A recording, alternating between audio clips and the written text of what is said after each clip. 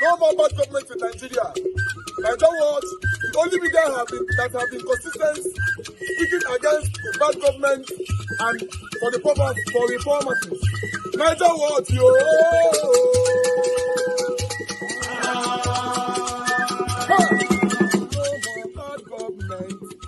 No more bad government. Nigeria Watch. No more bad government. Nigeria Watch. No more bad government. The only media that have been speaking. No more bad government. The voice or the voiceless. No more bad government.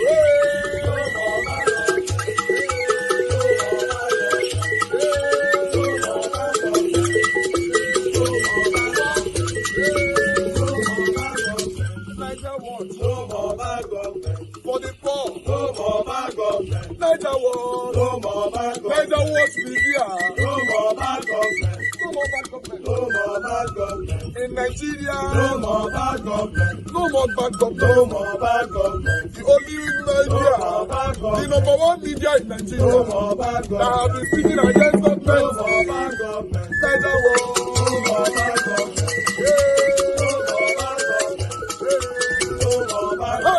Nigeria Watch, yo. The voice of the voiceless. The voice of the voiceless.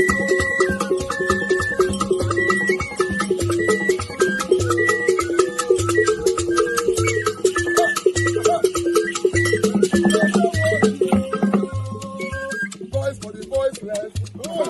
Voice for the voiceless. Nigeria Watch media. Voice for the voiceless. Nigeria Watch media. Voice for the voiceless. The only media that have been speaking against bad government. Being consistency since 1944. Voice for the voiceless. Voice for the voiceless. Umuwame. Voice for the voiceless. Umuwame. Voice for the voiceless. Voice for the voiceless. Voice for the voiceless. Voice for the voiceless. Voice for the voiceless. Voice for the voiceless. Nigeria Watch, yo. We have been seeing all you guys have been doing, and we recommending to everyone in Nigeria, saying that you guys are the number one. Nigeria Watch, yo.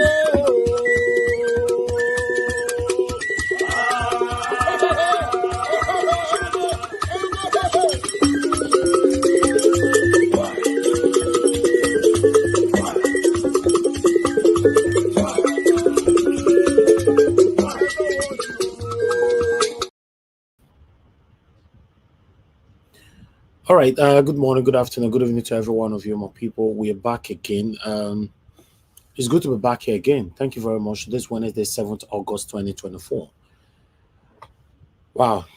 Let me quickly acknowledge the people right down in the comment section before we start with what we have for you guys today. At least people never fool that comment section. So it's good I verbally acknowledge everyone today. Then I can place the rest people on the screen later on. Mother of all, Mommy Diaspora, good evening to you, Mommy. Thank you very much for all you do, and I love you so much. Thank you very much, everyone right there, starting with Joy Otaho. Thank you very much for joining us. Good evening to you. Thank you, Madam Patricia Tagbojumi. I appreciate you, man. Thanks for all you do. CXL, I can see right there. Sarah Daddy, thank you very much. Lucy Eno is with us as well. Thank you very much. Josephine is here. I can see right there. Thank you for joining us today. Ben Osahon, good to hear from you. Thank you, my brother. I appreciate you for all you do. Wisdom Lucky right there with us. Thank you very much. Gender Cure, thanks for joining us. Tony Africa in the building. Thank you very much. Good evening to you, sir. Mavis Morse is right there with us as well. Sabavo Konga in the building. Mercy Omorige, thank you. Good evening to you, all my people. Austin Prince, thank you. Do your part, press on the like button, help us to share. It's very, very important. Sometimes when we say press on the like button, some people, it looks like they don't get used to that speech or that particular way of passing this message, but they don't do it. Just press on the like button so that our voices can go far. Mike Akinbari, I can see right there, sir. Good evening to you. Promise to do with it. Maris John, thanks for joining us. Good evening to you. Shomaf, I can see you. Ogeshi, I can see you. Patrick Oni, thank you. Good evening to you. Abu Azi, good evening to you, sir. Thanks for all you do. Fred Osaibovo, thank you very much. Good evening to you. Michael Abba, love of God. Thank you very much. Nena Bona in the building. Appreciate every one of you, my people. Maybe I will acknowledge the rest later on by putting them all on the screen. Yes, we are going to continue from where we stopped yesterday. And, you know, as you all know, what is currently going on in our country. Protest is still going on in the north. That one, Like what happened today in Kaduna. Hey God, I don't understand. Me not can understand. But what did they happen for South Side? Be like everybody don't calm down. Be like say the hunger don't really hit them hard. They not fit stay street again or wait till they happen. Although it still happen for 1 or 2 places today, but I just decided not to come out because it's stressful. Coming out twice a day is stressful. Yeah, let me be honest. So I thought, okay, I'll put everything together. I'll bring them on to you guys at 6 p.m. In the evening. Thank you very much. Mazi Prince, I can see you, sir. Thanks for joining us today. Charity Odem Gear, I can see you as well. Ogashi Meze on the comment section today. Thank you. Patience. Hey, everyone. Thank you very much, man, for joining us. Thank you, my people. Continue to press on the like button, help us to share, and let's talk about this. But now, Sowore have been declared wanted. I was surprised when I saw this. I was surprised. I have to place a call if I'll leave that side. I was like, what? How? What's this up? So Sowore is part of the people. They were saying that he's sponsoring this protest. Although Sowore not hide them. Even on the rise today, what do they call him? Rufai actually stated it with Oshiomhole, which I'm also going to be showcasing to you guys shortly here. But as we speak, this our government have still not addressed not even one of all the demands. But they are putting on their energy to start declaring whoever they want to declare wanted. How do we have a better country like this? How? Even in the UK right now, there's a protest going on, riot or everything.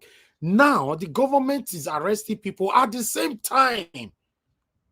They are doing everything possible to make this work, to make sure this doesn't happen again. Most of the people they have arrested, they have left them to go home.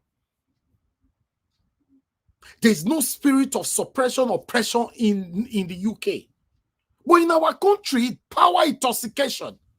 Intoxicate these people, and at the end of the day, you start chasing the citizens, the same citizens that are pouring out their plight.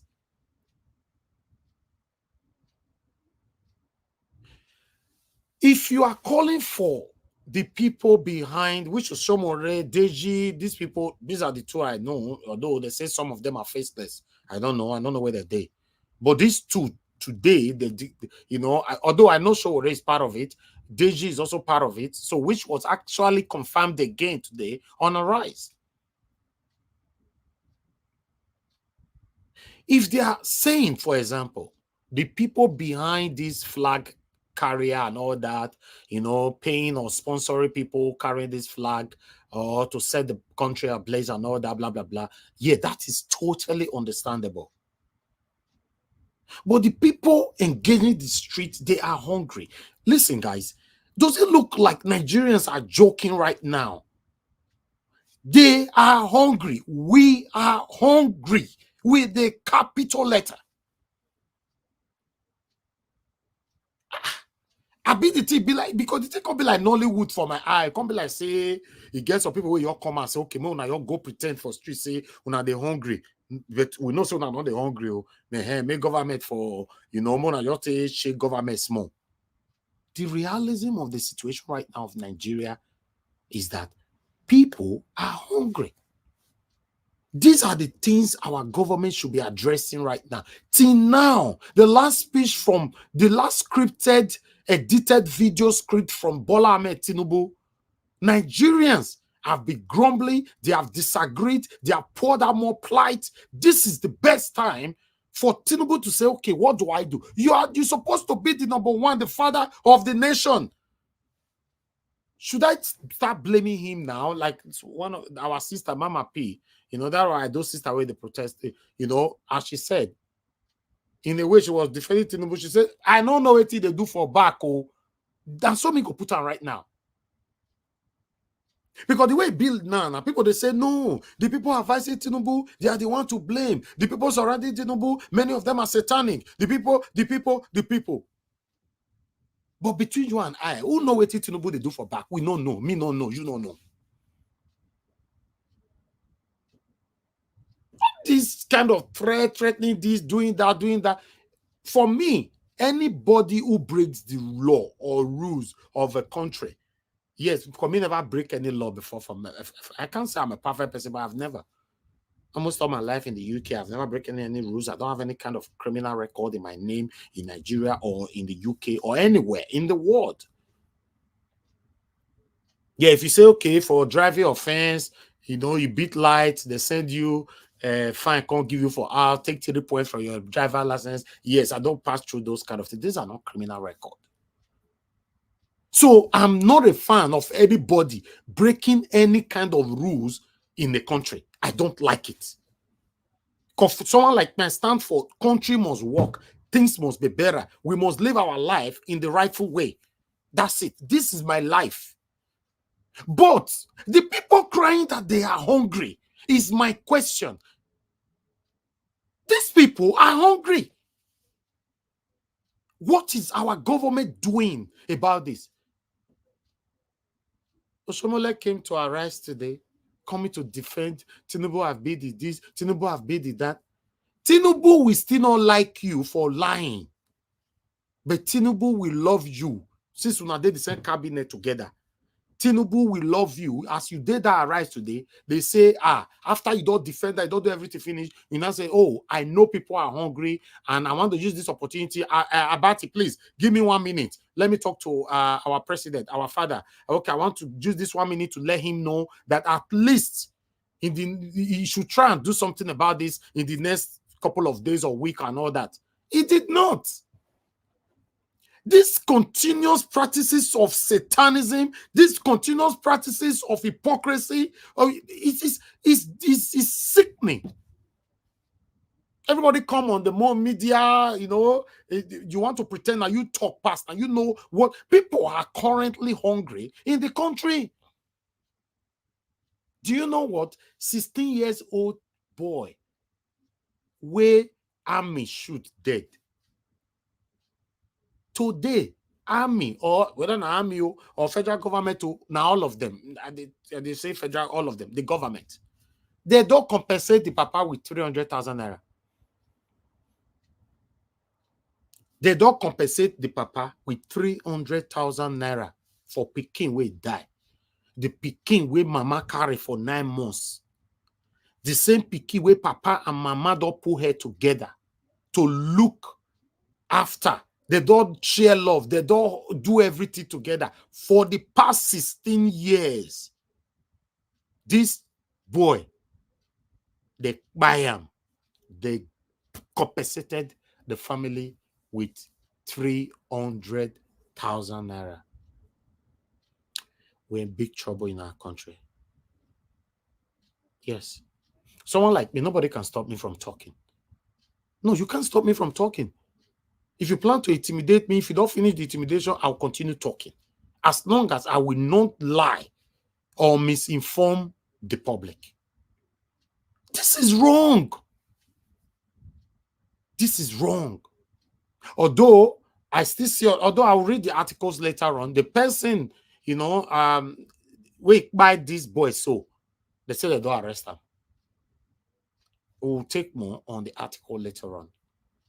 But my question now to the federal government, are you aware that the people, our people, the citizens of the Federal Republic of Nigeria, they are currently hungry? Is my question to you. Wherever you are watching us from right now, if you know that you are aware, then what are you putting in place to at least with immediate velocity to do this? Is it all the billion you are sending to state governors? Where they hide food everywhere. So Obaseki and co, or they say they're not food that they hide. They are hiding the food where Tinubu sent. They are hiding it. Because to be honest, yes, I don't support Tinubu to president. We have to say these things how it is. I supported Peter Obi because I wanted a better Nigeria. So do some of you right here. You supported either Atiku or Tinubu or whatever. It's your right. But now Tinubu is the president. Me, I want Nigeria to work. I'm not part of anybody planning for Nigeria to fail, or rather, make Tinubu fail. Tinubu is the president. If he's failing, Nigeria is failing. Like I asked somebody yesterday on the comment section who said he wants Tinubu to fail 100%. I said, Tinubu to fail 100%, you already paid the consequences for you praying for Tinubu to continue to fail. Do you know that I have to go extensively to let you know how you are paying for it? Tell me, many of them way they watch me. So how much you don't send go Nigeria for only this August? Who already this 7 today is 7th of August. You don't know how much you don't send go Nigeria. You are already paying for it for the prayers that you are praying. Some of us are saying Tinubu already failed. He ringed himself. He did this. Yes, I agree. But you praying for him to continue to fail.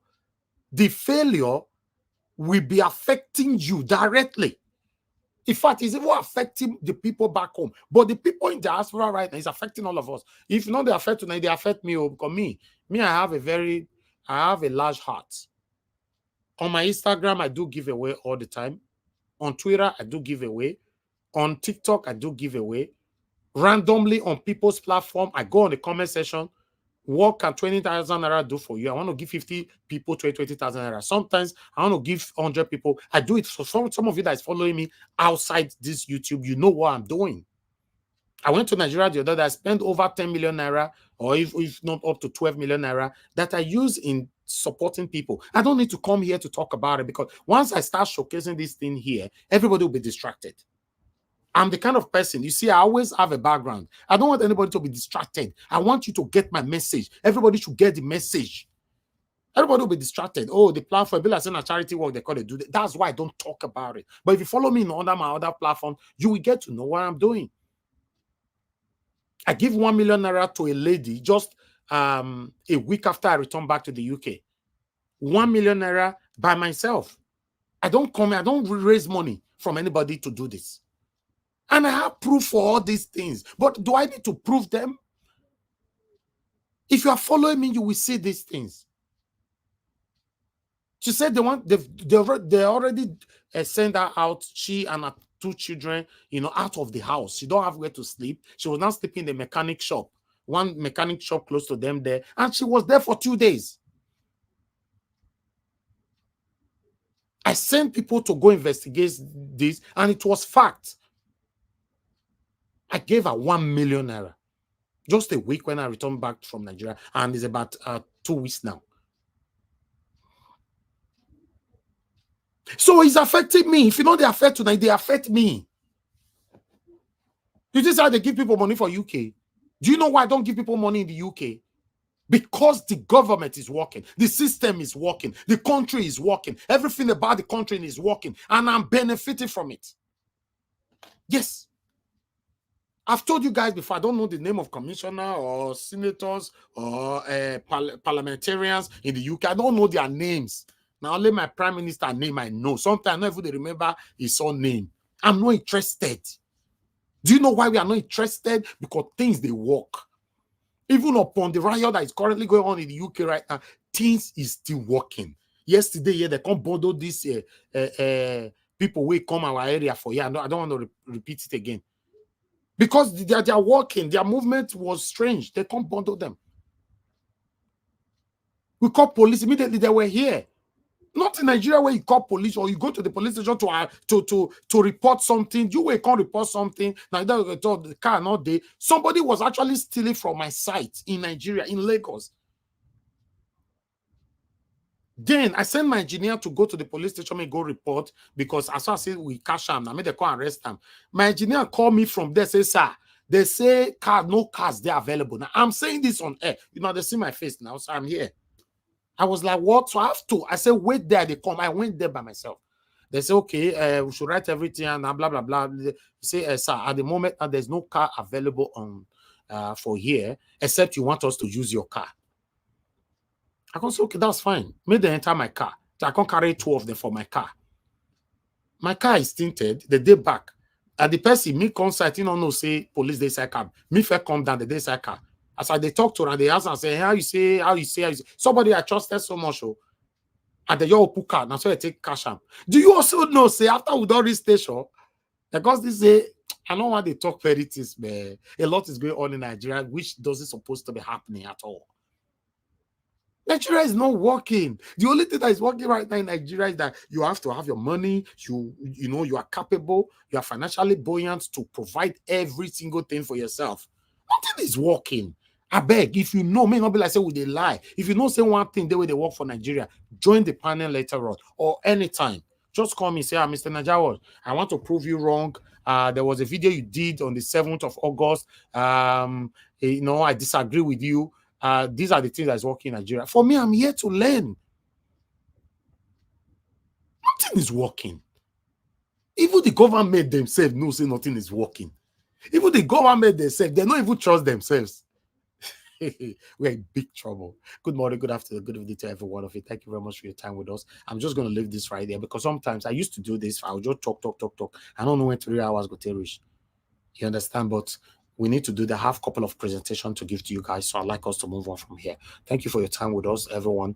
I see more people coming in. Divine Cross, Stella Affini. Thank you very much. Thank you, Madam Lady Eugenia. Thank you very much for joining us. God bless you. Thank you for Godema Nak Record. I guess I pronounced that properly. Miracle B. Thank you, Zipporah. It's good to hear from you. Thanks for joining us. Thank you, everyone. When I don't food there, I don't feel, mention everybody's names anymore. I just want us to go because I have important things to present to you guys. Gladys Oyebo, thank you very much for joining us. I appreciate you. Nell James is right there with us. Thank you. Jidima Samudiame. Thank you. Who again? Thank you, everyone. In fact, make we just Kenneth, Barrister Ken, my colleague, what he said about P2B. Though I've not had time really to digest that information, you have, I guess, and people are responding to it. Some are for and some are against. You know, I like what the female caller who sent in a voice note. You know, she applied some wisdom.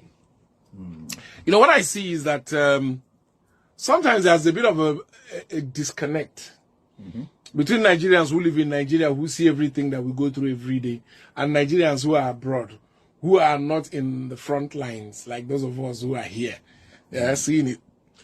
Fortunately for me, I get the opportunity to be here and there sometimes. So I gauge the pulse of our people who are in diaspora versus we who are here in the line of fire.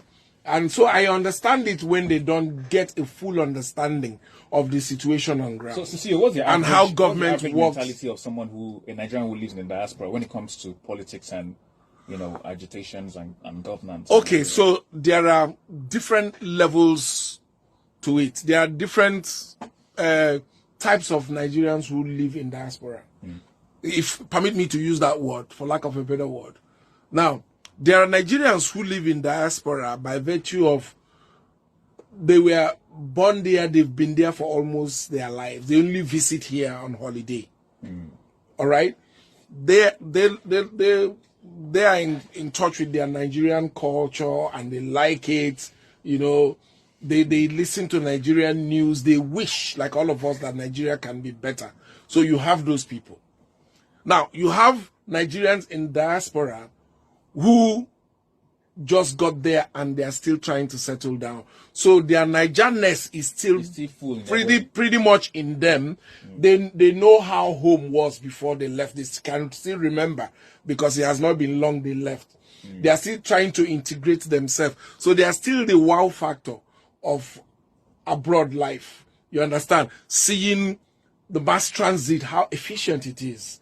You understand? The 24-hour power supply, the regular water, you know, that you can live in a decent environment and you're not super rich. So they are still wowed by this factor. You know, you still have that class of Nigerians. You know, the other class, they've been there since. So those ones, they are used to it. All right? This one's just left. They are still trying to integrate. All right? How they talk about Nigeria, it varies. Depending on their situation. Then you still have Nigerians who just go on holiday, like those of us who just go, stay small, come back here. You know, you can't really call us diaspora people because we are mainly here more than we are there. You know, so all these people, one thing they have in common is that they are people of Nigerian descent, and The other thing they have in common is that all of them want Nigeria to be a better place because they really want to come here and feel at home, just the way they feel comfortable in those places. But when it comes to the understanding of Nigerian politics and how it works, you cannot compare their experience to that of those who are in the front line. Well, basically. You understand? What they are getting is the residual wahala that is coming from here. So people from here calling them all the time to ask for help and ask for money and all that, yeah, and give them information about Nigeria, bad it is, and the things that they see in the news. All right, that is what they get. You know, be like who they hear. Those of us who they hear, let me go into the matter so that I don't deviate too long. Those of us who are here, it's easy to nudge a Peter Obi-like person to say, look, your opposition, play your opposition now.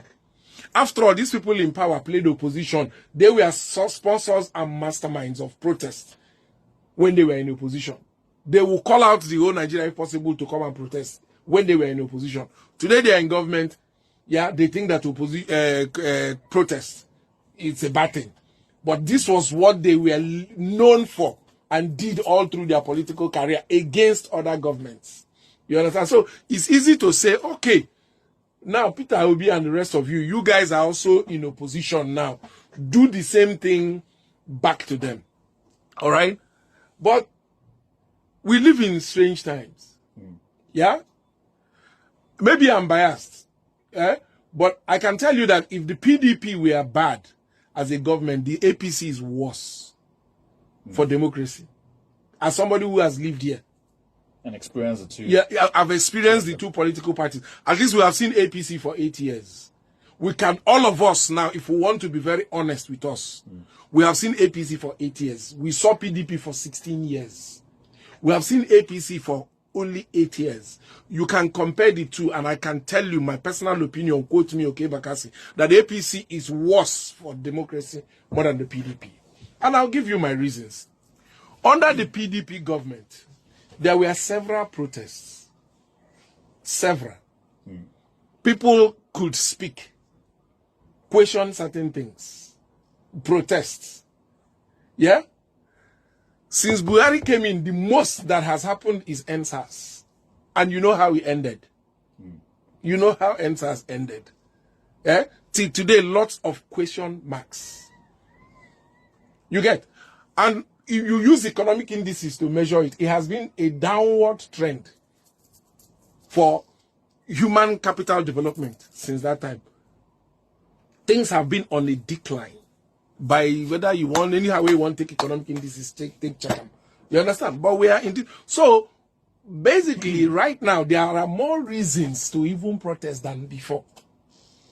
But the experts in protest are the people now in power.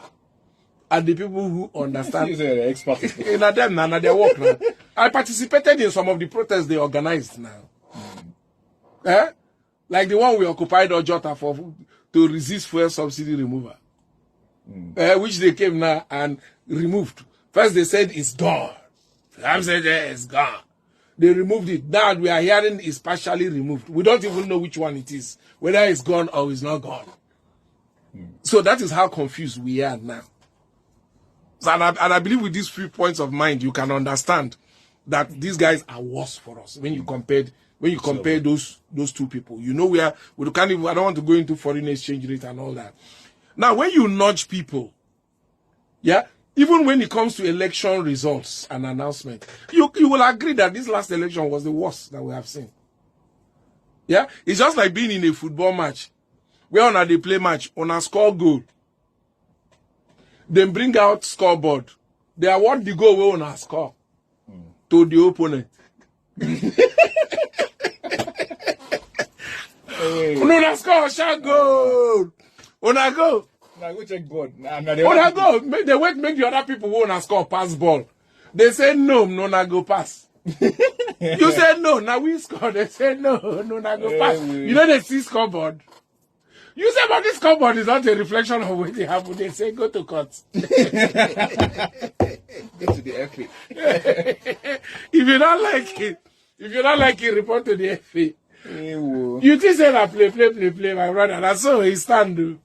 They carry trophy, give people who own and score good. You understand? But you see, these are the things happening in Nigeria now. Now, this is a country where, I'll give you an example. Somebody like Nnamdi Kanu. Yeah? They lock him. APC lock him since Buhari. It's not 2021. APC lock him. Tina, how many people have died in the southeast over all manner of protests and lockdown and no movement and all those things? The people will hold and see hold them. And nobody do anything. You get? Good. So you want now make Peter come out, go lead protests. Then go hold up. Then more people go die again for southeast over nothing. The rest of the country go, they move around, they live their life. Una go talk for maybe 1 week. Once in a while, you remember. Once in a while, una remember. Then they gonna say, you know, say they, as in they do sit at home on Mondays for Nnamdi Kanu. Maybe they go, they do sit at home on Tuesdays for P2P. Yeah? How many weeks remain for my people to take go market? How many people remain for my people to take go market? 2 days off the working days. Then immediately when I talk for night, say no, on P2B we stand. They go give some of our leaders money. They will come talk, say na Igbo people. Na know what me na progress. The same thing here, they go come talk, say na Igbo people. If I me na kuku they go. You understand? You know, say Igbo people na default setting for blame for everything. If you talk too much, they say they go do Oro for 1 year. You know? So this is the reality of the Nigeria that we live in now. We cannot be making those kind of careless mistakes again.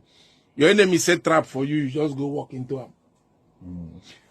If you were in this country when MK Abiola ran for election, he was supported massively by people across board. We in the southeast, we voted as well.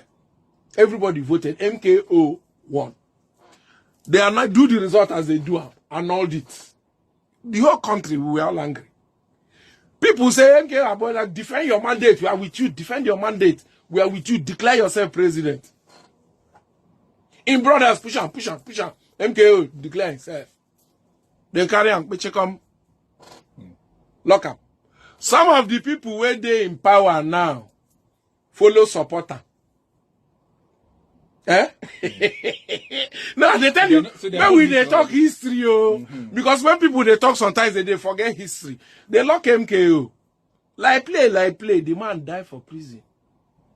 They say, if that man, anything happen to him, Nigeria will board, Nigeria will catch fire. The man is gone. With him not being there, his businesses suffered. His family suffered. The loss of, at least, if not for anything, the loss of their family head. Nigeria still there here. Some of the people were support him, don't occupy government position. His legacy now, then they remember that? No. I don't know whether maybe they just changed the democracy day. To waiting. They changed it to the day he won the election. They were call him MK Abiola Day. Not be here, me and you, the University of Lagos. Yeah.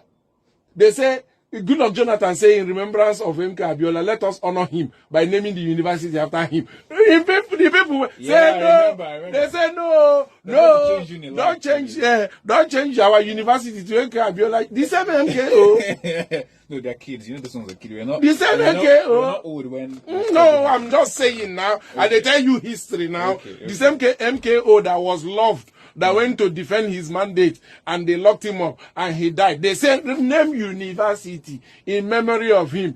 His people say no. Now you want Peter Obina to just go and die. The small candidate where we see, where we help. No, Peter should just stay away from protest. Stay away from all the traps set by human beings. You understand? Let him just be alive. But so is that what Kenneth Okonkwo is actually? So I don't know what Kenneth is driving at. But so for me, you understand? I don't know what Kenneth is trying to achieve. But I don't think Kenneth is in a very good position to make utterances about Peter, his profile, his direction, his wisdom, his capacity, his strength. And Kenneth is nowhere in position to make all those ones. And I'll tell you my reason. Kenneth has not won any election in Nigeria. He's my colleague. He's an actor lawyer. I'm an actor engineer. Yeah? He never win any election before. P2B has won election twice. He was 2-term governor of Anambra State. And he went to court. Yeah?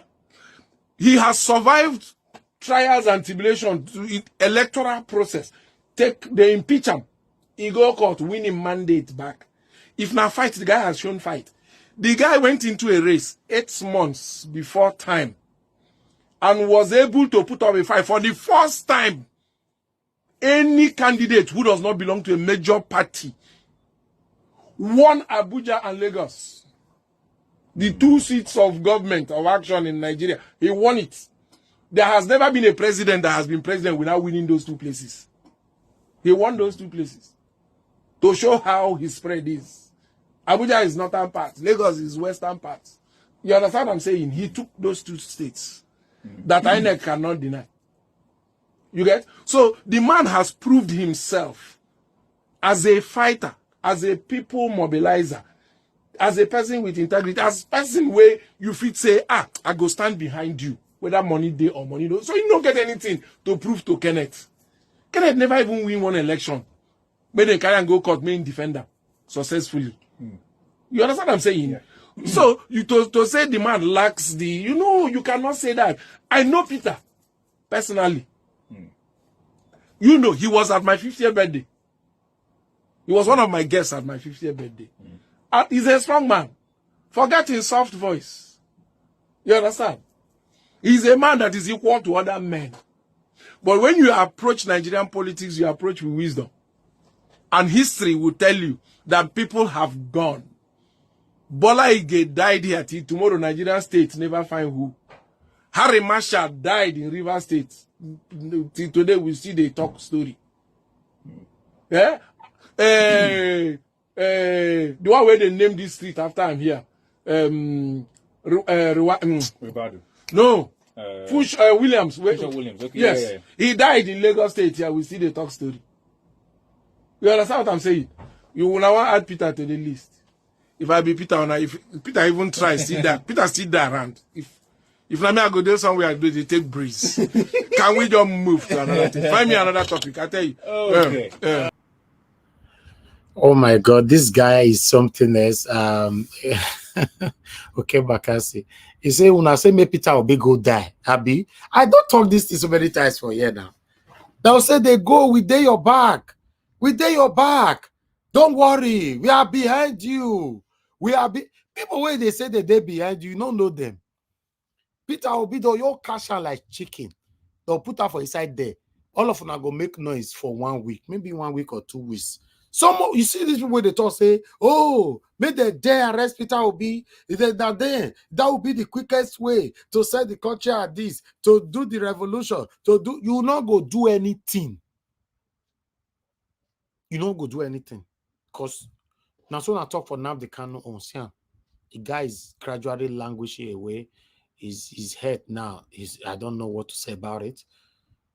So as Peter Obi, you take this so. Me don't talk up. If not maybe Peter Obi, the too much pressure, I will resign. Even though I know I not get any replacement for him. But the pressure is too much for him. Yeah, it's too much. You know, see, wait, the way okay back as they talk just now. Where person go do something for point A, they'll go blade Peter Obi with the point Z.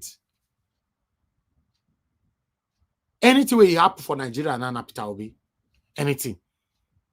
Now they push and they go. We are behind you. We are behind you. Behind waiting. Though your cash am.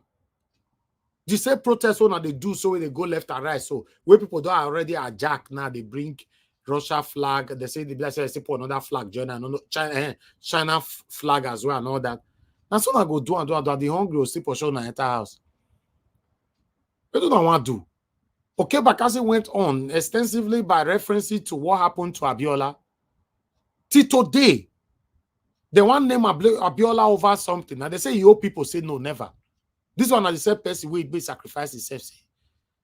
I never know Nigerians. For I know Nigerians, I go no say their matter be the way to get. But meanwhile, let me move on with my presentation. I know say Regina Daniel.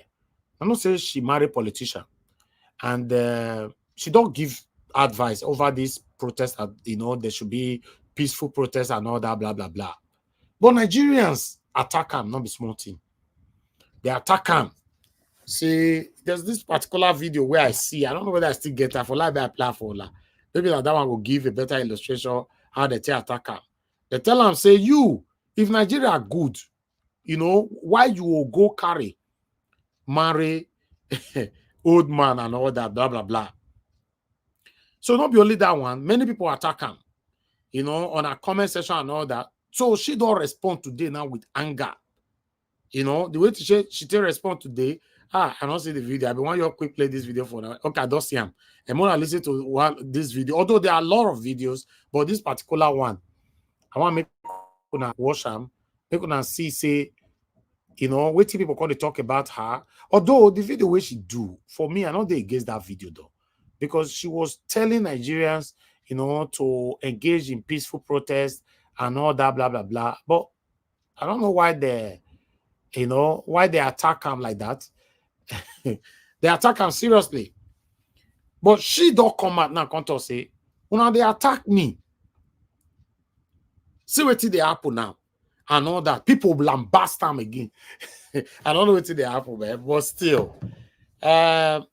Anybody that is calling for a peaceful protest, not be your enemy. Yes, not be your enemy. You see now, this is 3 years old boy where he die so. Where he die. He don't go.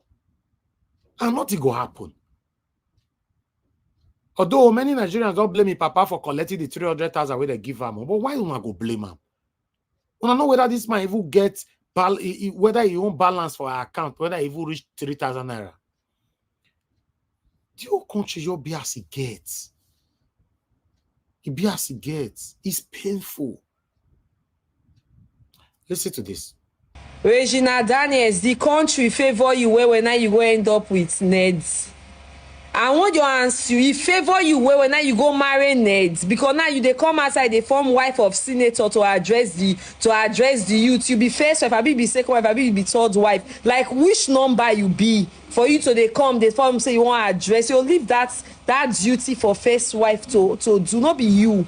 Except now your followers when be say you want to address and even the cost when the followers ever give. I know say you know expect them.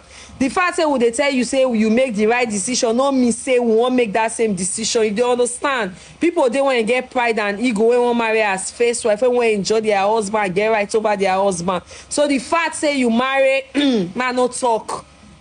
No me say you can't carry phone the address. Who you the address? Not try am again, no, not try am again. Anything when concern Nigeria, you no talk put again. You no get that right to talk put. You dey smally come the address who be your age mate, who be your playmate. I tell you say the protest na play who they play. Sit down, tie one kind nonsense inside the form say you the address. Oh, you don't mash up because you marry a pa. Not try am o.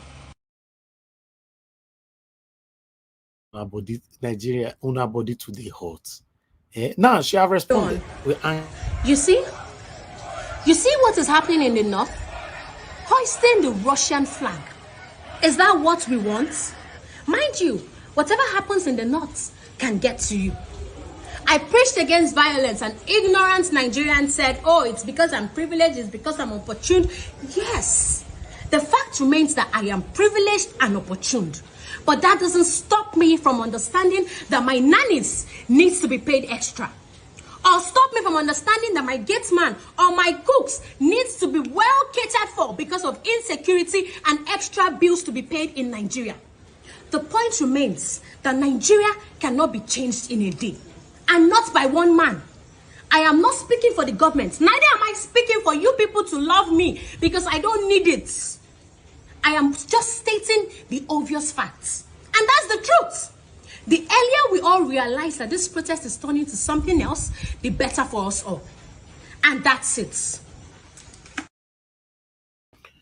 You see, now today night she released this video, she released the video in 3 minutes. There was already 14,000 comments in 3 minutes. This video where she released, so the beat where they beat this girl for this video. So if now me be this girl, because now small girl, because I don't believe say I might go fit carry this bully way all they go on right now in her life. So if now me, people suppose advise her to just stay away, because there's no way she will win this fight. So just stay away, stop responding to people, stop posting for now, and the best. That's my own advice, though. I don't have much to say, but I'd like us to move on. Press on the like button, and people help us to share. We have more to give. The worst enemy of Tinubu right now, the worst enemy of Tinubu, particularly concerning this whole end bad governance protest, are his advisors. It's unfortunate that Tinubu doesn't know it. And if anybody loves him, those around him should let him get this information. His worst enemies, they are not the protesters, they are the advisors. And if we consider the way the IMF and the World Bank operate, I am convinced within me that the IMF and the World Bank have infiltrated his advisors, and they have put their agents there to give Tinubu wrong advice. Because I don't understand the behavior that I am seeing from Tinubu right now, particularly with respect to his address to the protesters or to the nation. It's not the Tinubu that we used to know. The Tinubu that we used to know is the Tinubu that would have called these protesters before the protest even began. Come on, for crying out loud. They gave over a month's notice. Over a month's notice, something that even me, I'm not comfortable with. I believe that protests are supposed to be spontaneous. That's the only way they can be effective. But these protesters gave over a month's notice. And typical Tinubu would have called them to a meeting, would have tried to, do what he does. But he didn't do any of this. Rather, he's choosing the path that I'm sure his advisors gave to him, a path that is leading to the aggravation of the situation. Why will a Tinubu think that he, who is a proponent of protest, who has led protests in the time past, how would he think that the best way to handle this thing is to suppress the protest? Now they are coming out to say that, he has instructed the security agencies to enforce law and order, protesters are looting. Excuse me, I can tell you firsthand that the people who are looting, they're not the protesters. Let nobody make any mistake to think that the protesters in Kano, in Gombe, that were looting are protesters. They are not. From what I experienced in Abuja, I can tell you for free that the people who are looting are the agents that are sponsored by people from government, or the people who want to destabilize the country, who will not be far from being agents of the IMF and the World Bank. They will not be far. So coming to say that you are using the route of suppression and oppression, silencing protesters, that is very untypical of Tinubu, and I am suspecting that some agents of the IMF have infiltrated his inner supporters and are giving him wrong advice. They are giving him wrong advice. What would it have cost Tinubu to invite the protesters and say, okay, we have heard you, these are your demands, number 1, number 2, number 3, number 4, number 5, number 6, number 7, number 8, number 9, number 10. This is what we will do to tackle it. What will it take from Tinubu to do that? Absolutely nothing.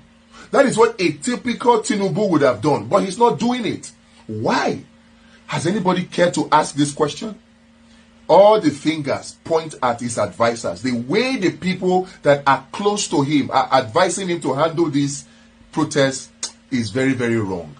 Tinubu, president of Nigeria, if you don't know, it is not the protesters that are being violent. It is the security operatives that are activating violence, shooting at innocent protesters unprovoked.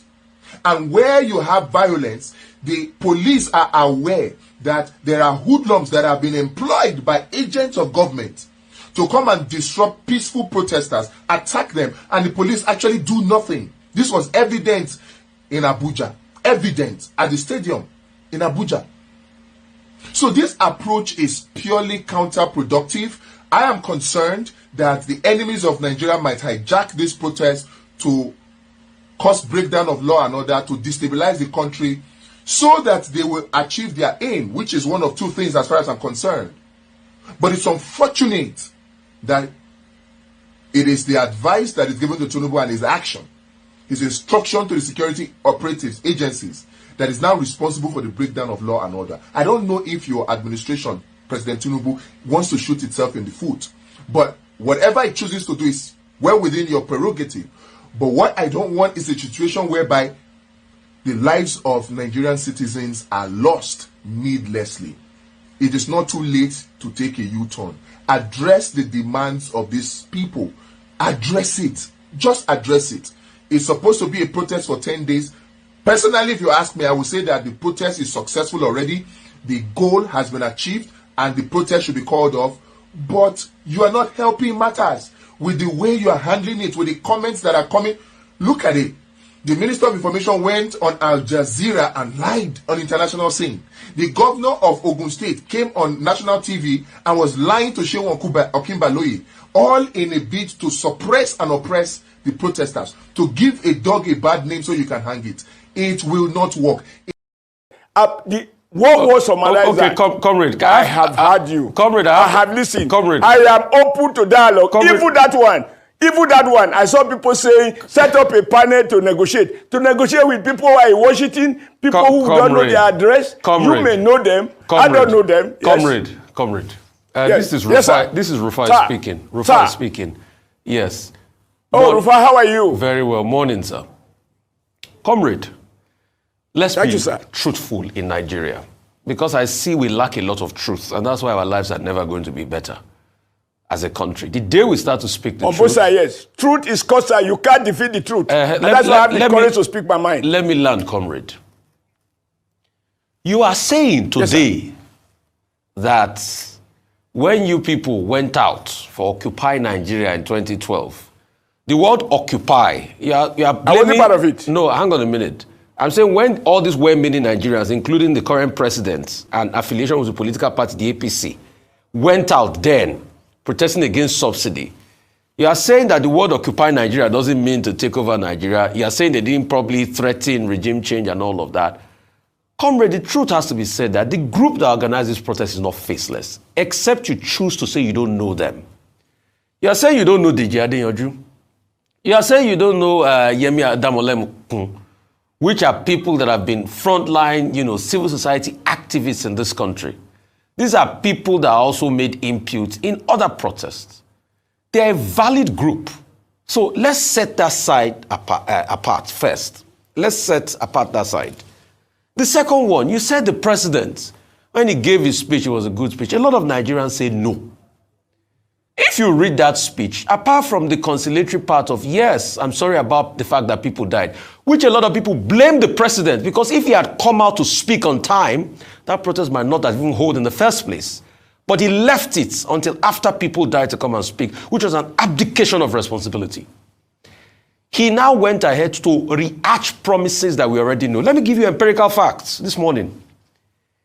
As at 2022, Timi Prayer Silva's target was to get over 5 million CNG cars on the road. President Tinubu promised 1 million CNGs. That's even a backward walk from Timi Prayer Silva's promise. He said he's going to do 10 million hectares. He said he's going to cultivate 500,000 hectares last year. We have not seen the food. Food inflation is still over 40%. He's celebrating the fact that, okay, we have 9.1 trillion now in revenue earnings, that we earn more compared to last year. But don't forget also the fact you politicians come out to tell us how broke government is. In fact, the deficit is also increasing. He said he's going to he's giving over 570 billion to the states. Some of the states came out to say that they've got nothing really. We said we are sharing palliative. People can't feel the impact. So a lot of people say it was just another campaign rhetoric, empty on promises and less on impact. And you said that speech was okay. So my two questions are... Can I reply, sir? Yes, go ahead, sir. You have the floor. Your two questions, because you spoke at less, so reduce that to two questions. Yes. The first question is... What are your two questions, sir? The people know, you people know the organizers of the protest. Do not say it was faceless because it's been hijacked by people. And ample intelligence was provided that it was going to be hijacked. What did the government do about it? You people know the organizer of it was not a faceless protest. That's the first question. I'm challenging your initial narrative. And I'm saying the president's speech was flawed. And I've given you empirical facts. Excuse me, my dear friend Rufai, I hope to see you in the very near future so we can have a tea without or after this session. And we dance again. You are entitled to your evaluation. Excuse me, I will dance again. And I have improved even at elder age. But you know, one thing you have to agree is that one man's sense of objectivity is another man's idea of objectivity. When people say, I am being factual, I should have claimed. I am being objective. You are objective sometimes only to the extent that you are not aware of your own biases or you are not aware of your own subjectivity. This is fact in social sciences. And to say that one evaluation is standard, any deviant is wrong, is not valid in social sciences. Now, I told you one word. It's not about all those who want the president mentioned, well, just to remind people that he has not been sleeping. If he says he will farm, he will have farm and produce all the food in 1 year. If it was that easy to produce the food in 1 year, from Obasanjo's return to school in his first coming as military government, as a military head of state, I saw him with joy as a villager. I saw a president with them, Chief of General Staff, Yaradua, say school to farm program. I remember President Shehu Shagari saying, we want green revolution. All these governments have promised this. This man is only in office for 1 year. He outlined what he's going to do. And Rufai, how long did it take to set up a credible, now highly competitive Arise television? From the day my dear friend conceptualized the idea, and I told him it's impossible. I can reveal to you, I and KK discussed, I said, this man is always into, how is he going to compete with CNN? How is he going to compete with China already established? Today, it's a reality. It's not just in existence. Arise has become an authoritative national network. Between conceptualization and realization, it takes time. It takes huge time. Now, why I say these people are faceless and that they wanted regime change, I listened to all these names you mentioned, plus others. I don't know them. You can't say I know them because you know them. Now, which Nigeria does not know Wole Soyinka? Who didn't know Gani Fawehinmi of blessed memory? Who doesn't know Femi Falana? You see, the issue of we know some individuals. How much trust do those individuals command in the bar of the average Nigerian? Those people carry sticks in Kano. Do you know Sowore? Those people who... I know Sowore as a defeated presidential candidate. And when you are defeated in election, you wait for the man who won, you give him time. Sowore should know. He had interviewed me in Washington, and I met with him. I like what he was doing. I think he became one of the most authoritative first online publisher, Sahara Reporters. What you get from Sahara Reporters, I often wonder, how does he get his information? In my view, he was at his best. But once he dragged himself into politics and contest election, he has become a politician. And if you discredit politicians, Rufai, as you often do, you can't pick and choose. Congress Senator. So Sowore cannot be seen as speaking. People will see him as still nursing the grievances, the pain of his defeat. Congress Senator. So that is not the guy to speak for those people in Kano, for those who throw bomb in Maiduguri, for those who hijack vehicles in this. Number 3, what did you expect a president to do when he is mourning the death of people avoidably? No president will throw ice cream when the nation is under stress. Senator. He didn't need to smile unnecessarily because he wasn't addressing... Senator. He wasn't... Listen, you have to give me the opportunity, sir, with due respect. He wasn't celebrating October 1st or Democracy Day. He was addressing rioters and protesters that have claimed life. he needed to wear a face of a president that recognized. Did you watch the British Prime Minister? Did you see how he addressed the British people following the riots in Britain? He didn't deny the fact that 3 innocent children shouldn't have been killed. However, that was not a justification for looting and violence. And he said, we will deal firmly with these right-wing Protestants, these extremists. We will deal firmly. We will bring them to justice. I didn't see him saying, Mr. Ice Cream, increase ice cream from Arrows, I distribute to them. No leader. We watch those smokes in different parts of the country, and they come and wear a smile. My children, I'm appealing to you. He told the children, I have listened. I have heard you. That is loaded. Minimum words, maximum wisdom. Now you want him to decree on that. Of them before, so I'm happy at least you've claimed you know one now. Dr. Abbas, I say I do not recognize the legitimacy of a protest from Washington. I do not. Okay, you can't be in Washington and be organizing protests in Nigeria. No, those are absentee leaders. Excuse me, we call those ones absentee desktop leaders. No, I led from the front. I collected tear gas in the premises of Guardian newspapers. Okay. I did it Senator. in the premises of Federal Secretariat. Senator. I did it in Oshiomhole in Lagos. So, excuse me.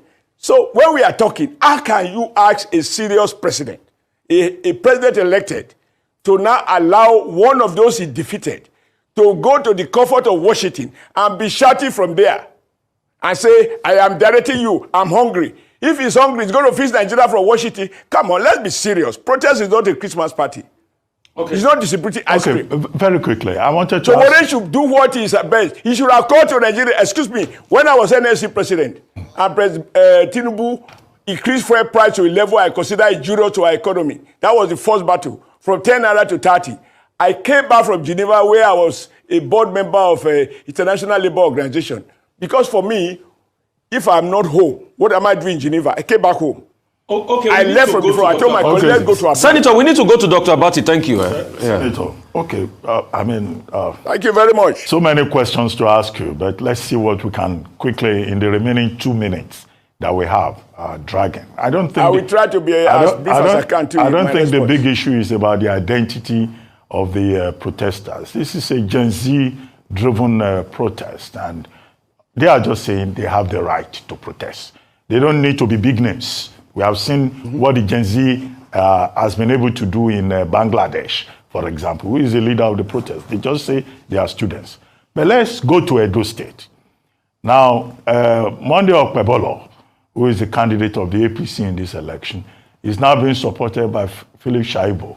We saw Philip Shaibu joining the APC and bowing down before you. Now, how comfortable is that for you?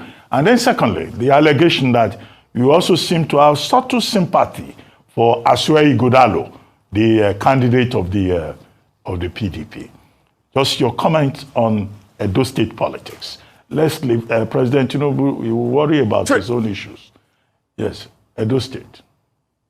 No, I'm sure he's taking charge. Today I saw it from your Guardian, from your lead newspaper, this day we say newspaper of record, saying that only yesterday, the vice president chaired a committee on how to bring the textile industries back. And they recognize that they can create 1.5 million jobs in the textile industry every year. That is, today I'm going to celebrate, because I've been talking about that time and time again since this president came in, that the job have to come from manufacturing sector.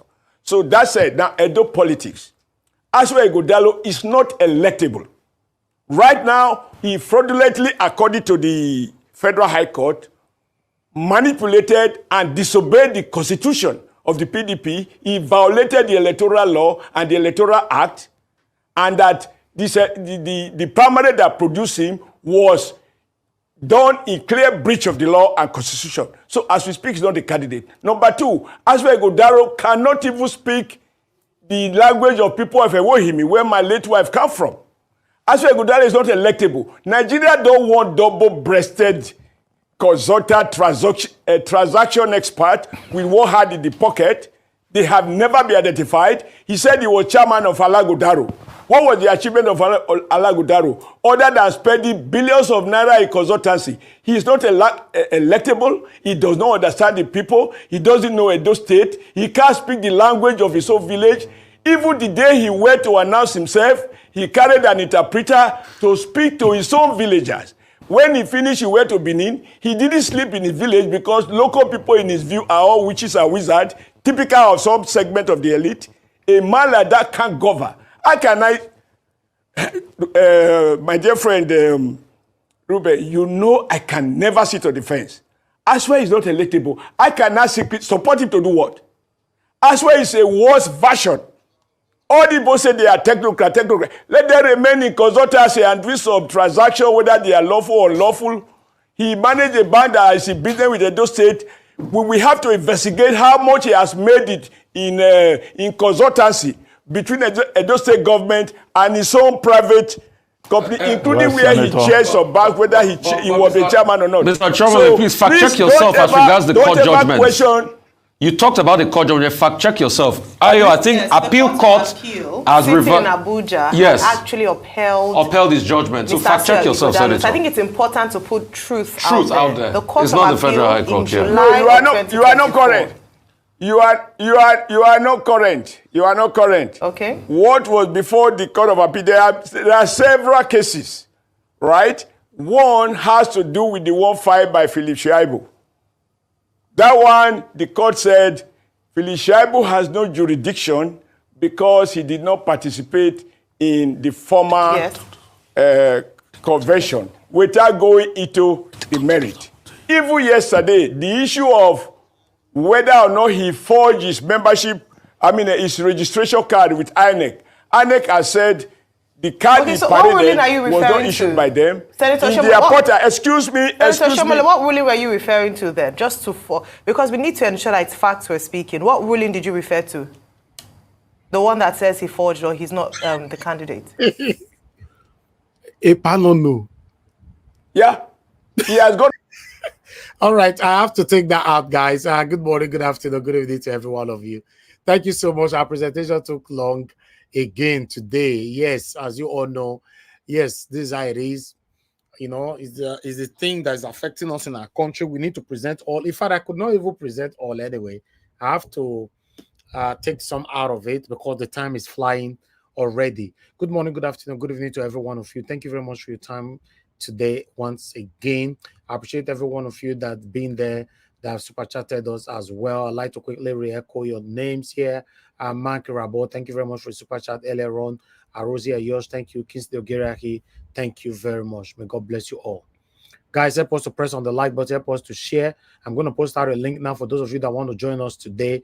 Please click on the link and join us here and let us do this together.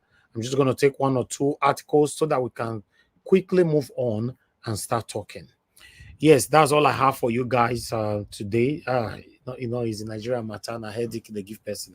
A link will be posted for those of you that want to join the panel. Please click on it, come here, and let's do this together.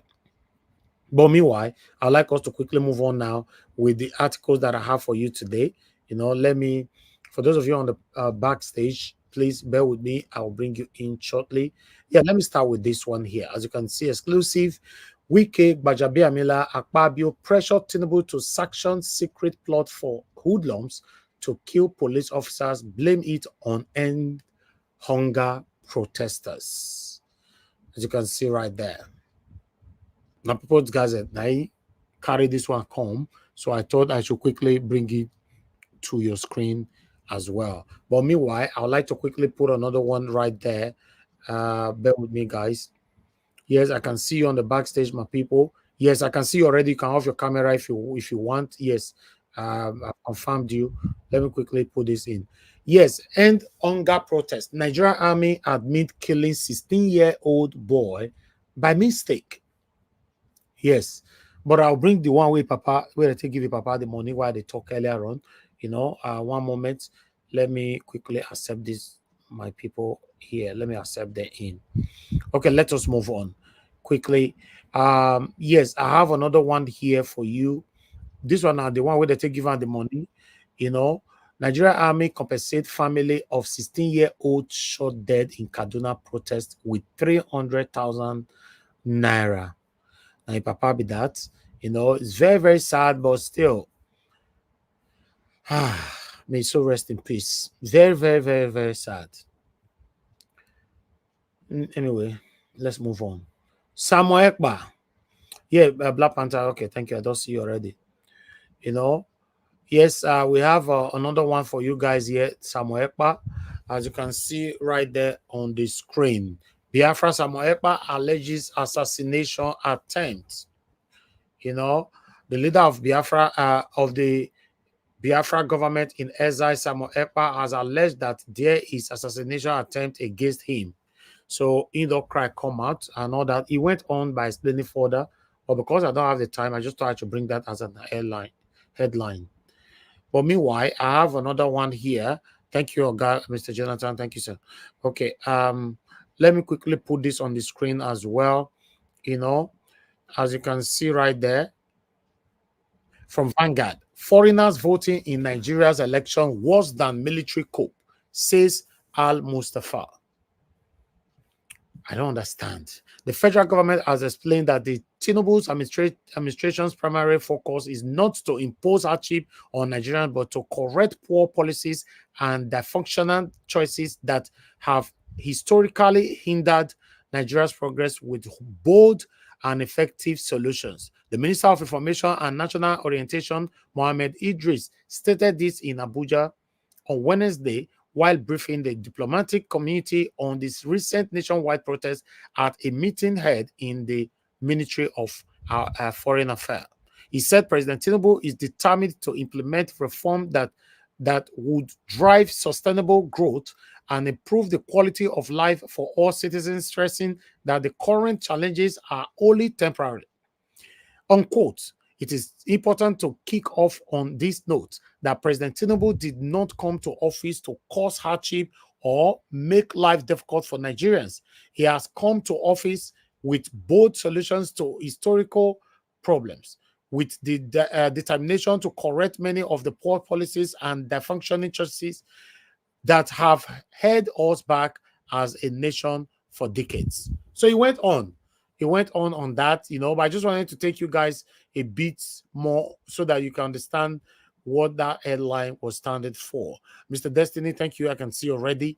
Okay, I still have about 3 more to go, guys. Just do your part, press on the like button as I do this. So Sowore replied Tinubu after they declare him wanted and all that. After declaring him wanted, Sowore tells President Tinubu's security agencies to place subversive element, hunger, unemployment, insecurity, corruption on security watch list as well. Amale Sowore, the convener of the Revolution Now movement, has asked President Tinubu and security agencies also to put hunger, poverty, insecurity, and others on a security watch list in order to maintain peace in Nigeria.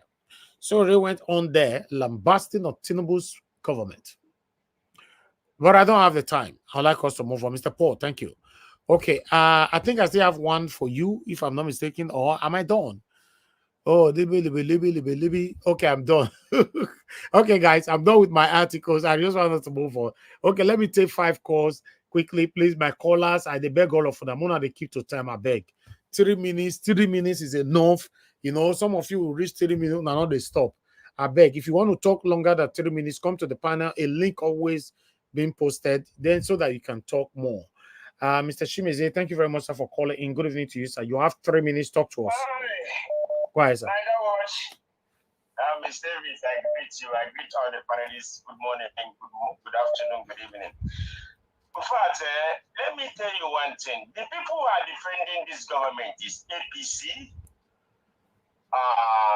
the people in the power, the APC, the people that ministers, that's the only people that defending indefendable. And again, Oshiomhole is a satanic. That man. You see, this is how he was doing during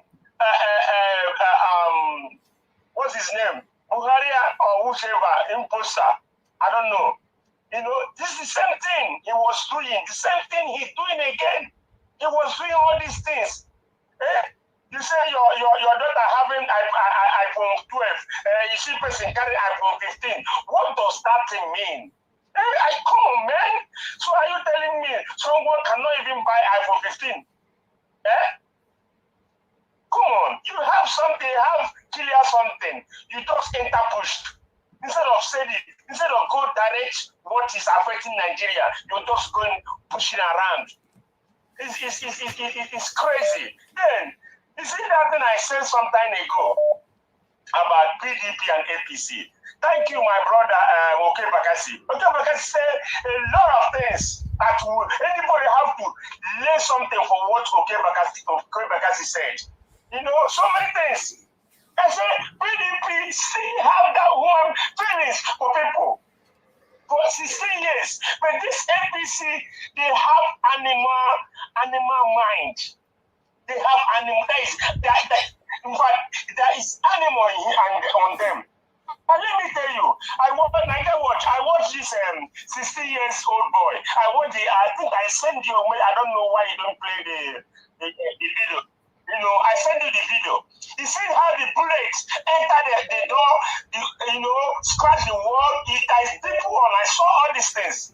You see, that's why anybody coming to your platform, even you, Mr. Davis, coming to sympathize for this stupid military and police. I will come after you. Anybody that are sympathizing with them, because they are the terrorists. The police, the army, they are the terrorists. They can be shooting on protesters, and even people sitting on their front edge of their house. You point your freaking gun on side of the house and pulling your trigger on them. Thank you. Is that right? Thank you. I don't feel any sympathy for any military operative. All of them.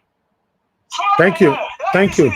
All right, sir. Thank you. Your 3 minutes is up. Thank you. Thank you. Thank you. No. There's no 1 minute. Sorry. Let me pick another call. Thank you very much, Mr. Ralph, for calling in. Good evening to you. Please talk to us. Mr. Elvis, how are you, sir? Thank you, sir. I'm good. Thank you. Talk to us. I thank you for what you're doing for our country. Our good Lord will bless you. Thank you, sir. Okay. Yeah, quick one.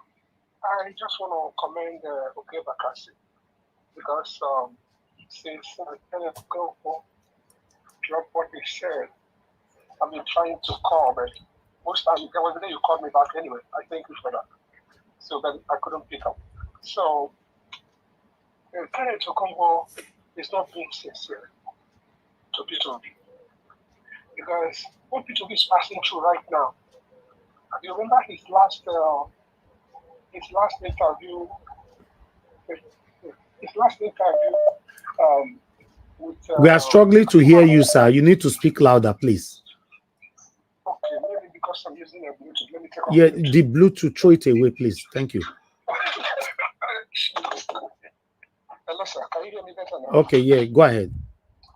Okay, so his last P2B last interview with Violence Space, he made mention that he has a lot of attacks. He's getting a lot of attacks, including that some people that he knew before, when they were doing occasion like birthday, something like that, they will call him, say, please, I'm doing birthday, don't come, because I don't want the government of the day to come after me. Because if they see me and you, they will come after me. He said, he did mention again that even at the airport, he'll be at the queue. People that know him, he will talk to them. They won't talk to them. They won't wave him back. Not because they don't want to wave him, because they say that if they wave at him, government will come after them. Is it the same person that came to Congo will be accusing, say that he should let protest? He should let protest. What is he talking about? For God's sake, I'm from Enugu State, where Kenneth Gofo came from. Be the governor. Let him come and be a governor first and see how it is. Like this guy said, Oke Bakassi said, P2B won election. They stole it. He went to court. He recovered it. They impeached it. He came back. What are we talking about? So, because of time, I appreciate you for what you are doing. Thank you. I support Oke Bakassi 100%, and I disagree with Kenneth 100%. Thank you. Thank you, sir. Thank you. God bless you. Mr. F.A., please hold on. Mr. F.A., hold on. one man went to Moon. Yes, I know you are with us. Like I said on the private chat, I'm not sure. Anyway, put on your camera to be sure you are the one there before these satanic people will hide under your name. You know, if for you to speak, if the panelists will allow you to speak first. Remember, I told you the other day, when you don't come on time, you need to wait till they get to your turn. So it now depends on the panelists. You know, a lot of them are already here before you. So if they're going to let you in to speak before them, I'm not sure. So if they allow you, I don't mind. But I can't continue to suffocate them with your presence. If you want to speak on time, I told you the other day, come on time. I don't mind accepting you to speak on this panel. But you coming in and take over everybody, I don't know if they will allow that. Okay, you know, so let me ask Ogatun. Ogatun, will you allow, because you are the first, will you allow one man to speak before you, sir? No. The devil will not speak before me. It's not possible. Okay. No. But I did not ask the rest people now. Eh? Now only Ogatun I ask. Why everybody answer? The devil's messenger will not speak before me. Let him go back to his coven. You have to wait. This is Naija was. Now you go fight too. He wants to bring his darkness here and his light. I beg, not fight Naija was. I beg, okay. not fight now, but it's not possible. Simple. Okay, more than obvious. I be also make I ask more than obvious. Mr. F.A., talk to us, sir. Thank you very much. Good evening to you. Good evening, sir. Thank you very much. Talk to us. Good evening, sir. First and foremost, you see this lady, this young girl, Regina Daniel. I want to, you see that lady where you talk to Regina Daniel. Yeah. But if you don't pronounce her and finish, I will help you pronounce her. Now, because of the grandpapa age rate when you go marry, now the chaka. Yeah. Now, because of the grandpapa. Mona, leave that pikin alone now. So, if na person, if na pikin wey get sense, you know, suppose come out now, come the talk. Suppose just keep quiet. If I be that girl, I will able to support the protester. You just come out because say you go they follow because say you they follow another ladies like you, they drag us, man. You know you are not ashamed of yourself. So let me just leave that one. So first and foremost, Mr. Chibizi, thank you for your submission this evening. I appreciate you. Now I'll go straight to Oshiomhole. Oshiomhole, you feel say now you go feel come for the situation where Nigeria is right now. Okay. If you know the way Nigeria diverse, you don't feel come out or arrive shining, arrive TV on the talk. You don't go come out, okay? Because Tinubu get other people. If they not send come now, you want to go do Odunga, nothing they happen. You know, say man, the whole country is messed up. People are suffering, you don't want to keep people, you they talk. You come out on the talk, Oshiomhole. Okay, you suffering, you hear me so? I see the Oshiomhole just now. I don't know whether they see what they see. See the man, the way go lean. This man don't go drag. Upon all the whole millions that they receive every month. See as he dark. You don't feel bad better cream they use. Okay, enter us. You need to enter us. Everything you hear they talk, it don't make sense. It don't make sense. Okay, no sense for which they talk. I mean they tell you so Nigeria be blessed. Both home and abroad, everybody be blessed. You hear me so? You just come and call the talk, the rant. Every so for this problem where Nigeria pays so, you feel support them because you be APC man. Why you not go support them? And the other minister where come out, they talk say Obaseki, because say Obaseki talk say make he will talk to president. Where till Obaseki go supposed to talk? I mean, Obaseki the president of Nigeria. No, don't let up the sentiment here. Mr. Minister. Guy, they say your governor thief rice, he call repack him. Talk that one now. No, for that one, now feel like there's no evidence. There's nothing to verify about that. Okay. Now, something when you verify, now you go come talk for media, then you bring proof. So I will learn from it now. Nothing like that. I never see the proof that there, you go put them, go see talk and go on now. Go see give Obaseki go to. But don't say that for now. The man just come, the next thing, what do you think, what do you expect me Obaseki tell the protester? May go tell them, the chief general of, the president of federal, don't be go tell say, Oga, my state, see what they demand. See next thing, Muna enter, una don't fail Nigeria. Una don't fail Nigeria, Muna don't enter APC. We don't need Nigeria for Nigeria. Okay, thank you. No road for APC for Thank- the full Nigeria. Thank you. Thank you, sir. Thank you, sir. May God bless Thank you, Mr. Effie. Thank you very much. Thank you. Before I pick another call, Abo, as he said, it's not about the panelists. I should keep to my word because I said the other time, if one man comes in, he must wait for his turn. I don't have the last say when it comes to who wants to speak on the panel. You should know that by now. You know, the first person might come in and he wants the fifth person to speak before him. They do this every day. They practice this every day on this platform. So I don't have the last say. It's a rule, but like I asked Ogatun, I can say, yes, that's fine. I asked yesterday about Mr. Alex. They accepted it. So for me, I don't have the last say when it comes to who want to speak first. I only call you if you are the first. And if the fifth want to talk first, if the first allow them, why not? Not me, I don't have the last say on that. I wanted to quickly let you know. Thank you very much, Madam Origin, for calling in. Good evening to you, man. Thanks for all you do. Talk to us. Hello, everyone. Mr. Niger, can you hear me?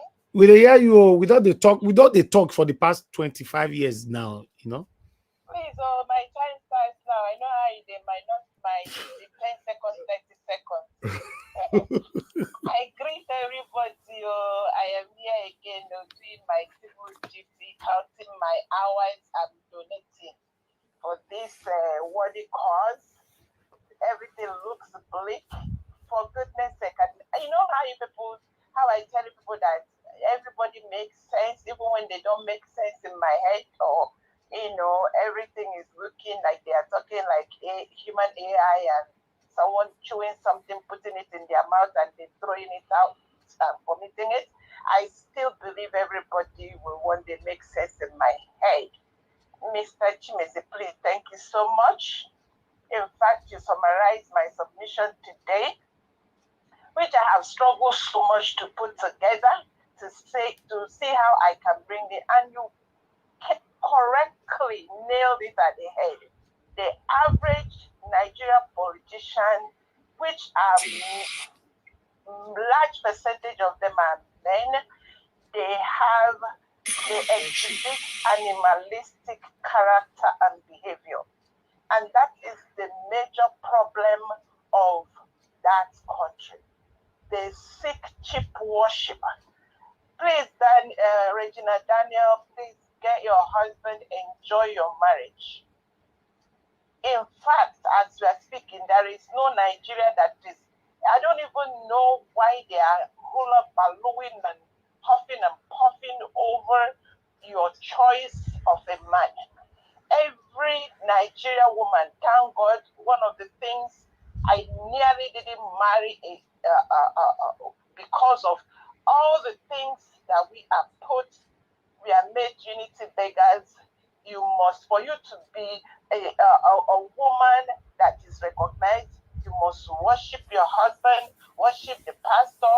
Everybody in Nigeria is all about worshiping who, and they are every kind of gas. They are gassing in our faces, and we are enjoying it and just doing what they ask us to do, while they do their hippy-jippy, all kinds of nonsense. Why do you think this country is going to be corrected if the men don't correct their head from this worship, this cheap worship? That is why they look for weak points.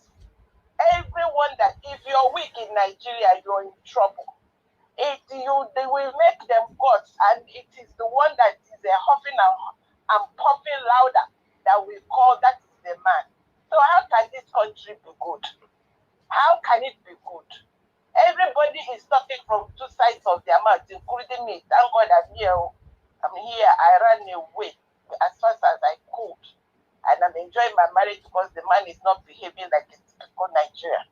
I rested there. You all Thank go you. and use your teeth and count your tongue and count your teeth and change. Thank you, ma. Thank you, ma.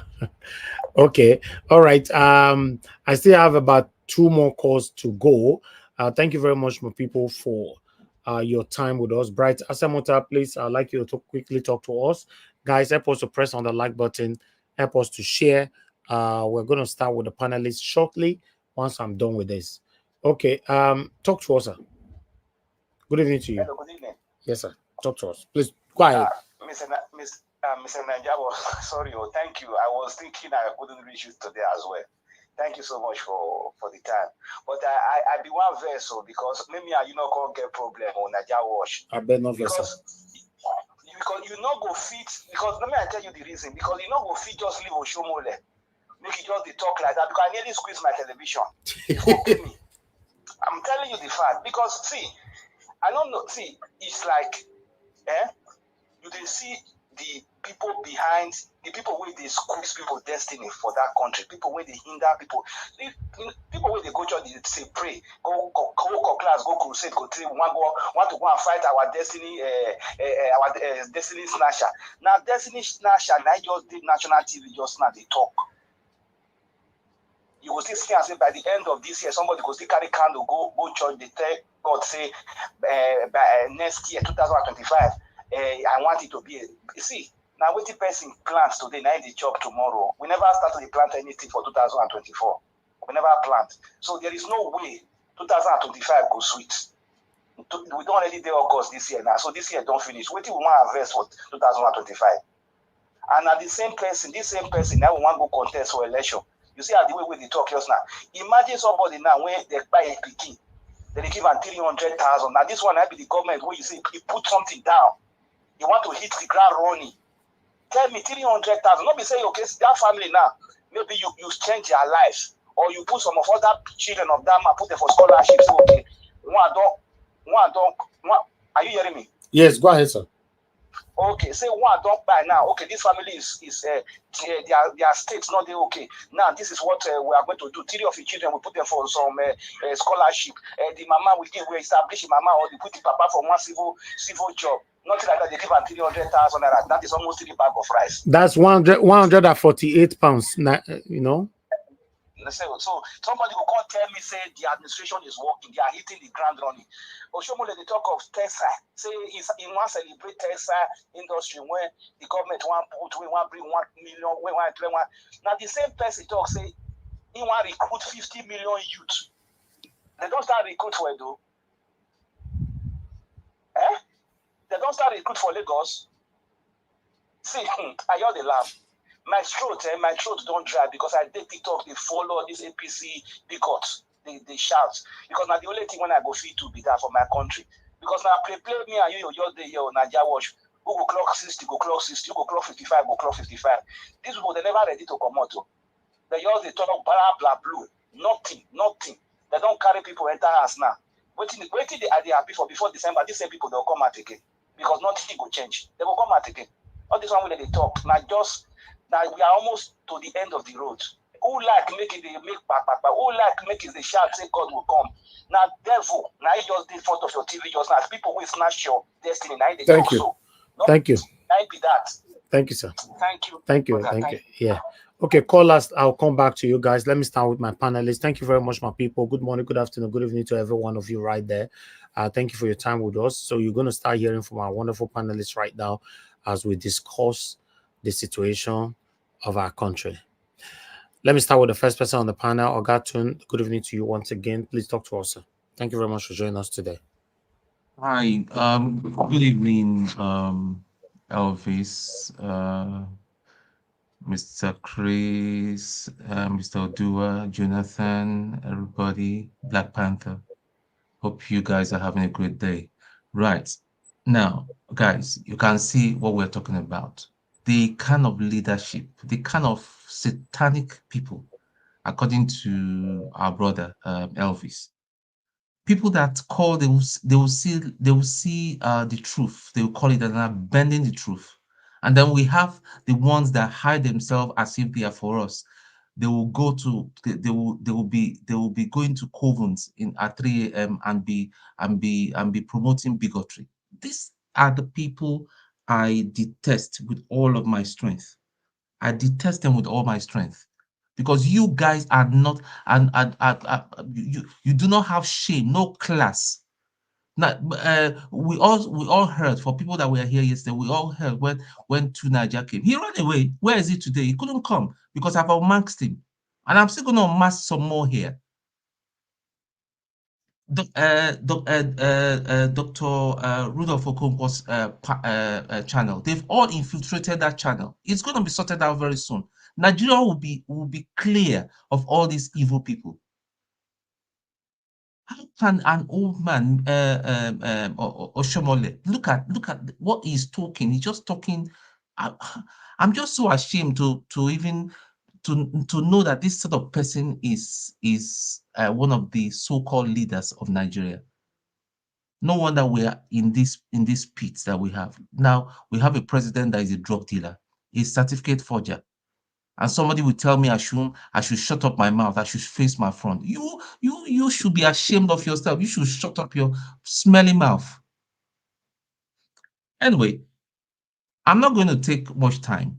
All I'm just going to say, because I don't want to sound like broken record, let the protest continue. If you like, call it anything. Yes, there must be a regime change.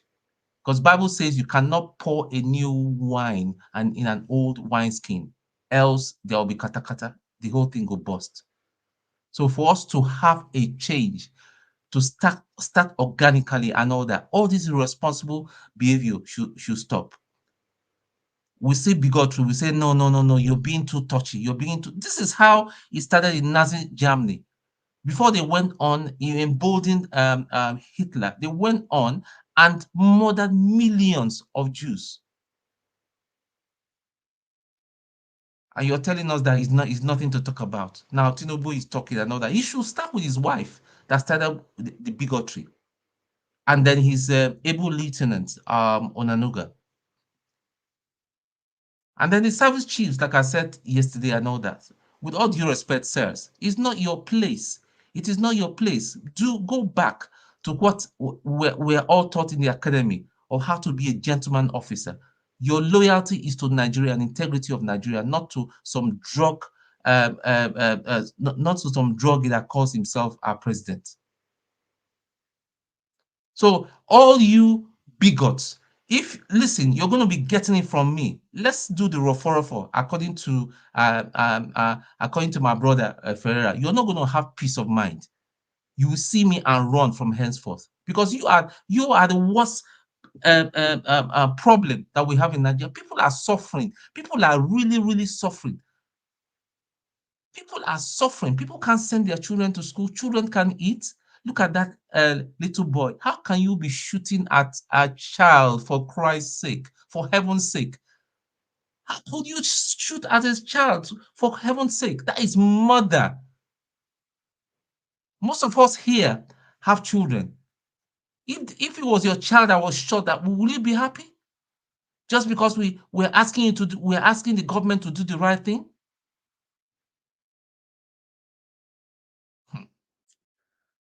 We'll not go here. Thank you.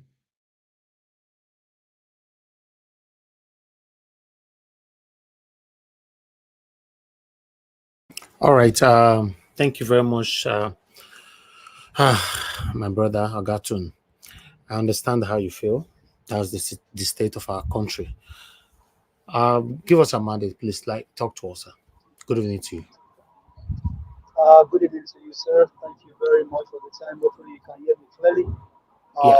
Greetings to the panel and to everyone. Thank you for all of the good works that has been done in the past couple of days. Nigerians, I salute you, I greet you, I appreciate you. Thank you for your doggedness, thank you for your resilience, thank you for your fight for the soul of a nation. Thank you for keeping the watch, thank you for standing on the street, thank you for standing on the rooftop, thank you for standing on the social media, thank you for being everywhere. Nigerians, thank you so much, thank you so much. Nigeria has been so much everywhere this week. Your voices are being heard all over the world. Now it is now clear that these guys have nothing for the people. They've only come to steal, to kill, and to destroy. They don't mean well for Nigerians. They don't have anything good to do for the country. But Nigerians, thank you for standing tall. Thank you for fighting for the soul of your country. We will not back down. This struggle continues. This fight continues. This fight for the soul of a nation continues. Nigerians do not back down. Nigerians do not retreat. Nigerians do not surrender. Mama Nigeria is calling for you to deliver her from the hands of this wicked man, and if arise to the task. You fought everywhere, in the north, in the south, in the east, and in the west. Your voices are being heard. You brought out your zeal. You brought out your courage. We can feel it. We can see it. In fact, your zeal, your courage is contagious. All over the world, Nigerians are rising and speaking against these bad people, against these bad leaders, against these looters, these legislators, legisstealers, and legispiers. The last for Fabio, Adams Oshiomhole, Tinubu, Bajabia Mila, Sowore, Ononuga, they all cannot stand you. They cannot stand you. You've done the best, Nigerians, and I greet you. For every Nigerian that has fallen, you are the real soldier. You are the real patriot. You are the real people.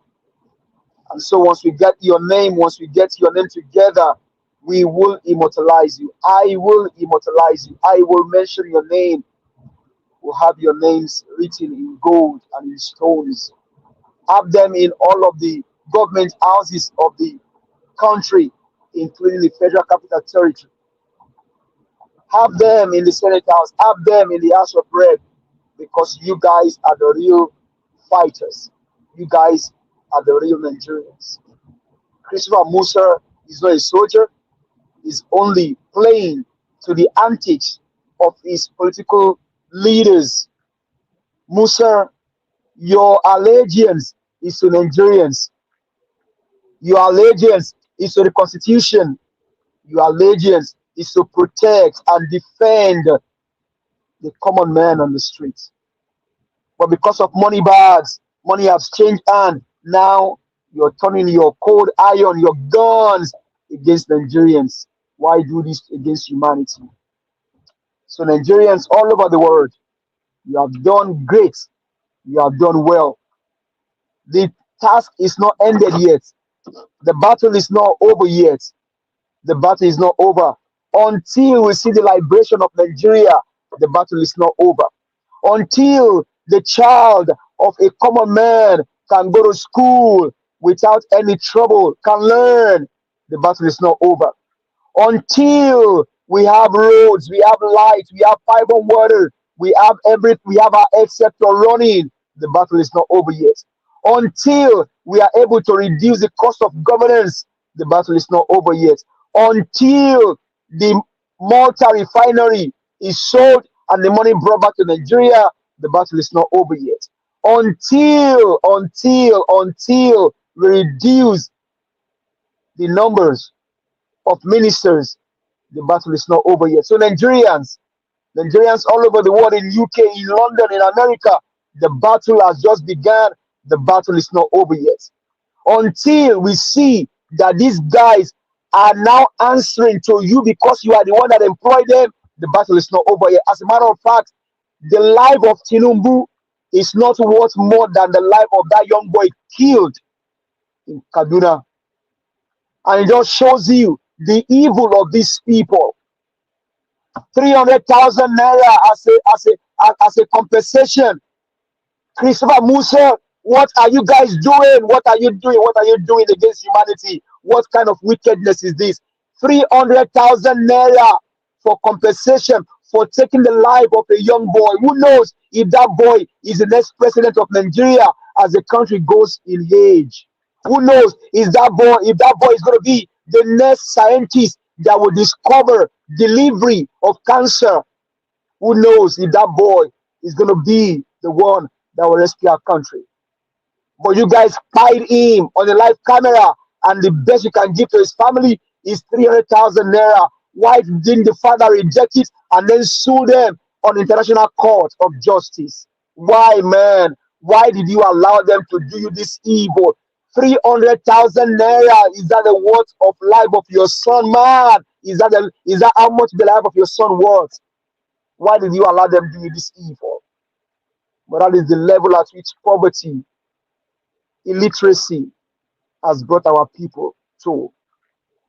That man should have rejected that money and sue the Nigerian military because it's on live camera. Sue them.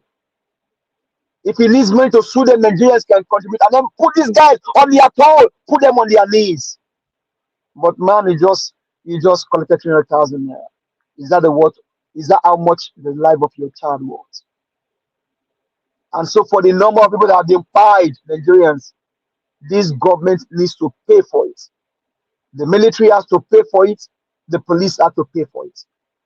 Because it is evil in the first place to point your cold iron, your gun on the masses. It is evil. Don't we have policies and procedures on how you manage protest? They have it. They taught them in the school. I mean, our brother just confirmed what they were taught in the academy, how to be a gentle soldier.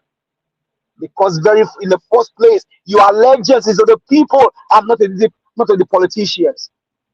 The armies in America told Donald Trump, "Hey, sir, we don't owe you any allegiance. Our allegiance is to the Constitution and to defend America." On January the 6th, America would have been burnt down. But for the soldiers that told the president, "Oh man, although you are the president, but we answer to the Constitution written by our forefathers." Christopher Musa, who do you answer to? You answer to a criminal drug baron. Olukayode, who do you answer to? You answer to a criminal drug baron. IGP, who do you answer to? You answer to a criminal drug baron. And you take the source of Nigerians. What evil, what wickedness against humanity. Nigerians, I challenge you. The battle is not over yet. We keep fighting. We keep moving all over the world. The fight we continue to fight until we see a good governance. The battle continues. And so in Kaduna, I salute you. Nagasheku. In Oyo State, I greet you. Mokinyi Eshegidigo. In Lagos, I greet you. Thank you so much. In the East, I greet you. Thank you, Kedu. In Edo, I greet you. I greet you. I greet you. I greet you. I greet you. I greet you. I greet you. Thank you very much for all that you have done. It is not a joking matter. This is very serious. Now you can see governors repackaging rice. This is even said by the federal government of the country that rice were sent to Edo State and the governor had to repackage. And you see people that were once against this governor. Now they are saying no. They have to get evidence. Come on, man. What evidence do you need? What more evidence do you need? It was on camera. We saw on camera how people were taking rice somewhere in those states. Now you want evidence. What more evidence do you need? The federal government is government in the center. Although you can say they are APC government, maybe because of the election, but I mean, my brother, my sister, it is clear. This God, not only in those states, all over the places, palliative being stored for their campaign and everything. Why now? Obaseki, why this wickedness, Obaseki? Why this wickedness against your own people? Why, Obaseki? Obaseki, why? Why this wickedness? And so if you're a PDP member thinking that APC is evil, PDP is as evil as APC. All right, thank you. And you have part of Labour also evil. Nigerians, arise! And let's keep the fire burning. Mama Nigeria is crying. We will not stop. We will not relent. You have done well. I salute you. I greet you. Thank you very much. Keep the fire burning. Nigeria will be better in our days. I hear the mic. Thank you. Thank you. Give us a mandate. Thanks for your submission. I appreciate you. Okay, let me hear from Oga Ferreira. Then we'll come to Black Panther. Oga Ferreira, good evening to you, sir. Thanks very much. Mr. Elvis, go to the next person. I'll take after the next person, please. Thank you. Okay, that's fine. Black Panther, you have the floor, sir. Good evening to you. Please talk to Good evening, sir. Well done, Niger Watch. May God bless you. I want to thank Mama in Diaspora. God bless you, Ma.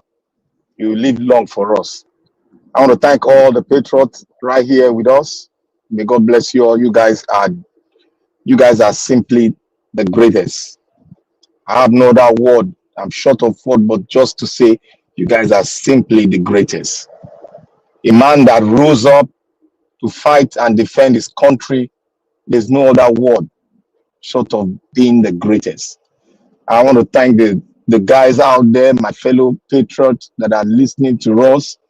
We're trying to educate ourselves on what is happening. And I want to thank those commenters right there. May God bless you guys also. Now, let's go to the main thing and let's bring those people that have spoken. You see, when we say there's something good in using native intelligence to put forward things, people say we are stupid. We don't know what we are saying. Look at Very Dark Man. You see, we should always look at our statement, and we should know why and the reason why we all came out as Nigeria to do something, to fight for our constitutional right, to say that what is in our country is wrong. Very Dark Man, just because you saw some people hoodlums, which is orchestrated by the government, you saw it, and what did you say? Oh, we are grown up in North, blah, blah, blah, blah, blah. My brother, you be small picking. You have not seen anything in Nigeria. Come and meet us, let's lecture you. Nigeria and in diaspora. There is no riot, there is no rally that is ever peaceful in the history of humanity. In Africa, riot will never be peaceful because the African leaders use the barrel of what they have in their hand to bring down their people. We said it at the beginning of it all. We said, oh, there's going to be, government is going to organize evil people to come into, infiltrate into this rally and make new nonsense of the rally. And the government were waiting. They were waiting so that thing happened, so that they will have points to speak on. Oh, foreign observers are doing this, blah, blah, blah, blah, blah. I know they will start saying it because they have nothing to hang on. That is the only thing in their life to hang on. They see many Nigerians are being slain. The Nigerian police are committing murder in the eyes of the constitution that they gave you, that decree they gave you. They are committing murder to the same people that pays their stipends that the government gives to them. They are committing murder. Tomorrow you see one man is crying because of something, they didn't pay him, so he retired or whatever, and we just sympathize with them. But they don't know that the seed they've sown is what they are reaping.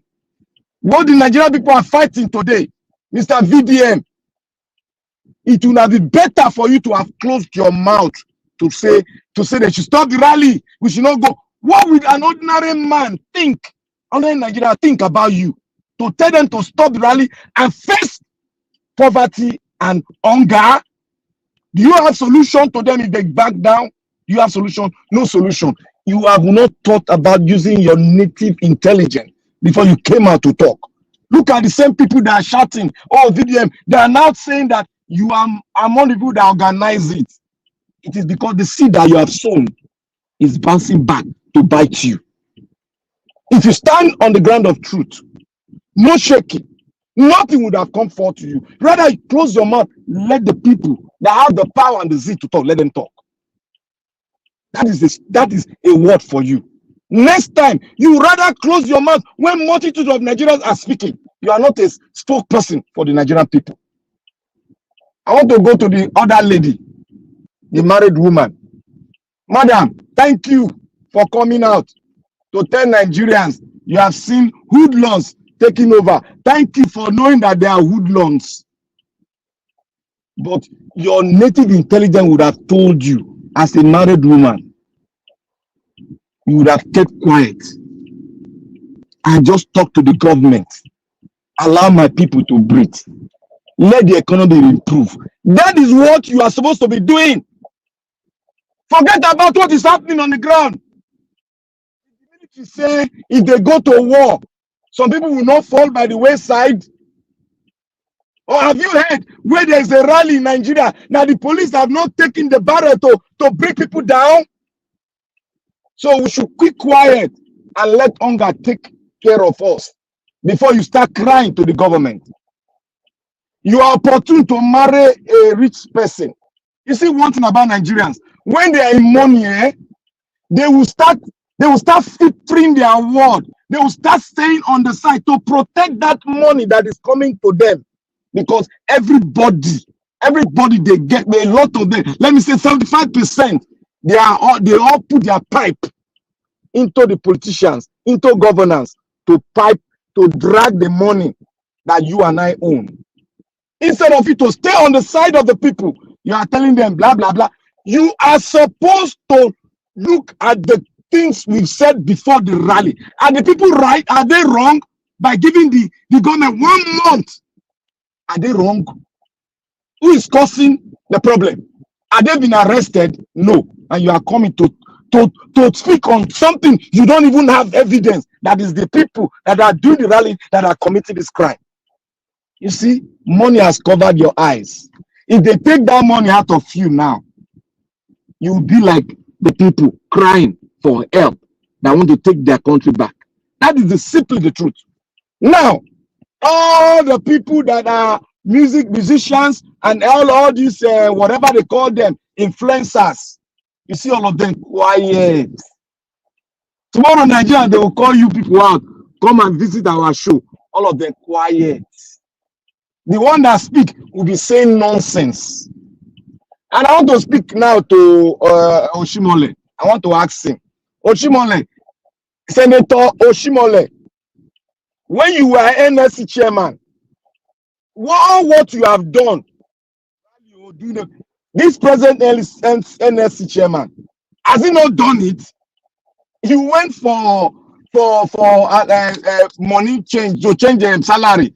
This guy did it. You have gone for rally. You failed too. So let us bring your report sheet out. You became a governor. You failed too. Najawash, thank you for giving me the opportunity to speak. The second half, I will finish everything that I got for the Nigerian people. Thank you, my brother. God bless you. Thank you so much. Thank you. All right. Let's see. I'm ready. Are you ready, sir? Yes, okay. yes. Sorry about that. That's fine. Okay.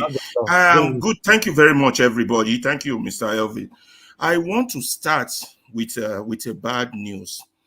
We have lost a very formidable activist in Lagos. We call him Sheruba when we were in Lasso. His name is Adeshina Ogunlano. He's a very formidable lawyer who has been standing for the people who died in the NSAS detention, and also a lot of Nigerians who have been oppressed. He died. He just celebrated his birthday last week with Dele Farontimi at the age of 60. He died overnight. I just heard the news this morning. So there's a reason I'm mentioning his death. He was the legal secretary when I was the chief whip of the Lagos State University Student Union. Additional Ogunlano, we call him Sheruba. It's a great loss. So here we are. Somebody who was holding the microphone during a protest. I'm talking about one of the video you show now. And he's now afraid. The actor, I don't know his name. He's now afraid. He said he has to make this second statement. People should not hijack the video. You see, that's our problem. You see, we're scared, and fella don't sing and for song. My people self, they fear too much. They always get reason to fear. I mentioned death because they know one die. Not forgetting that every day people die and we all have to die. So that's gone with that man. I don't know his name. He's the actor or whatever, one of those influencer or whatever name they call him. Then the other one, the woman, the wife of the senator, that one too, talking rubbish. The way I commented on her page, all I said was that Olori Broku nuisance la I just left it at that. That one, when they are enjoying, they don't see other people's pain. She has married a rich man, so she now has mouth to talk rubbish on the people who are saying that they are hungry. Just let's leave those people. I don't like talking about people, but I want us to focus on our problem. You understand? But we have to focus very seriously. What Tone said is very correct. What is happening in our country? This is how Hitler's Germany started. All this bigotry by people in office, this being deaf to the people's pain by people in office. You know, we don't understand how serious our problem is, and I don't blame us. The problem started about 600 to 800 years ago. How old was Nigeria joined together? About 100 years ago. How old are we? 64 years ago. What was the beginning of this problem? Exploitation of the human resources in Africa. They came, took slaves. Then what followed? Exploitation of the material resources. And then they trained some people, black-skinned people like us, to be like them. And they continued the exploitation. So for 800 years, up till today that I'm speaking, we have been under complete exploitation.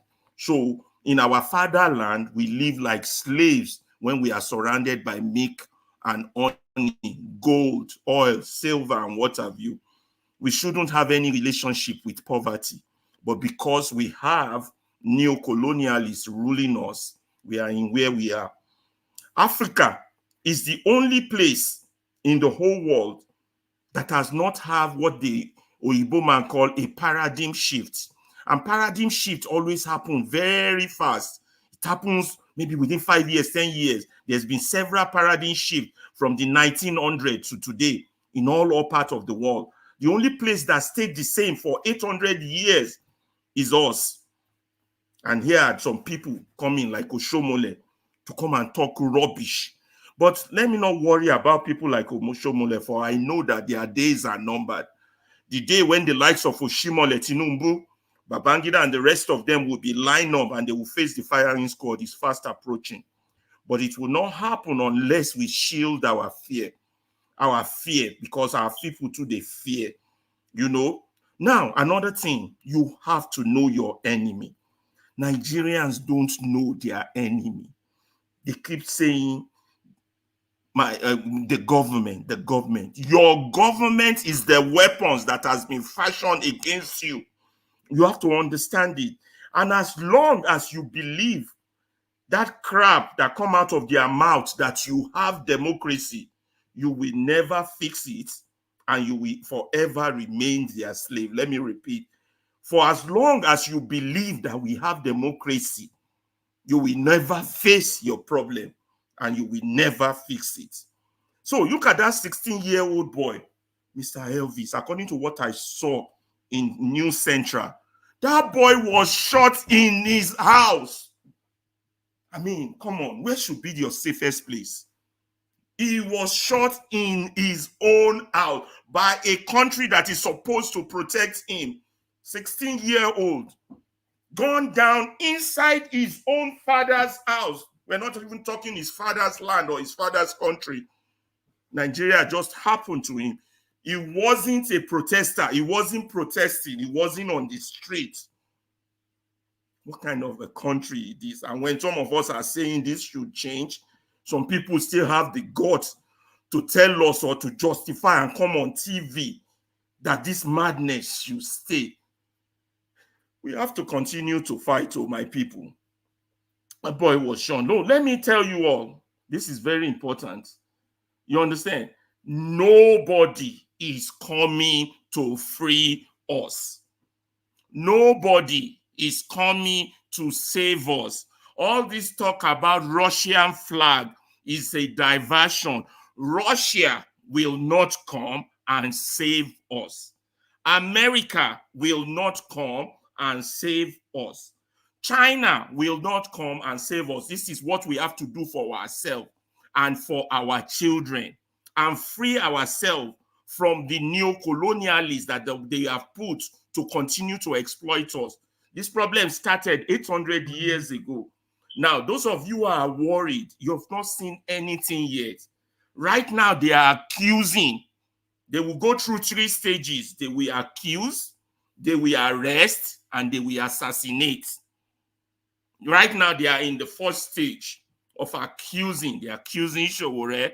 They are accusing foreigners. They are accusing this. The next stage from them would be arrest. They will now start to arrest. And after they finish with that, they will now start to assassinate. But nothing comes without sacrifice. That's why what our people have to understand. And all those sugarcoating this struggle, thinking it's going to be a smooth walk. The evil man is not going to give you what you deserve unless you fight for it. So people will continue to protest. This government will break, but they are trying to break the people. They've already broken the people because the people are poor, hungry, and impoverished. They've taken everything, kept some for themselves, give the rest to the white man. They want it to continue like that and make you, as long as they can control you mentally. Oh, you're trying to destroy our democracy. Which kind of democracy is shooting a 16-year-old inside his house? Which kind of democracy is keeping his people hungry? Which kind of democracy is turning on Viva not to count the people's vote? Which kind of democracy we get? I beg, oh, making her tell me. And you are buying it. You are believing them. You are believing the likes of Oshiomhole, the likes of Tinubu coming to you with theories of subsidy. Subsidy this, subsidy that. We have removed it and we have installed it. Well, my time is up, but nobody is coming to save us. So we have to save ourselves, or else we will be slaves forever in our own father's land. That is all I have to say for now. Thank you, guys. All right. Oga Ferreira, yes, you're right. Nobody's coming to save us. Except we are lucky to have a good person in power, or we help ourselves. That's it. Thank you very much. Let me quickly move on to the next person to speak to us, which Mr. Jonathan. Thank you very much, sir, for joining us today. As usual, good evening to you. Thank you, Mr. Elvis. Thank you very much. I greet you once again. God bless you for what you are doing. I greet all the fellow panelists as well and those on the comment section. Mommy Diaspora, I greet you also. God bless you, ma. Once again, welcome. You see, let me quickly start from where the last speaker, I think the last two speakers, even the first panelist today, let me just quickly start from there. You know, in Nigeria, we like to deceive ourselves so much. We love deception. And it has become part of Nigerians. We just love it. Either knowingly or unknowingly. In fact, I won't say unknowingly. It's like we know. It's a passion. We just love deception. As if we are dealing with normal people. As if we're just dealing with normal people. As if the politicians are just normal. As if these are normal people that you will just go to them, present your grievances, present what you are crying for, what you are yearning for. You will just present it to them, and as normal people, they will listen. They will then agree and on what to do, how to do, as if it is normal. These are not normal people. So when I said yesterday, I've dissected the whole thing, especially this protest, since they've even announced it up to the day one and up till now. That's why I concluded yesterday. There's no place where there's no place in the world where you will now say it's going to be peaceful. Yes, we just love deception. We love it so much and we swim in it. And I said yesterday also, I challenge this government to bring out those people that are behind the Russian flag. Please bring them out. I'm waiting. Nigerians are waiting because you are behind it. You need a talking point so that you can release your bulldogs, your shallow bulldogs, like the likes of Oshiomhole now. Oshiomhole now has talking point. They got to give him talking point. That's what he will tell them. I'm just when they are talking at the back room 6 days ago, 7 days ago, 5 days ago, Oshiomhole will give me talking point before I come out. He said, okay, we will give you talking point. And they gave him. He's not going to come out. They have to give him talking point. What do you want me to go out and how will I defend this government? And they gave him a talking point, the likes of Oshiomhole. Now you can go out now and talk about flags. Now you can go out now and talk about people that are protesting because they will now protesting to take over the government. They gave him his talking point and now he's out. It's just again that the likes of Oshiomhole is so deceptive. The man is so deceptive in nature and he talks too much. And in the process, he always misspoke. He always, as old as that man is, he doesn't even listen to himself when he's talking. He just talks too much. In one side of your mouth, you agree that protests cannot be, there is no possible to have protests anywhere. I mean, a peaceful protest anywhere. And you alluded to it because you have protested before. You said it. You said government used tear gas on you. They have thrown live bullets at your protest before. You said it yourself, which means it was not peaceful by Nigerian standard. And then on the other side of your too many mouths, you now said again that this very protest is illegal. It's a political protest. Everything is said. This man is so shameful. You can say it conclusively now that this man is so shameful. Senator Oshiomhole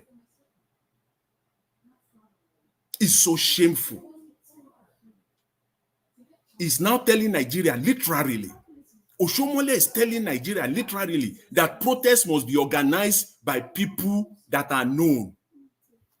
If protest is not, if the likes of Soyinka is not part of it, if Falana is not part of it, and the likes of himself and crooked people that have messed up Nigeria to this point, if they are not part of it, such protest is illegal.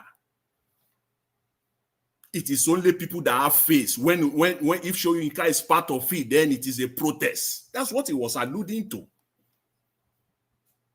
It is only when the elites are part of a protest, when known people, he said known people are part of a protest, then that protest is legal. Can you just hear that?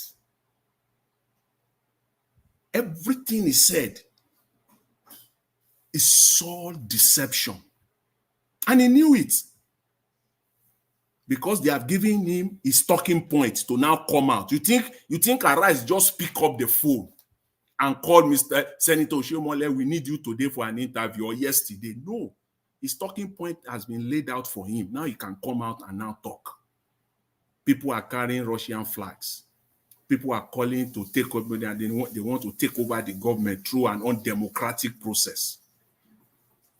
These are all lies. The reason why people are protesting, those reasons are clear. Those reasons are clear, and you still come out to lie, to deceive, to speak with 10, 20, 30, everything. You are speaking with different mouth. I cannot go on and on to highlight your deception. Too many of them. In one interview, every policy of this government, every single one of them is embedded with corruption.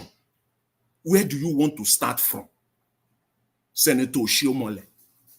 We can start, each one of them, each one of the policy can take a whole day to discuss and to bring out all the corruption. We can only highlight them. We can only list them. Where do you want to start from? Is it a subsidy? Is it a subsidy that is not embedded with corruption? Is it just recently, the 570 billion that was given to the state that is not embedded with corruption, Mr. Oshiomhole and your likes? Is it the single window foreign exchange rate that is not embedded with corruption, Mr. Oshiomhole?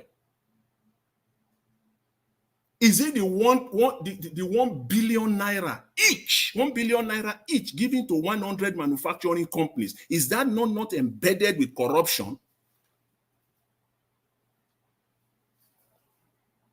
Is it the bloated government expenses, the wastages that is not embedded with corruption? Even the housing program that Mr. Tinubu touted in this speech of the two days ago, is that one not embedded with corruption? Who are the contractors? Are you talking about creating jobs? You want to create jobs and you are embarking on such a massive housing project and the people are not feeling it. Is that not embedded with corruption for the fact that it is your cronies and your allies that are benefiting from that project, if at all that project is even going on? Is that not embedded with corruption? In January, the 1st of January 2024, Mr. Tinubu came out and he said they are now cultivating 120,000 hectares in Jigawa State, and that by middle of the year, food will abound everywhere in Nigeria. Now he's talking about 10,000. What has changed from 120,000 to 10,000? Everything around you, every of the policies is embedded with corruption. That is why I concur with one of the videos that was presented here today, that the people that surrounded him, they are the one that are buying him. They are the one that literally they don't want him to succeed. So when Mr. Elvis will say here that people are talking, they don't want Nigeria. Some people will say, no, if you don't support Mr. Tinubu, you don't want Nigeria. Even the people around him don't want him to succeed. The policy says it all. They don't have to come out and say it. All the policies are indication. They don't want him to succeed. Every single of the policy, every single one of them, which one is benefiting Nigeria? 1 billion to 100 companies. Each of those companies now, at least at the minimum, should employ additional 100 people. That's 10,000 employment. Mr. Tinubu, can you come out now and tell us? Walk into one of those manufacturing companies. I know the press conference there with your people. Be proud and walk into one of those manufacturing companies and say this manufacturing company is one of those companies that receive 1 billion naira. Walk in there and present. Go there with the media. That is what president does. That's your opportunity to sell yourself. Go in front of them, in front of those companies. Pick each one in each of the 6 geopolitical zones. Is your party. Use it, brandish it. Make fun of it. Use your propaganda machine on that. Each and every, take 6 of them, one in each geopolitical zone, fly there and know the massive party there that this company has received 1 billion. Let us know them. Which one of them? That's why I say it's all embedded with corruption. It is you and your cronies that are benefiting from it. Let us know them. That Nigerians can now begin to direct their cries and their grievances, even to these companies also. You are receiving our money. We are not seeing it. So that it's for your own good. It's for the good of your own government. Brandish it if you know that the 1 billion actually goes to 3 companies. Be proud. And Nigerians will now start coming and redirecting it to them and not to you and to you alone. These are the issues. These are the problem. The government of the day is the problem of Nigeria. Mr. Elvis, I will leave it at that for now. Thank you very much. I appreciate it. Thank you. Thank you very much. Mr. Jonathan, thank you, sir. I appreciate you. Thanks for your submission. Mr. Oduwa, if you are there, please talk to us, sir. Yes, sir. Did you know that all the states that raised the curfew, the people still came out for rally? Yes, of course. Since the first day. Yes. Yes. Yes, I'm aware. Mr. Dua, please talk to us. Then we'll come to Mr. Alex after you. Okay. Go ahead, sir. Good evening to you. And good evening, Mr. Najawash. Good evening, all the panelists, all the commenters, all the listeners, and all the viewers. Thank everyone for your, thank you, Nigerians, for your actions. Well, for the Oshiomhole, for those who really don't know Oshiomhole, thought Oshiomhole was perfect. But right from the protest he did when he was a labor union leader, we know that Oshiomhole was corrupt. Now, Oshiomhole have stated here that in the interview that protest is being sponsored by politics or by the one who lost elections. Because Oshiomhole, as a person who did protest against Obasanjo, is saying that Nigeria protest of his, let's say his children or grandchildren protest is being sponsored by those who lost the election. Automatically, the Oshiomhole's protest was sponsored by those who lost the election against Obasanjo. So it was nothing like the hardship, like the fuel price or whatsoever hack that he talked about at all. It was just to put that in the front or to cover the people's face. Then he started suffering Nigerians, telling Nigeria, the workers to strike. They should not go to work. After all, then they return back to work and nothing's changed. Automatically, Oshiomhole is telling us that his protest was not peaceful, because if he said that there is no protest that is peaceful and he's claiming his own was peaceful, so is that not a man talking with two sides of his mouth? Your own was peaceful and there is no one that is peaceful. This one is not peaceful. So automatically Oshiomhole is not responsible. Then two, for all Oshiomhole said, there is one thing that people should pick and know, that Oshiomhole did not even meet well for even his next brother or his next neighbor, not to talk of me well for Nigeria or to talk of Edo State he came from. Because Oshiomhole said that people are saying, let us go back to the region which the British left the company they created for. Now, he said, we're meaning Nigeria. It was Oshiomhole that said it. It is not me now. We're meaning Nigeria, I be eager for it, putting it before table, that let us go back to region so that things will be well. Oshiomhole said, even though I did not agree with them.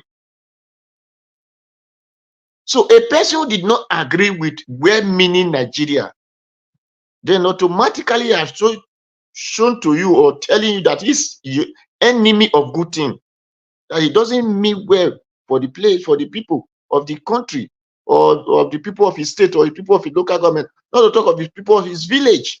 And that is why Oshiomhole sold our Okbilas mates, because it doesn't mean well for the Edo people. So because any meaning well person must join the meaning where Nigerians, to make Nigeria a great country that everybody dream to have. So that is for that. Then for Oshiomhole said that Tinubu speech was very nice. He said, I have heard you, is what a father say to his children when they are crying. Did the Tinubu children cry? The Tinubu children are the one feeding from the pain that the Nigeria are into. Tinubu is not our father. Tinubu is a worker. So if Oshiomhole, when they are talking, they doesn't know what they are saying. It is not our father. It's a worker who we employ into office. Instead of doing his diligent duty, He's now doing evil against the company, against we who employ him to office. He came in and said fuel subsidy is gone, and he was the one fight against Goodluck Jonathan when Goodluck Jonathan said let us remove fuel subsidy. So Oshiomhole have not tried to debunk that or try to emphasize on that. And Oshiomhole said a question is longer than answer is longer than a question. We're talking to what is this guest name? Now, has Oshiomhole not go to court? They told Oshiomhole yes or no. Is yes or no longer than Oshiomhole? So and so time. Did you do this and did you do this? They say just the answer is yes or no. Yes or no. Is it longer than the question they asked him? So for the people that are protecting, I love your courage. I thank you, and I wish you well. For the young boy who lost his life, that the Nigeria also called got down, may his soul rest in perfect peace. But let us know that the people who occupy the positions, who people think they are leaders, they are not. These are the enemy of the country. Because Oshiomhole said, is the government of the land in the foreign hands? Yes, automatically it's in the foreign hands. Because the constitution that they are saying, they say 1999 constitution, we the people of Nigeria. Can Oshiomhole tell us the people that wrote the constitution? Can he measure the names of, I think that time, if he's of the 36 states already. So can he bring 36 people out of different states and say these are the people that make that constitution? So the government of the country is in the hands of a foreigner. And those are the second colonial master, which claim to be black, are not doing the bit of the black, but doing the bit of their greedy stomach. So for me, I will urge the Nigeria to suffer more because they have not suffered. That is why market women will say, I want to go and sell food. The other one will say, I bet let them do these things so that I can go back to my work. The trader will say, so let me go. The driver will say, let me go and work. It is because the Nigeria are not suffering. They are not hungry. By the time they are hungry, they really suffer. Nobody will tell the market woman, close your shop, join the protest. Nobody will tell those who want to go to office, close your office, join the protest. Because in Bangladesh today, when they see the Kolonga beer, all of them came out to the streets. In Kenya, all of them came out to the street. In Sri Lanka, all of them came out to the street. So, because Nigeria are still enjoying, that is why when it comes to they can no longer bear it, then all of them will come out. And that is why I wish Tinubu to fail.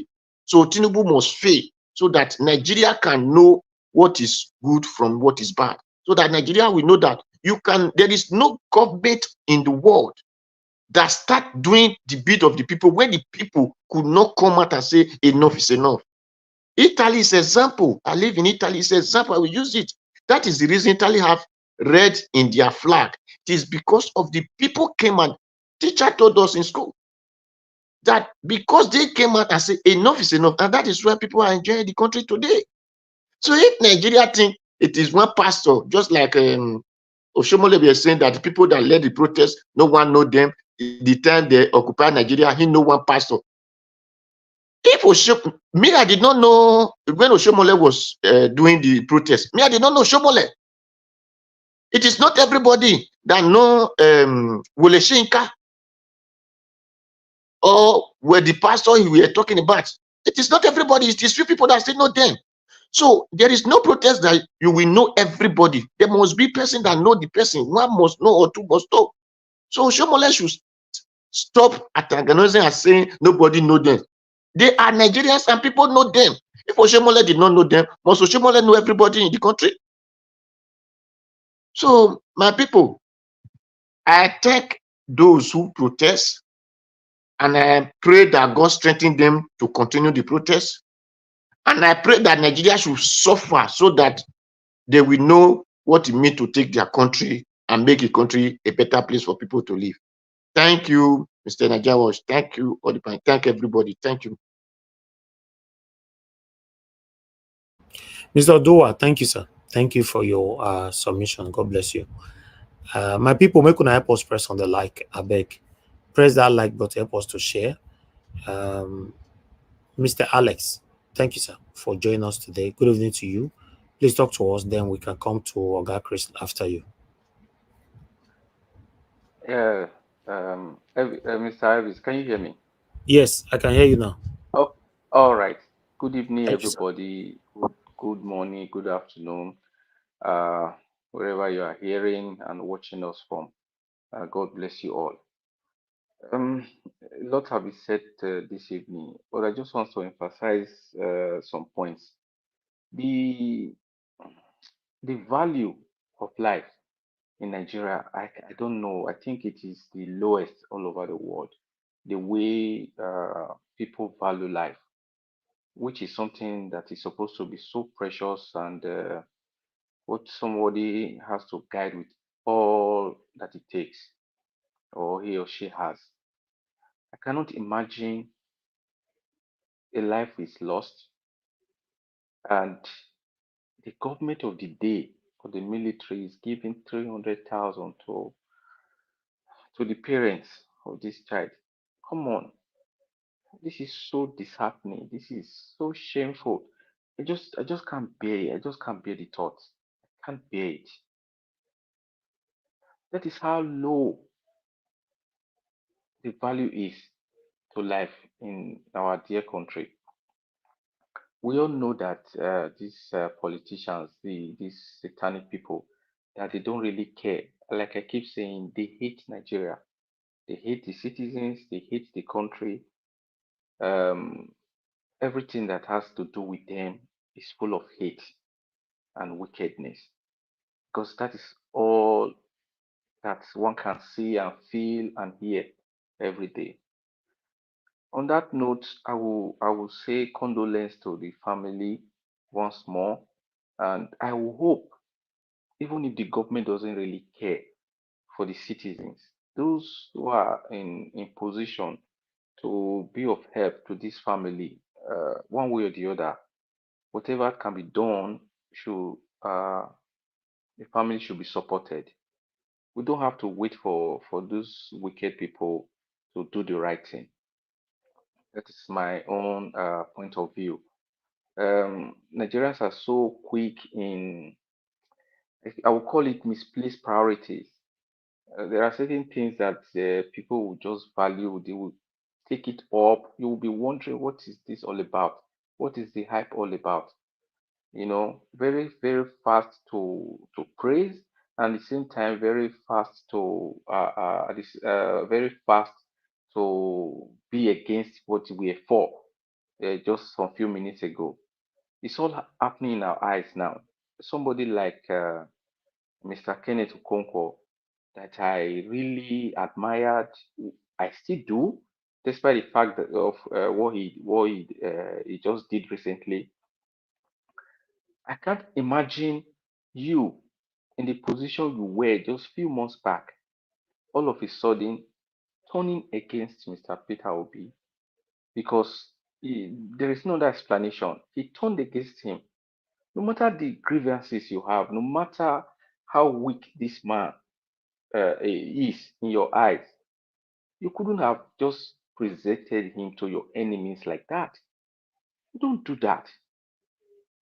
I can remember some of his tapes when I went through them, the way he would be talking vehemently, my principal, my principal.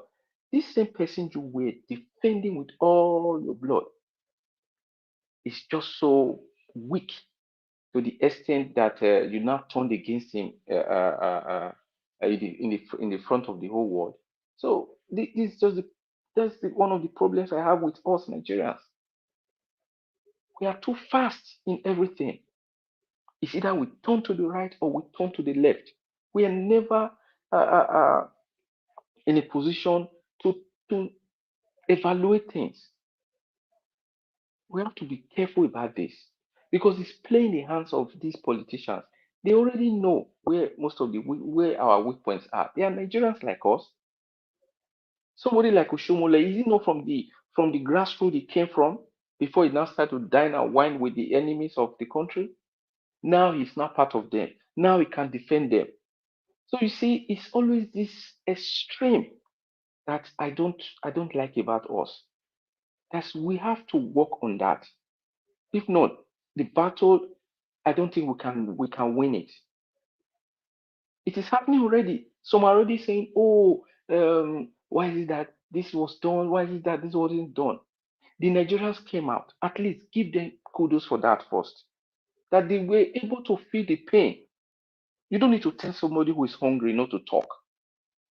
You cannot tell somebody not to talk. Okay, they came out. If the whole country did not go out on the street, doesn't mean those who went out should not be praised. That doesn't mean those who went out should not be accorded the recognition that they deserve. Let us start from somewhere. We are too fast and quick in going right or left. We should work on this. As for all the statements made by Oshiomhole, if I don't take these people seriously, because they don't even take themselves serious. So why should I do that? I should not be the person to give them that benefit of doubt. Him coming out to say he heard you as a father. Come on. A father will not do that, what they are putting on the citizens to any of his children. He will not do it. So what was he talking about? That these people are fraudulent, that they don't care, that it's all about them, that the citizens are just nothing to them. So I don't know which stuff these guys are made of. I don't know where they I cannot sometimes I just get confused myself when I'm just trying to think about Nigeria. So those of us who are doing our best, contributing one way or the other, I will always say keep on the fight. Don't let when the wind blows, you now just begin to turn and say, "Oh, is this, is that?" No. When we are on one line, let us stay together and see to the end. Let us stand by what we believe in, just like Mr. Elvis is doing, and so many other people who believe that Nigeria belongs to all of us, not just a set of people who are bent in seeing that the country is ruined. We should stand on the good side and stand firm no matter what comes. I think that's the only way we can be able to overcome this thing we are in. When we turn against ourselves, it's not going to work because that is what they are waiting for. That is what they know always happens.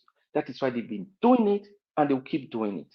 Either through religion, through your ethnicity, through whatever means that they believe is going to turn the people against each other. They will keep working and working vehemently on this. So please, I will urge every one of us to keep our countenance, keep it cool, stand by what we believe and pursue it and stay by this word, consistency. And at the end, I think it's going to bear fruit and Nigeria will be liberated. I thank you very much and God bless you all.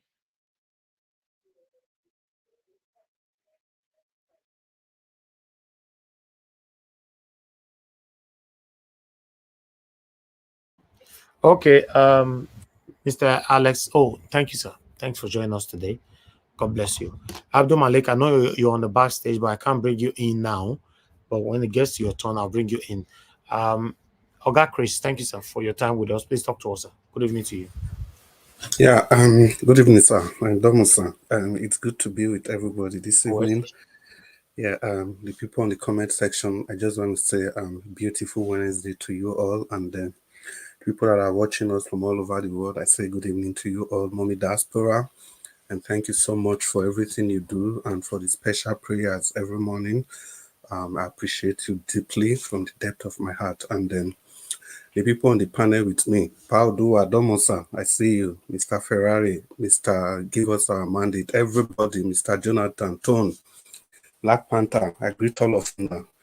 Well, Oga Destiny, I greet you, Alesso, and of course, our host, Mr. Benjaroch, once again, Domosa, good evening.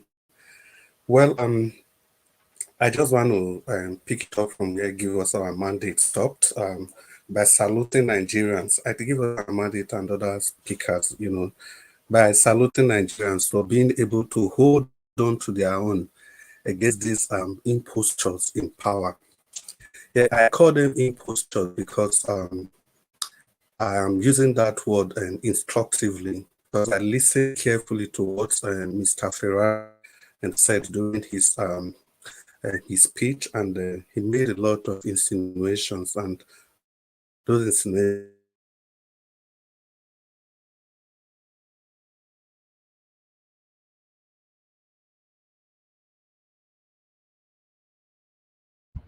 Oga Chris, we know they hear you again. Oh. Fire deep. They are killers. They are. Can you hear me? Oh gosh. Yeah, you are back. You are back now. Go ahead. Oga Chris, we lost you again. Oga Chris, we lost you. Okay, I think you have issue with his network. We need to move on. Thank you very much, my people. Let's see if he can come back immediately. If not, anyway, if he comes back, he can continue after this person, Mr. Destiny. Mr. Destiny, thank you, sir, for your time with us. Good evening to you. Please talk to us, sir. Good evening, Mr. Najawat. I greet everyone. Good evening and good afternoon, good morning, depending on your location. For me, Diaspora, good evening, especially. I appreciate everyone. I don't even have much to say, but my own concern is that I pray that they should ask Oshiomhole to come and watch this program. He said that because Femi Falana, Wole Soyinka, and some fake pastors did not involve in protests, that is why they did not. Because what he's telling us now is that them as the APC did not recognize the protest because some fake or failed pastors, whether they have money or they don't have money, they are failed. And because I don't blame them, I blame them because many Nigerians, we believe something that is not real. When we see person deceiving us, we'll still be relying on that person, standing close with him, praising his name because some of us taking something from them. If not, I did not see the reason why Oshiomhole will open that mouth to say what he said. Because Femi Falana is old. He's getting old if he's not old. Wole Soyinka is getting old. Must we be waiting for those people to come and speak for us now?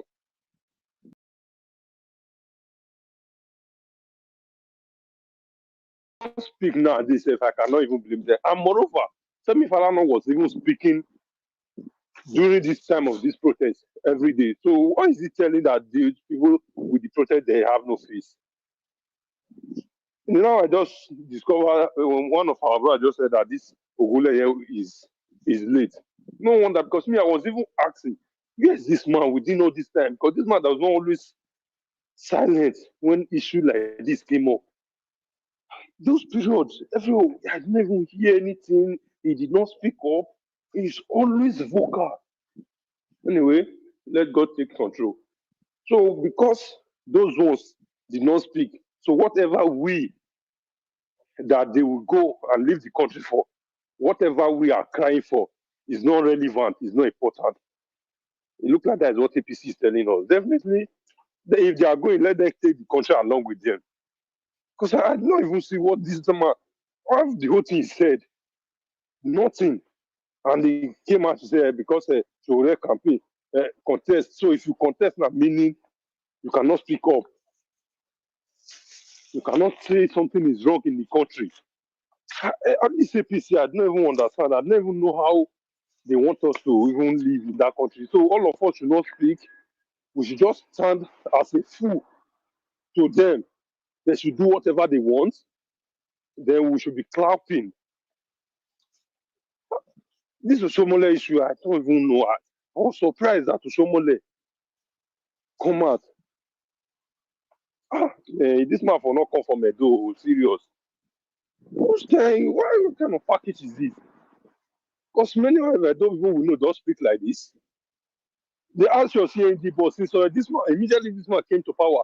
He has been promising us CNG boss, CNG boss. How long is the boss coming? The boss will take, if you are not careful, this man will leave office, we will not see this boss. Because that is how Buhari came. Everybody was saying, let's give him time, let's give him time. They promised all the CNG boss. See, today, nobody sees the CNG boss. Nobody sees the refinery. This is what they tell us. Give him time, give him time, give him time, give him time, give him time. This man left, CNG boss we did not see. Refinery did not work, nothing worked. And they continue the same thing. Oh, I don't even know what these people take us for. Because many people refuse to speak up for what we don't know. Because of loss of bread, money that cannot do anything. You come into a national television telling us because Falana, Oleshoika, all those ones did not speak. So the rest people that you people will leave the country for does not have right to speak. Their voice should not be heard. He's talking, okay, now he saw someone with iPhone and he said the people that is protesting, they are unknown, but you always see someone that have iPhone. Is that person not unknown to you? Is that person unknown to you? If they come out sometimes, they will just speak. Sometimes I don't know if they listen to themselves or if they think whatever they will come and say to people. If it will make sense. How did you see that one? You see the phone is more important. Okay, maybe it's the phone that you recognize. You did not recognize the human being. Because I did not get it. You are destroying the country for us. You want all of us to just keep quiet until we wait for the elders that we don't know. Many of them have taken what they are not supposed to take. The many that used to speak. Of them. It's only the few of them now that are speaking. Which is not normal. How long? How? It's just this Oshiomhole issue. That is what I just wanted to say. Thank you. Person insult now, the person insult. All right, Mr. Destiny, thank you. Thank you very much. I appreciate you. Meanwhile, let's see if Oga Chris can continue from where you stopped earlier on. Oga Chris, let's test your mic again. Yeah, and almost thank you for the opportunity to speak again. I was just talking away. I didn't know I was already disconnected. Well, and like I was saying, I believe I already gave the salutation. Yeah, I was just trying to encourage and to thank Nigerians, especially for being able to stand against this monstrous kind of leadership, these impostures. And like I said, there's a reason I call them impostures, because I just want to support and give credence to what Mr. Ferrari said earlier. You know, I'll be coming to that later. You know, and the people on ground, for everything you have done, those people that have decided and given everything to face these monsters, I really appreciate you all. I salute you all. Whatever you are doing today will never be forgotten in the annals of history. You'll be remembered, and remember the day that you stood up to your oppressors, the day you stood to be counted. You guys are the most valuable players in this protest. And again, I am very glad that most of us, we've agreed today that there can never be anything like a peaceful protest anywhere in the world. Today is the 21st century. Nowhere protests can never go peaceful, because there are so many factors that will come in. Even if the organizers, if they intend it to be peaceful, there will always be distractions. People will always have their personal agenda. And like I said before this protest began, I think 2012 in the UK, there was also protest which was violent. It was violent. It was so. I don't even know how to describe that. Lootings and everywhere, but that's not to give credit to the fact that yeah, that's how protests are meant to be. But we must understand that it even becomes worse in a situation like the African setting, when everything can go, when everybody is at liberty, and to betray the constitution of the land in which they live. So that's for that. And also, if I just want to salute somebody that said earlier that we are really too quick to salute people and to condemn people. I'm saying this with respect to very dark man. You know, when he first came out to kind of support the protest, I was kind of skeptical. I was looking at him with the corner of my eyes, and I'm not surprised that he has bread to type. And also, it brings me back to Senator Ndume. It brings me back to Senator Ndume, because when Ndume, like 2 weeks ago, when he was shouting, you know, I was one of the people that said that I don't trust this guy at all. He may be speaking up for now. I don't get carried away by people like this. When I've known your history for 20-something years, then you speak up one day, you expect me to start clapping for you. No, I have to wait and see if that's actually who you are, if you have changed. And the record that only today, Senator Ndume has apologized for the things he said against the leadership of the APC. He has apologized and taken those words back. You see? So that's exactly the kind of people these people are. That's why I said I support a guy that said we shouldn't be too quick to just start celebrating these people, because they are brood of vipers. They know exactly what they are doing. They know what to say to pacify the people. And that brings me to Comrade Adams Oshiomhole. And to interest you to know, Mr. Wonsu, we are saying, why should somebody like this come from Edo State? Edo Lights have already rejected him 4 years ago. They rejected him. They already know who Oshiomhole is. That is why he's practically voiceless when it comes to the larger politics of Edo State, apart from his own ethnic constituency, where he holds sway. He's able to deceive people there. Now, this same Oshiomhole is on record that all through Buhari's administration, he defended Buhari. He blamed everything on Jonathan. He defended Buhari, that Buhari is doing his best. And now, during Tinubu's administration, Oshiomhole is blaming Buhari again for Tinubu's failure. So these are the kind of leaders that nature has bequeathed all of us with. It's a shame. And I dare to mention, like I did yesterday, is there really anything wrong with the black man? Is there something under our melanin that just make us to, not to be accountable? I think that's the word. Accountability is what we lack as a people. Because anywhere there's accountability, people will be very wary of corruption, of buying people the way they like, of behaving as if they're in a lawless society. Because every time we give these people the power, we validate their shenanigans. I think that's what Mr. Ferrari was trying to say, that look, election, we can vote every 4 years. We are happy we want to vote every 4 years. There's nothing we can do. If I wish there was another thing, I wish the elections will not even take place. I wish we can reset this nation all over again. I wish there's a reset button that we can press so that everything will start again. Otherwise, every 4 years that we go for election, what you are actually doing is that you are validating their corruption. You are giving them the impetus.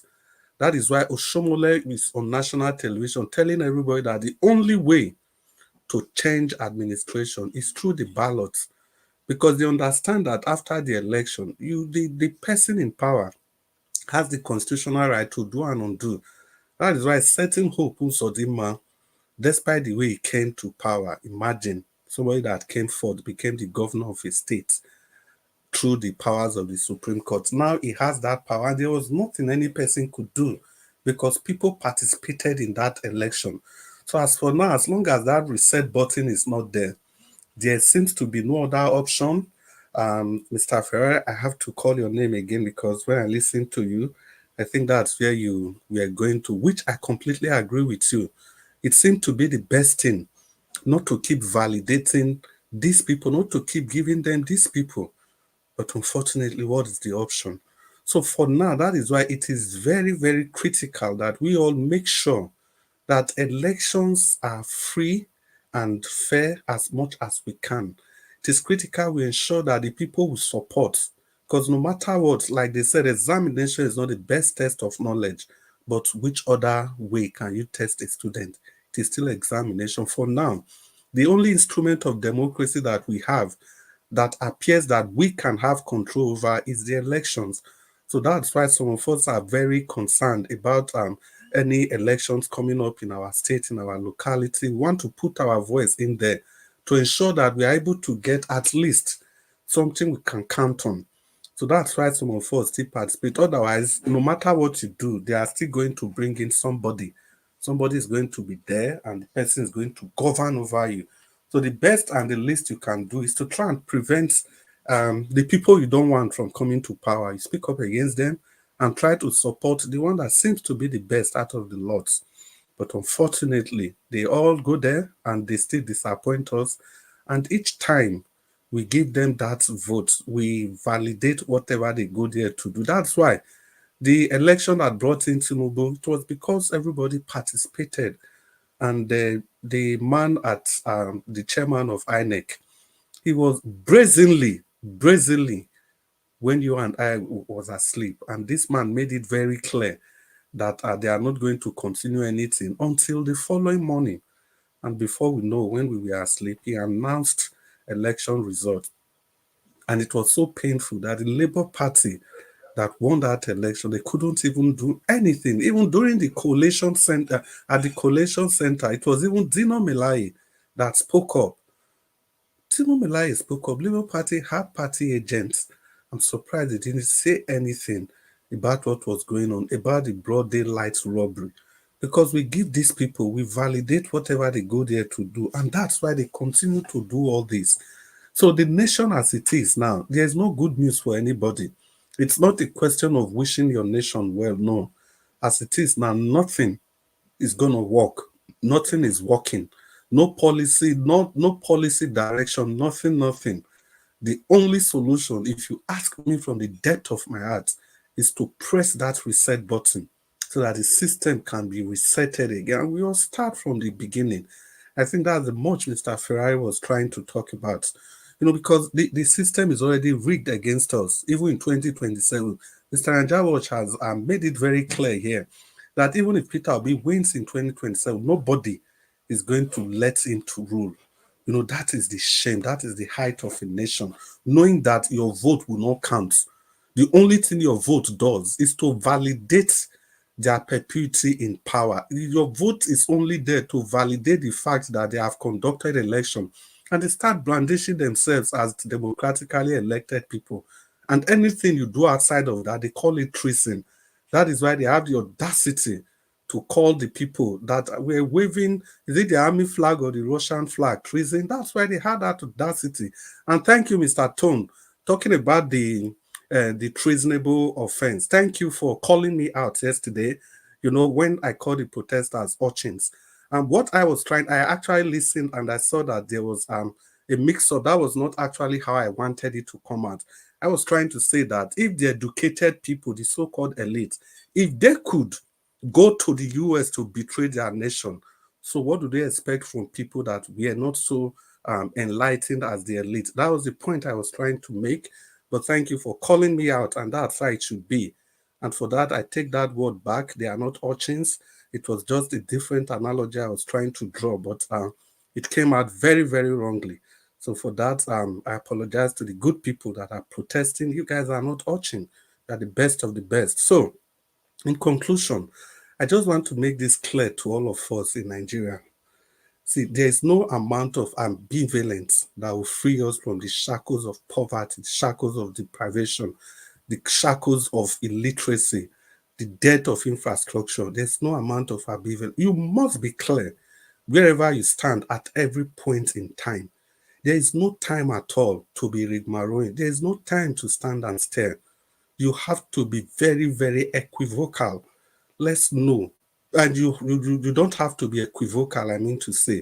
Let's know where you stand at every point in time so that we can separate the patriots from the betrayers, so that we can separate the saints from the evil people, so that we can separate the people that believe in the nation, people that mean well from the nation, that from the people that are stealing from the nation.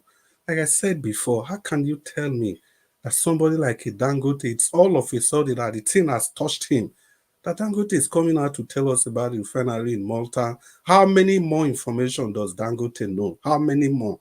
So this kind of people, you don't say they mean well for your nation. These people are just using your nation to enrich themselves. So that time has come for we to separate the shafts. We have to separate the shaft. We have to separate the tares, the weed from the plants. The time is now.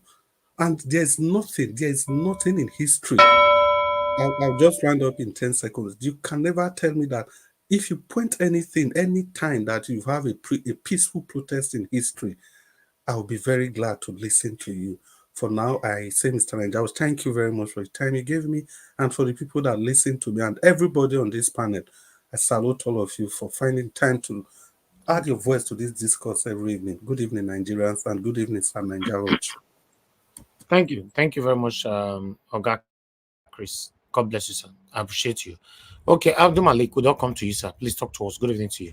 Yeah, good evening, Nigeria Watch. Thank you, sir. Good evening, panel, and good evening, Nigeria. Yeah, you see, yesterday we were talking about treasonable. Army just killed 16 years old boy in Kaduna. I watched that in Arise today, this afternoon. And that boy was not protesting. He was in front of his father's house. And he was not even killed in the front. He was killed inside. The army shot the door. He shot the door. And the bullet went to go and meet the boy. Is it not another treasonable offense? Every day they are committing one or two offense to Nigerian citizens. Those people that they don't mean well for Nigerian.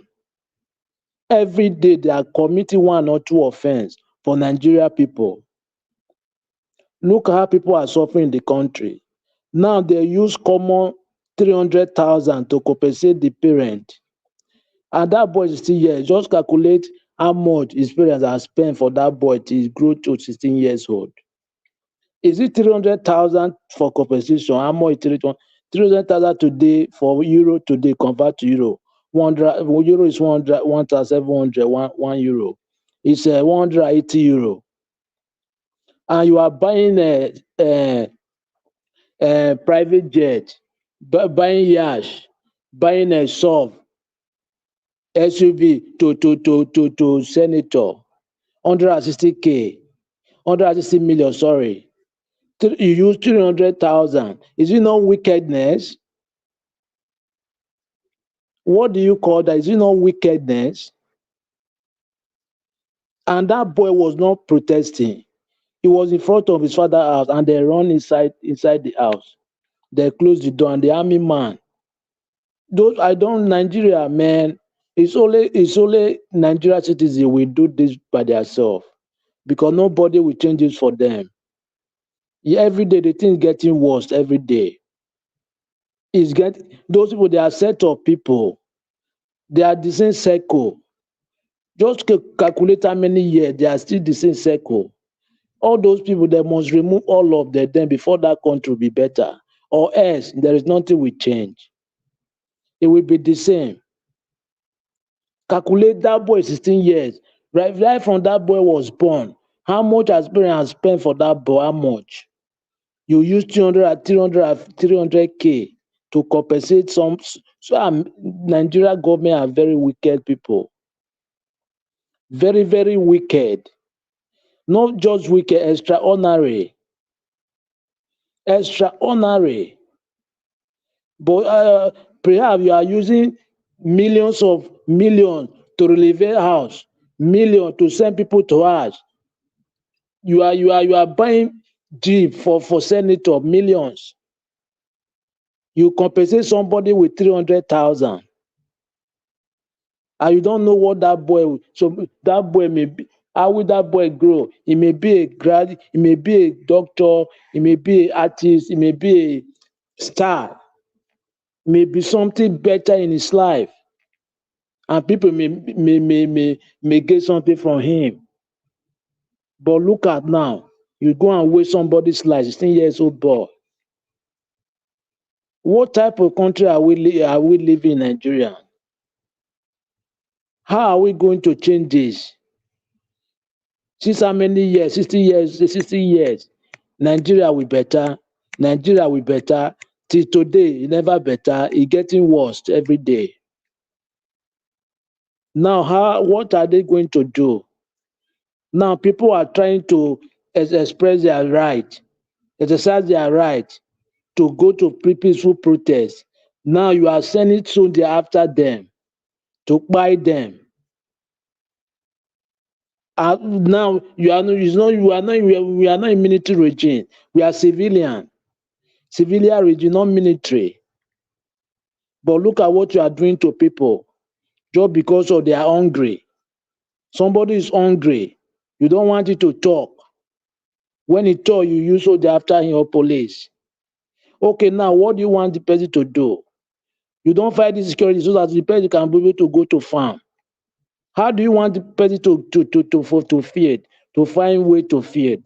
There is no job. People graduate are taxi driver, Okada rider, no job. Okay, now what else do you want? Create job opportunity for your citizen? No. And your citizens don't benefit anything from you. Is it how other countries do their citizen? And because you know your relationship, your family, they are not living in that country. That's why you are maltreating your people anyhow. Yes, how they are living there, they face the same thing, they are experiencing the same thing. They will not do this. Look at Nigeria, people, women with children, they will not even eat and they will go and sleep like that with empty stomach. I don't really know all those pastors, Malam, they don't even say anything. Everybody quiet in the country, they are all compromised. When they give them something behind, they will not talk anymore. When they give you something behind, you will not take anymore. You quiet. Which that they give to you will not reach you anything. Why can't you save the masses so that God will bless you more than you are looking for only your pocket, your self-interest? We are not going to live in this world forever. Just calculate your grandfather have gone. You don't know what they are passing through there. Whatever you do in this life, you must say, you must repeat there. Yes, that is it. No matter what they are doing, let them keep on doing. Karma is real. Yes, karma is real. Those government are very wicked. They are very wicked people. 300,000 to compensate somebody's death. A young man. What a country. All those army, I don't really understand. Go to Sambisa forest. Go there, not innocent people. People that are trying to exercise their right because of they are hungry. Now you are going after them. Go to bandits. You hear some place they are those people, so set of people. You hear some place they those people. Why can't you go after them? You are going after your citizens that they are trying to exert their because of they are hungry. What type of government? This is getting out of hand. It's not normal. It's not the way we are looking at the issue. It's very difficult issue. So Nigeria now, you cannot say anything anymore. When you say something, they will go after you. Okay, what do you want? What else do you want them to do? What do you want them to do? You don't provide anything for your citizen. There is no light, no road, nothing is working in the country. Everything is just scattering in the country every day. Thank you, Nigeria Watch. All right, Oga Abdul Malik, thank you, sir. Thanks for pouring out your plight every day on this platform. I appreciate you. Okay, my people, press on the like button, help us to share this video, so that our voices can go far. I appreciate every one of you. Oga CM, thank you for joining us, sir. We appreciate you. Please talk to us, sir. Good evening to you. You have 8 minutes. Yeah. Good evening, Niger Watch. Good evening, everybody. All protocols duly observed. Actually, I wanted to say, I think I put it down. What OK Bakassi, I think I listened to him. What OK Bakassi said, his analysis of our politics and the way it is, well, yes, he got it spot on. But in the end, what he's trying to say is that are Nigerians ready? Which boils down to what Dr. Dati, Yusuf Dati Baba Ahmed said, that democracy is government of the people who are ready, for the people who are ready, and by the people who are ready. So that's what Oge Bakassi is saying. Nigerians, I keep saying it, they are too quick to praise you and too quick to condemn. That is the issue. Now look at what Oshiomhole, the interview Oshiomhole gave. I know people have said it, but let me see it from this angle. It was Oshiomhole at Samuel Ogbemudia Stadium, Benin, that said, one man, we brought democracy with retired godfathers. I agree. One man, one vote. One woman, one vote. One student, one vote. No woman, no miliki. They laughed. He raised Obaseki's hand. He said, me, all the things I did is this man. He just told him, he said, it's him. I don't know anything about economics, finance, I don't know. If I want to do something, I will say this. He said, comrade, don't worry. Just finish with it. I will look for the money. This was Oshiomhole then, no. I will look for the money. I will look for the money. He said, all the things we did is the brain. All I wanted is, I wanted the red roof. It is him. Don't worry. I will look for the money. He knows more about money. This was Oshiomhole talking. Somebody can play the video. Then at that same time, he said, why we should continue. He said, hey, he made his classmate not to be a father for life. He saw all sorts of nonsense. 4 years later, how far? He started telling us, or show what is the name? Obaseki has 3 credits. He couldn't get to UI in all those nonsense. You see, one thing I've learned with Nigerian politicians is that go and look at the quality. That's why I don't look at party. I look at you. So far, you are saying of good character. You can enter and change you, but when I look at you, I felt that yes, you tick those goods. I just say okay, on the strength of character. But if you go there and mess up, it's not for me. So when Oshiomhole is saying all these things, I looked at a man that is just lying through his teeth.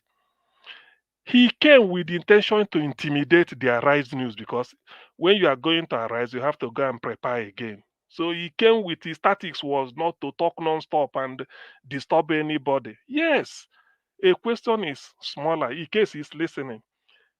A question could be one sentence.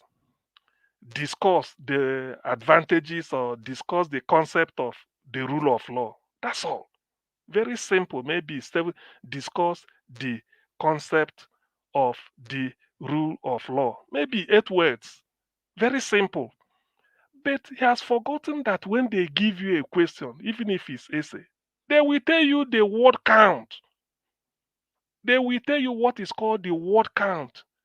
During my time in school certificate English, when they give you essay or letter writing, they say between 300 to 250 to 300 words, some 350 to 400 words. If you like, keep talking jazz. You forgot to close your letter with yours sincerely or yours faithfully, and then when they count 400, and maybe you are still halfway, they put a ruler. These ones it does not matter. So those ones above is what they will judge, and there are different departments. May say no closing mark, you lose. What you discussed, it makes no sense. Only 2 points, so they score you. So for Oshiomhole to come and be saying, trying to, that is the area that annoyed me. He said, if they ask you a question, don't you know that the answer is always longer than the question? Is it forever? Will it be forever? So they leave you for 10 hours. You just keep talking. A person, if somebody set a question for you, the person has got the marking scheme. You can say anything you want to say. If he looks at the marking scheme, it doesn't tally. He just give you a failing grade. It's as simple as that. So his arrogance of come and talk this and that, the people that we parade, everybody know Wole Soyinka. They ask him, who did you know? He say he doesn't know Deji Adeyonju. He doesn't know Yeni Adamolaku. But they watch what is it called? Dateline. What Abati hosts every Sunday. He denied not knowing anybody at all. When they mention Sowore, he say it's a failed distance. At least you know the face. You see, when old men begin to tell lies, that tells you that they don't want to get out of the scene so that the people will take over. And it's now talking of waving flag or not. ISIS flag is in Niger State, in 12 local government till today. Boko Haram flag is in Borno State. Hasn't he seen it? Did they not wave it when they are attacking? You see, when these people start to tell lies, sometimes I wonder, are they really saying it because of the fact that they feel that the people they are talking to are incapable of reasoning, that they won't be able to see through their all this gambit that they are playing up and down. So it was so annoying listening to that man, to be honest with you. Very much annoying. Even to interpret what court has said, he has it. Which one? They are asking him, he couldn't even talk. He's setting question and answering by himself. It's a disgrace, really. But what can Nigerians say? Tomorrow night they will bring him.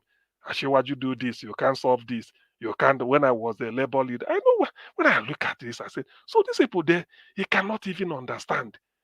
In their state, tomorrow night they will bring Ababio to come and on channels, and that one will also open their mouth and be talking nonsense. Anyway, it's for Nigerians to judge, but as far as I'm concerned, the man let himself down. To be honest with you, if I have a father like that, I will tell him to retire from politics. That is my personal state. So please, just retire from politics. Or if you must be in it, just be nominal. Don't even accept any people. Just be a card-carrying member if you like, so that you wind down. He came here to, without him, before he, even if he didn't attend the interview, he could have the small minor respect people may have for him. Everything died. Now look at what he's talking. Look at what he's talking. And they understand what is it called? I understand this logo Daru he's talking about was during his time. And he asked, where was that? Why is it? Why really this man self? What? Well, I don't know. Okay, then which means he's indicting himself under you as the governor. You presented everything, everything. You hailed Obaseki to high heaven before at Ogbe Stadium, before thousands of people. 4 years later, you come and be talking another thing again. That same person, you now start to, and you want us to believe you. Anyway, I don't think people are sheepish like that. So it can only happen in APC. Meanwhile, this is the man that Obaseki said, I'm the governor of Edo State. When he addressed the Edo indigenes at Edo State House, their Legion office in Abuja, he said, I'm the governor of Edo State. When there is an appointment to be made, like ambassador to any country, and they want a state to nominate, if Edo is to bring 3, you go to the governor. The governor will say this. But Oshiomhole as APC chairman, we hijack it in Abuja. That was one of the reasons why they started having quarrel, because I was following it then. Obaseki said, I'm a governor and I'm not a governor. He said this. I don't make things up. So that same Oshiomhole is now coming to come and they play holier than thou in everything. Look at the way he's talking, thinking he's making sense. Anyway, felt intelligent people are not listening to him, but thank God I listened. So that is for that. Then Sowore declared wanted. You see, this Tinubu self, sometimes I look at it. Now, that's what I wanted to say. You know, when Tinubu came on the first day he was inaugurated as president, he said the first thing is, what is it called? A subsidy gone. People do not know why he said subsidy has gone. Now, this thing they are bringing in, his apostles. After all, Atiku said he will remove subsidy on day one. You know, they bring Reno Mokri to be going to be insulting P2B up and down. P2B said he will remove subsidy. Atiku said he will remove subsidy. Tinubu said, so 3 of them said it. So it makes no meaning they will say it. Yes. Even if P2B removes subsidy on day one, he will have what he must have thought about it. Meaning that since February till May, you have 3 months to even constitute your cabinet unofficially or economic team unofficially, because whatever you are doing there, you are not yet the president. You can be having meeting in your house, discussing, because you are not going to go in. That's why you will be visited visited Morocco and Egypt. He said, I want to see this thing called power, so that when I get in from day one, I know what to do. Not when I get in, that I start to study. But that is by the way. So now, why if Obi said he will remove it from day one, it means because he must have thought about it. He must have known that after saying it, the next day things will be put in place. But that is not the reason. Most importantly, if Obi removes, said he will remove it on the day Tinubu said, the first day, Obi will doing it with all the Obi's reason will be altruistic. You can never fault it because it is noble, it is patriotic. Tinubu removed it because he has a refinery in Malta. That was the reason. Obi has no refinery anywhere in the world. So if Obi removes it, he's removing it because the gain that will come with it will go into the federal purse. But Tinubu removed it, and then from behind was paying it and paying to himself. So all those money, Nigeria moved from maybe 300 naira liter or 400 straight to 800 or thereabout.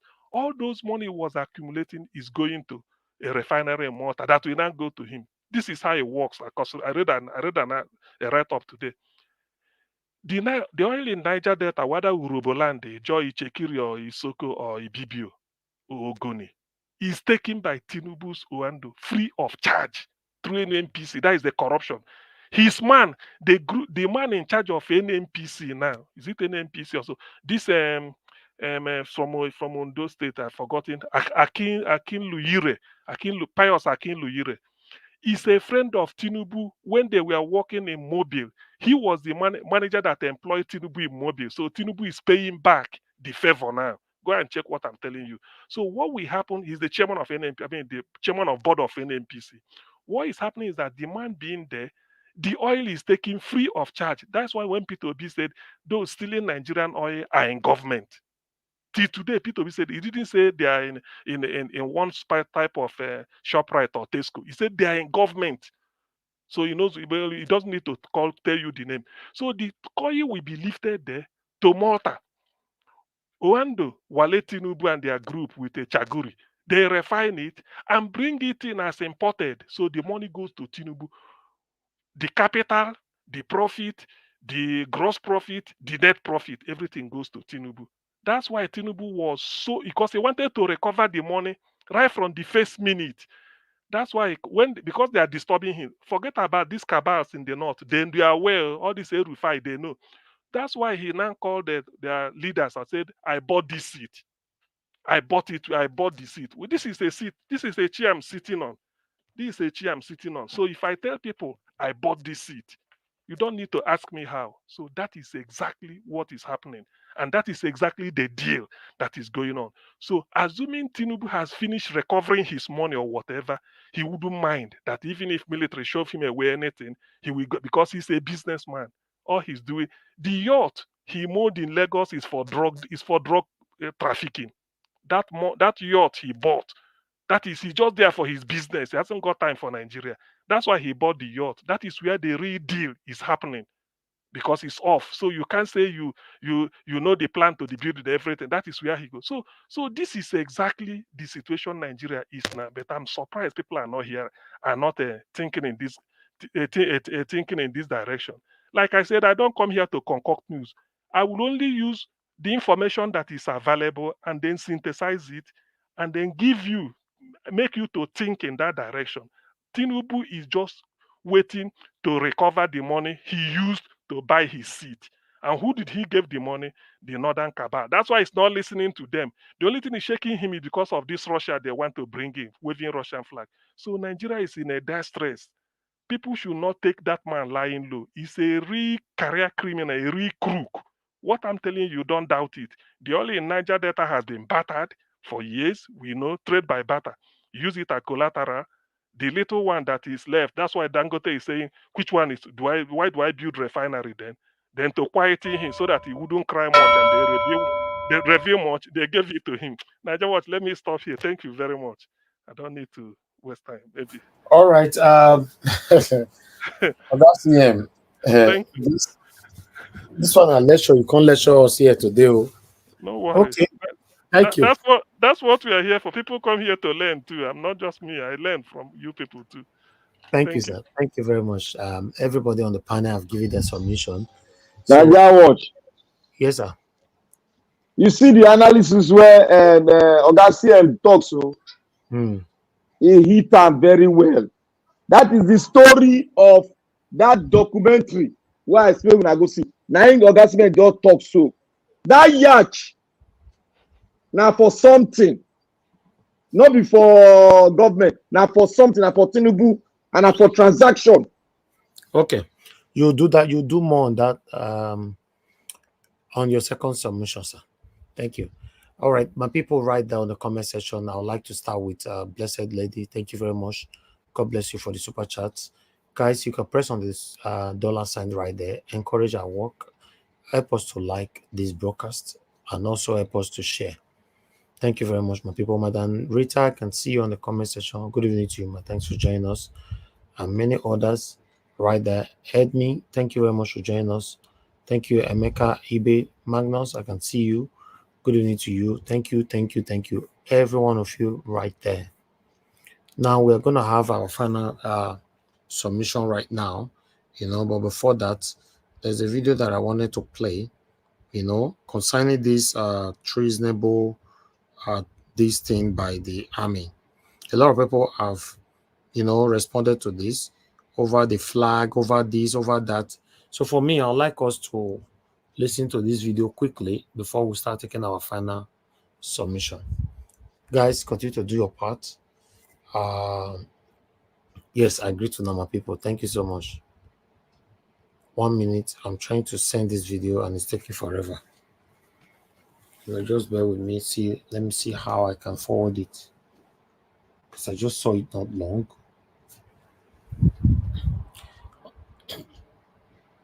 Okay, we're almost there. Thank you. Okay, to sort this out, I'd like to go to a quick break. Thank you very much. If we reduce the purchasing power of the people, we can further slow down the economy. Let's widen the tax nets. Those who are not paying now, if it is inclusive of Bola Tinubu, let the nets get bigger and we take in more taxes, and that is what we must do in the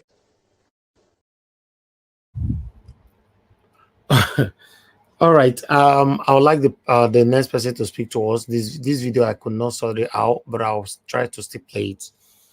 Why before the first person finish with their 4-minute submission. But I'll come to you, Ogatun. Thank you for your long wait. Please give us your final submission, 4 minutes, and let's take it from there. Thank you. I think I've spoken enough. Let Rita take my place. I think she's itching to say something. So let her take my space. Just put me backstage, yeah? I'm listening. Okay. She asked you for link, right? Yes. Okay. Oh, I didn't notice that. Okay, I'll post the link now. We have 2 people on the backstage anyway. I'm not sure she can even come in because the everywhere is full. But let's see. Except somebody leave completely. She can't come in. I've got nothing else to say. I guess I've said everything I need to say for this evening. There's no point repeating myself. Watch, if you don't mind, put me backstage. Let Madam Rita have her turn. Sort of. No, if I put you backstage, she still can't come in because you're going to be occupying a seat in the backstage. Okay. Mr. Elvis, put me backstage. Only bring me back for final submission so that others can come in and say, you can't stay on the Malik. Hello, Yeah? listen now. You can't stay on the backstage. There are people already sitting on the backstage. I just wanted you to bring people in so that. That's what I'm saying. Let me just leave the studio. I'll be listening. Let me leave the studio. Okay, thank you, Gatun. Thank you. Yes, somebody need to go completely, not backstage. Backstage, let me go completely so others can speak. Probably. Okay. Me too, if it's possible, so that at least. No, that's you wait a bit. Okay. I think somebody have left already. Let's see if Madam Rita can meet up with it. Okay, she's already here. That's it. I'm not taking more people because I don't want to sleep here. I beg nobody should use link to come in. We don't close. Madam Rita, thank you very much. I can see you already. Please, you have the opportunity now. Just speak to us so that we can have a final submission. Yeah, good evening, Mr. Elvis, Mr. Tone. Thank you so much for giving off your space for me to speak. My lovely mommy Diaspora Obota, good evening to everybody, comment section, and then my brothers and sisters in the panel. I really, really wanted to speak about the interview with former Governor Oshiomhole, rather Senator Oshiomhole. Everybody has spoken very well, with the analysis, Mr. Ferrara, every perfect, spot on.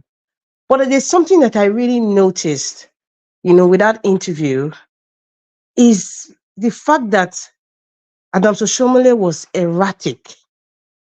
His disposition, the way he was speaking. I just want to ponder on that. And I think there's something that we all need to know. And I have noticed, if you guys notice, for the past few days, Senator Oshiomhole has always is just coming on different media platforms and speaking. This is what I see, and I think this is what it is. Now, because of these protests, the APC,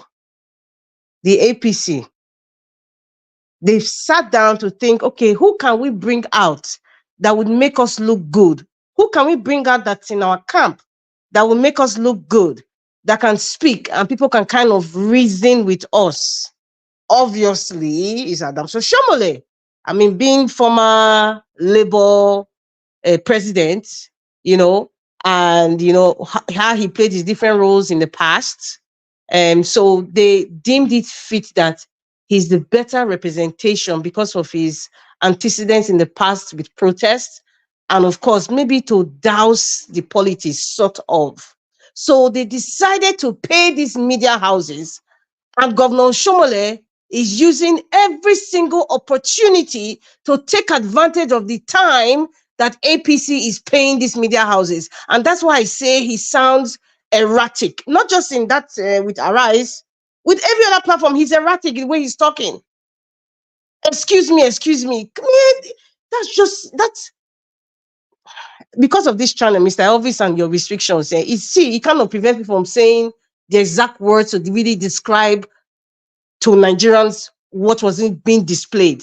But I will try my possible best to tone it down, seriously speaking, because what I see there, Adams Oshiomhole, APC, the message that you post, the message you guys sent, it did not work. Let me just tell you now. Adams Oshiomhole, he looks like a goosh.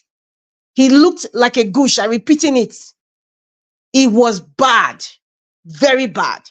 And I'm very happy that, Rufai and Aya were questioning him about some of the statements that he was making. And yet he still sounded erratic. As a matter of fact, he doesn't really look well. Adams Oshiomhole, enter house. Please, enter house and take care of yourself. Because the way you were talking, the way you were shaking, the way you were looking is not, doesn't look good. And you are coming from my state. That's why I'm telling you to just enter house now. Go back to Iyamu and take care of yourself. Take care of yourself. You have the money. And there's something and another statement that he made saying he was comparing that, there's a guy that is holding an iPhone 15, and then his daughter, who is a medical doctor, she's using an iPhone 12. You see, this is the problem with elites. They feel, there's this sort of, I always say, it's a combination of superiority complex as well as being the fact that they are privileged to be in the position that they are, that they have a right to choose how you should live your life. They have a right to tell the poor masses how they should represent themselves, or rather how they should present themselves in what they do, the kind of food they eat, the kind of clothes they wear, the car they should drive, the kind of house they should live, and how they should even speak. And that is what Adams Oshiomhole just displayed.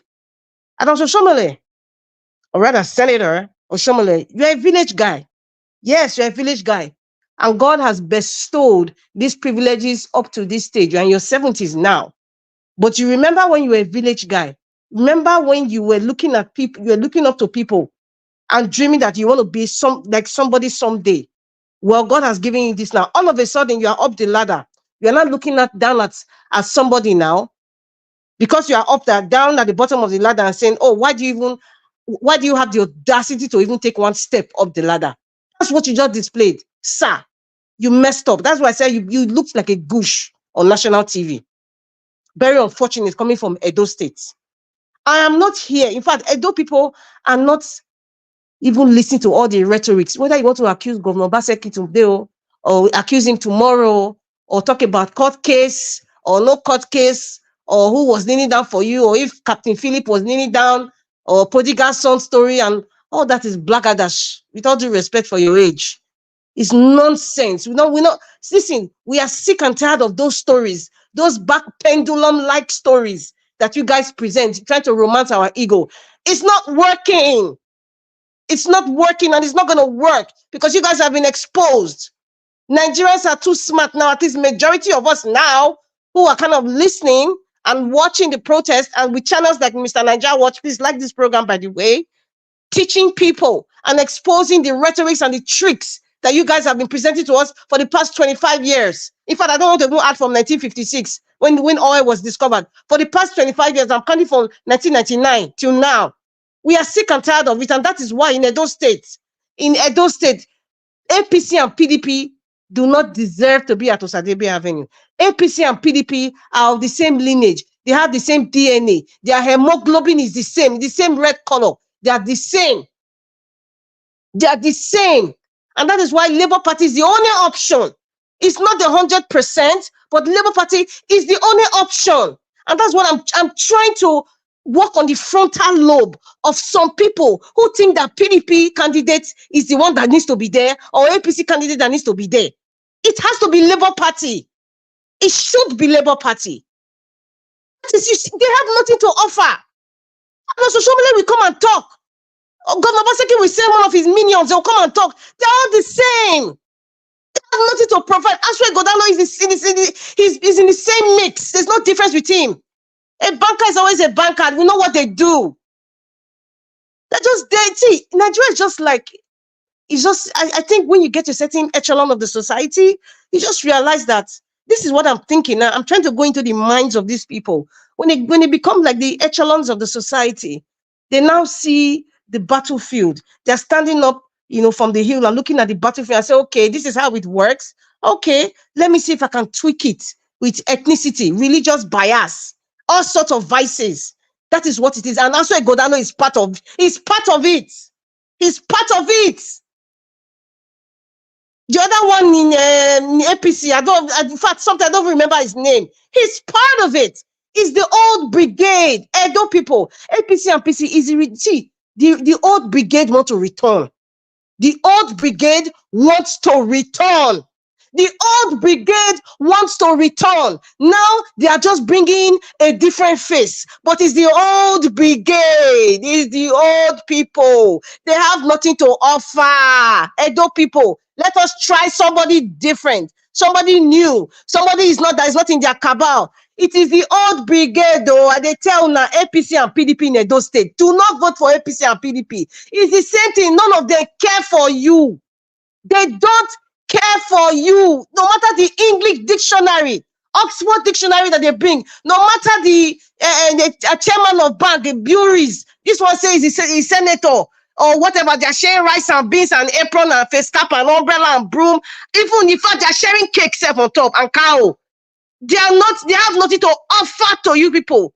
And Oshiomhole now, if they support wicked drug baron, is in APC.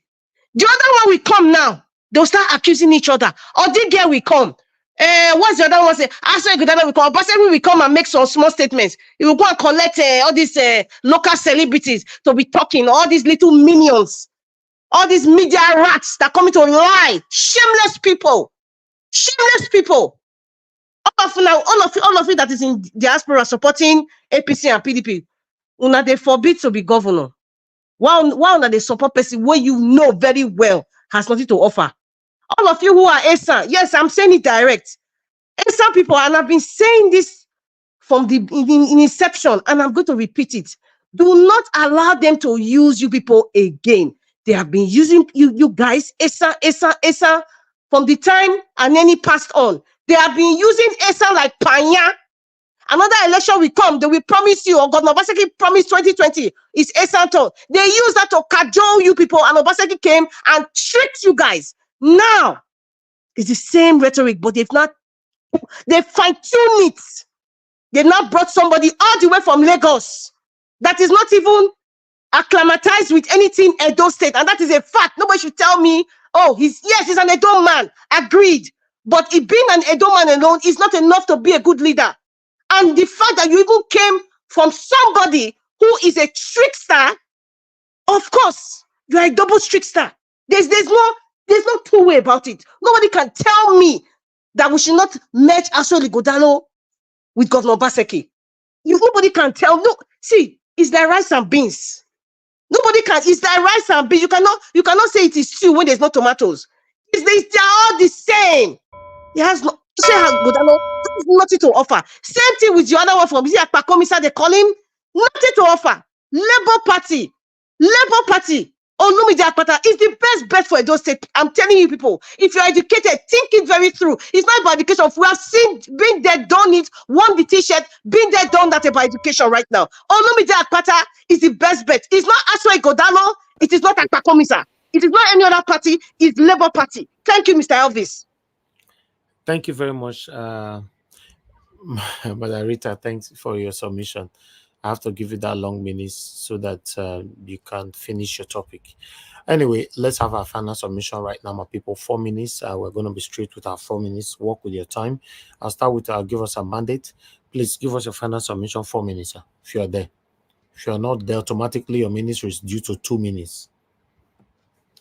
What do you want? What do you want to reduce? I better talk to us. Talk to 4 minutes. Thank you very much. Well, I mean, Madam Rita, thank you. Edo, we could vote for Olumide, no give Akpakomisa, no give Ihodalo.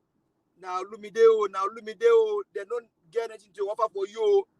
Oshiomhole, they talk now because they know say APC for center, now drug baron. You don't destroy APC. PDP, they don't destroy them. They be the same thing, no, the same thing, mama, papa, na this all of PDP, APC, na the same, oh. Now Olumide, we could not give Olumide. Nigerians, thank you. Now don't do well this time. Now don't do well. I salute you now. In fact, Madam Rita, help me find black soup for Nigerians. So we don't go as I go protest for this protest. What we don't do so. Thank you now very much, Mr. Elvis. Thank you. Edo lights, we could now open our eyes well, oh. Because if we get them right now, we get them right for other states too. Thank you very much, everyone. Have a blessed night. Oshiomhole, you protested. You cannot fight against this one because even during your own protest, we see what you now do. So no difference. Thank you very much. Have a blessed night.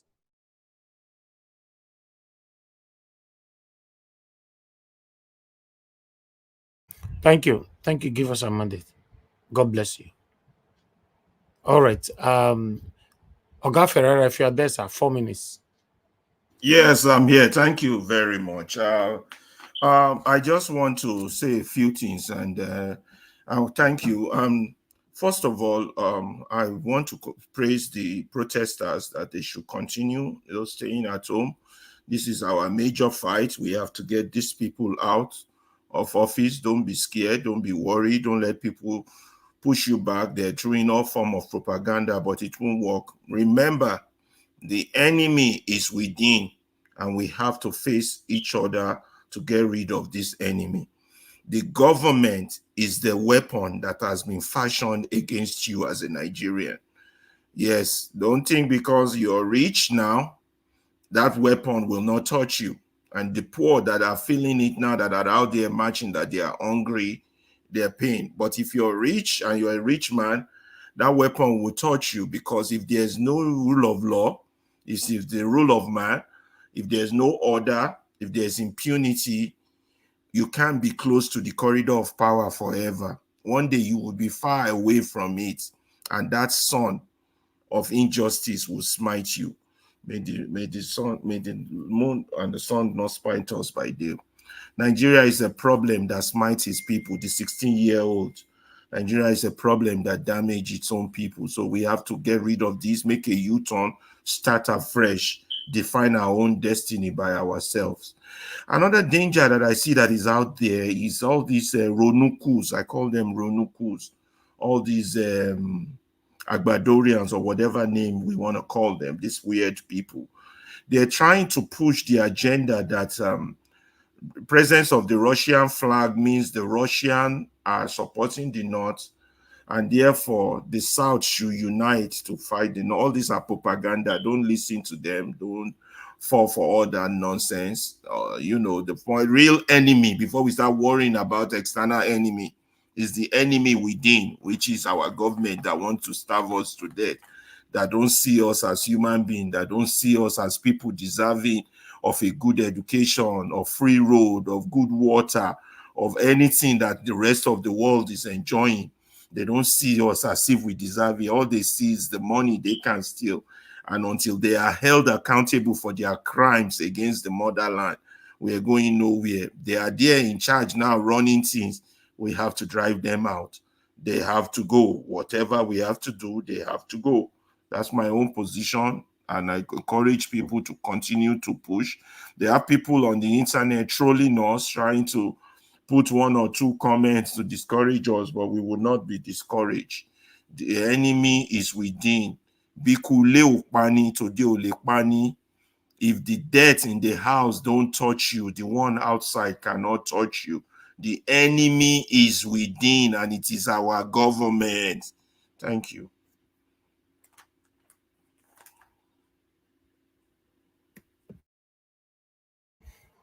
Thank you, sir. Thank you very much, Mr. Ferreira, for your time with us today. God bless you, sir. Black Panther, please, your 4 minutes.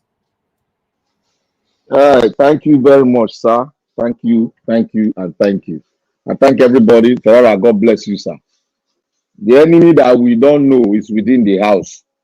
Even the one we know is still within the house. Only some of us don't have the courage to speak it out. You see, I thought I pray to my God, don't even show me the enemy. Because if you show me, I will say it out. That is me. I will say nothing if you do. I will say it out. You see, like Mr. Augustine, God bless you. You said it all. You see, there was a fundamental question we need to be asking ourselves if we see some things. And we should not be fast to, speak concerning this character in Sowore. Whenever he does anything, let us not react fast. Let us go analyze it critically so that we can come out with something that will put 1 and 2 together to bring out the result. You see, the one thing we've not asked ourselves, what purpose is that yash? Or of what benefit is that yash to the Nigerian state? Even to Sowore, of what benefit? If you look at it round and round and round, there's no benefit. The benefit is only pointing straight to the hands of Mr. Tinubu. Like I told you, I know why I brought that documentary. You see, that man that was mentioned in that documentary, he was having a problem with the government. And every politician in that state of Colombia, he bought everybody. No single soul that can speak against him. If you speak against him, and if more money cannot buy you, he will take you down. That's the character of the man we have in Sowore. 2, he told the government that they should build a house for him, a prison for him. He used the government built a prison for him. They never knew in that prison he was there to relax, because everything he said that they should build about that in that prison, they should put in that prison, the government put it in. And they never knew. Already the contractor that built the prison has an underground channel that he can use in doing his business and talking to his men out there to do the needful. That prison was a big prison where he does his transaction without the government, even the external government all over the world. They didn't know he was doing the transaction in that prison that he said the government used their money to build, because he said he don't want to stay in the house built by the government for commoners. That is the language Agbado is doing. The man brought down a politician that was trying to change the status quo in his country. Remember, a man was brought down that was trying to change the status quo in Lagos State. He went further to hold the people around. Now, this man that I just showed in the documentary, he built an estate, houses for people to house them, and those people never spoke against him. Never. Even when he was being taken down, they guided him until they got him. This same character is the character you have in Aso Rock. Everything he does is fighting the state, and he's going to bring a lot of people. We will soon see the secret in the Arawa group, and the secret in the entire Southwest that this man has bought over. Remember, every state governor in the Southwest, they are in his pocket. He has those state governors are his estate, and everybody in that state, they have been bought over, with the exception of those people that are against him, that is calling him Omoale. The Yoruba nation should rise up. And see a man that is not part and parcel of them, that want to tear their tradition down, tear everything concerning the Yoruba nation down, because he is a man that has changed his conscience. His mind is in his back, and he has a mind of a drug baron. Drug baron never allow anything to bring everything they are focused on down. Rather, they will bring you down if more money cannot buy you. That is going to start happening now in Nigeria. Everybody, just wait on. You will see people will be kidnapped, people will be taken, people will be arrested. Even politicians will be arrested. Watch it. That is what's going to happen now. Because this man is not going to listen to us. No matter how hunger brings anybody down, he will never, look at the 7-minute speech, he will never listen to us, because the mindset has been twisted against the people. And if that mindset is twisted, and he has a mindset of his own, which is selfish and greedy, he will never. Anybody that more money cannot buy, he will bring you down. He has started with the people. That is not a fear. That is not playing.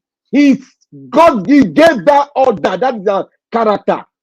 If you don't follow them, he bring you down. What Oshiomhole is talking, Oshiomhole is scared for his life.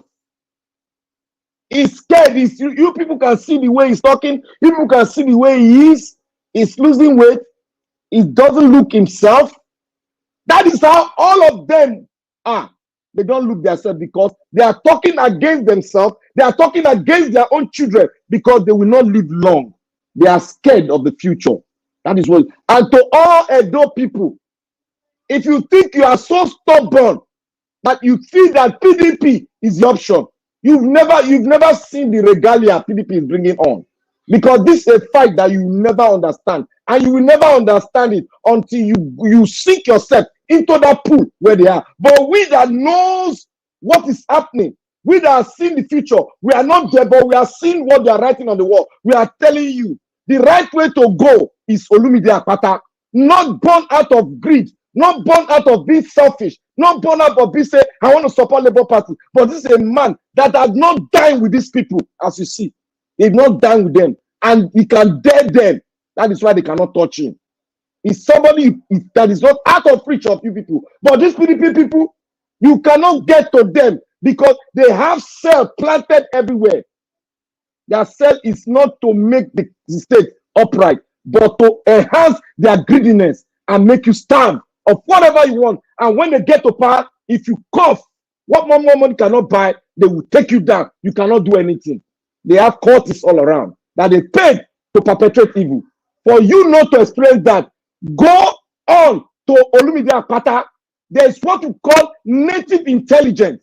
That is what we need to apply to make our country, our state, be a state, a great state that will start from the beginning and build the youth, because 75% of Nigerian population, if I'm not wrong, is made up of people between the age of 20 to 30, 35.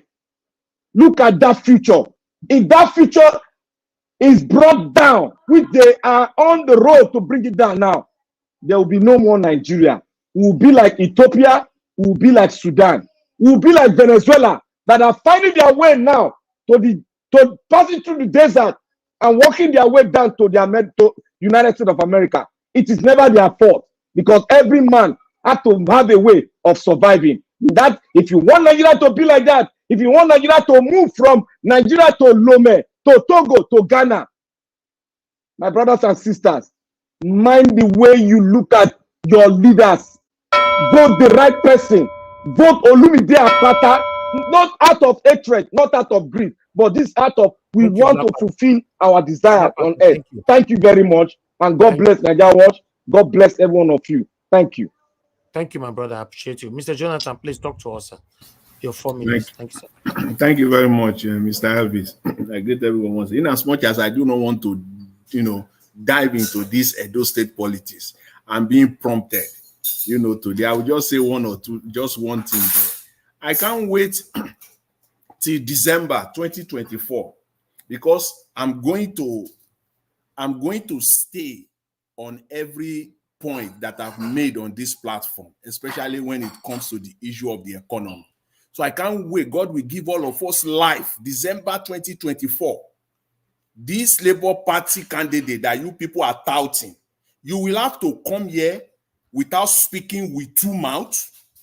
The money you will be receiving, the subsidy money you will be receiving, because I'm accusing all the governors now of the money they've received, over 2 trillion in total. He will join the club come November, and he will start telling people, yes, this is how he spent his soul. We will see whether he is part of them or he's not part of them. God will give us life. I will leave that at that. I will now go to, this issue of Mr. Tinubu and his surrogate. They are very quick to say, Mr. Tinubu is only 1 year in office. That is how they have seen Nigeria with, he spent only one year in office. Mr. Tinubu has spent more than 1 year in office. It's 15th month now running. So don't say 1 year. When he spent 1 year, 10 months, you will still be saying 1 year. When he spent 1 year, 11, you will still be saying, even by May 28, 2025, they will still be telling us it's 1 year. That's their deception. He spent over a year now. He's on his 2nd year running. It's no longer 1 year. That's part of their deception. And this idea of, I must say this, we must debunk this in a strong fashion, this idea that the protest is not, that this protest is a protest of violence. We must debunk it in a very strong fashion. For the fact that, see, there is no protest or protest without violence.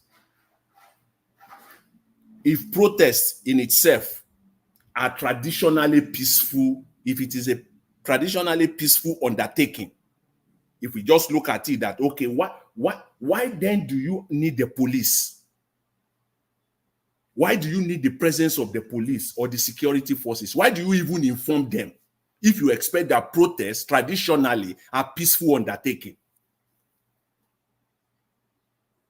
Because protests in itself, generally speaking, are perceived or presumed not to be peaceful. That's why you have the police, the security forces, they are there.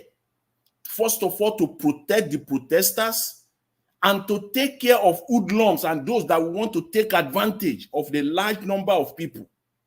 So we must debunk it emphatically. If not, this is what we are going to be talking again tomorrow. They have a talking point. And I don't want to stay there. I want to face the issues. So we must let them know that this is a lie that it has no place. There is not, even ordinarily, Ordinarily, in a public gathering, there is no public gathering that has large number of people that police will not be there. Where do you want to start from? Is it sport event? Is it entertainment event?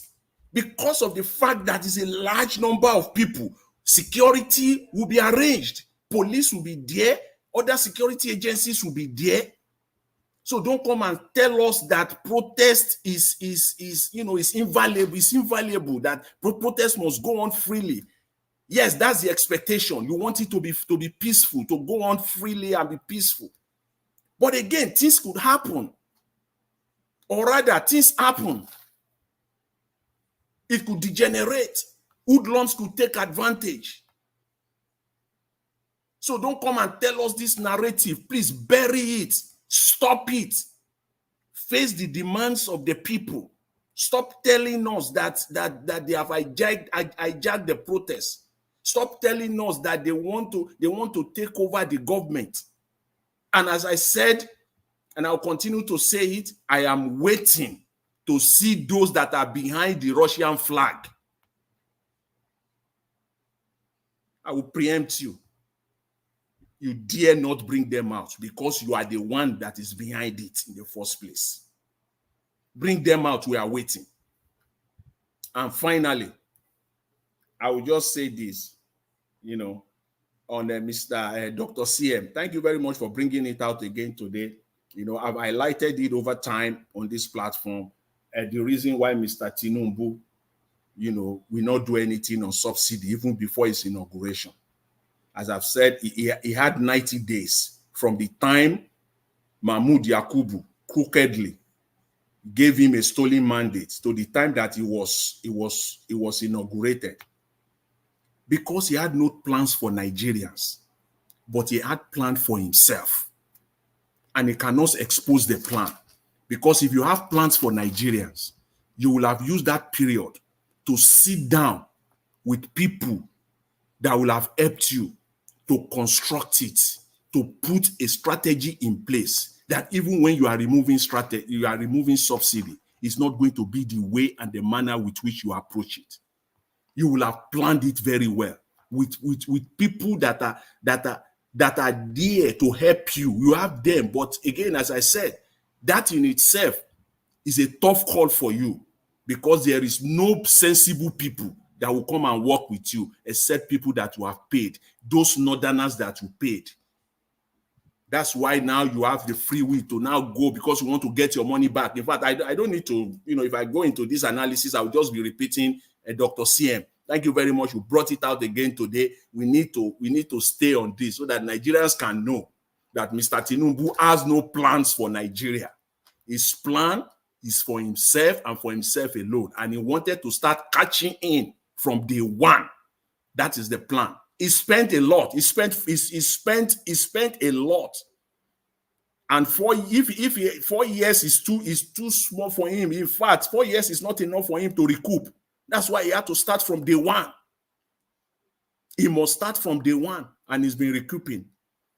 That's why I said I don't see him coming out to take out, to return oil subsidy. It ain't going to happen. Sadly, he's not going to do it. That will be the end of his beginning. He has put in so much with the likes of the Shagoris. They are all in it together. He has put in so much. He has gave them so much already. And the only way he's going to recoup his money back, his investment back, it is through the oil subsidy. I dare him to reverse the removal of the oil subsidy. Come out today and do it, Mr. Tinubu. Do it in phases. Do it in 2, 3, phases, whatever. Start doing it if you have the guts. Anyway, Mr. Elvis, I will leave it at that for today. Thank you very much. I greet all the panelists once again. Thanks. Oga Jonathan, thank you, sir. Thank you. To be honest, Oga Jonathan, I think we need a time, maybe Saturday, when I really want you to lecture us on some things. Where you have enough minutes to lecture us here, because this time we're giving people 8 minutes and all that. We need to be straight, not to be biased. Thank you, sir. I appreciate you always. Let me come to Oga Alex. Oh, if you're there, please, your 4 minutes, sir. Yeah, I'm still here. Thank Thank you you, sir. very Go ahead. much. Yeah, a lot have been said, a lot, but I just have some few questions.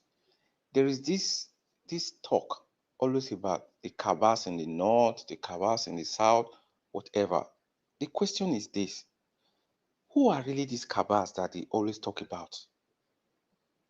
Because I'm kind of lost in this.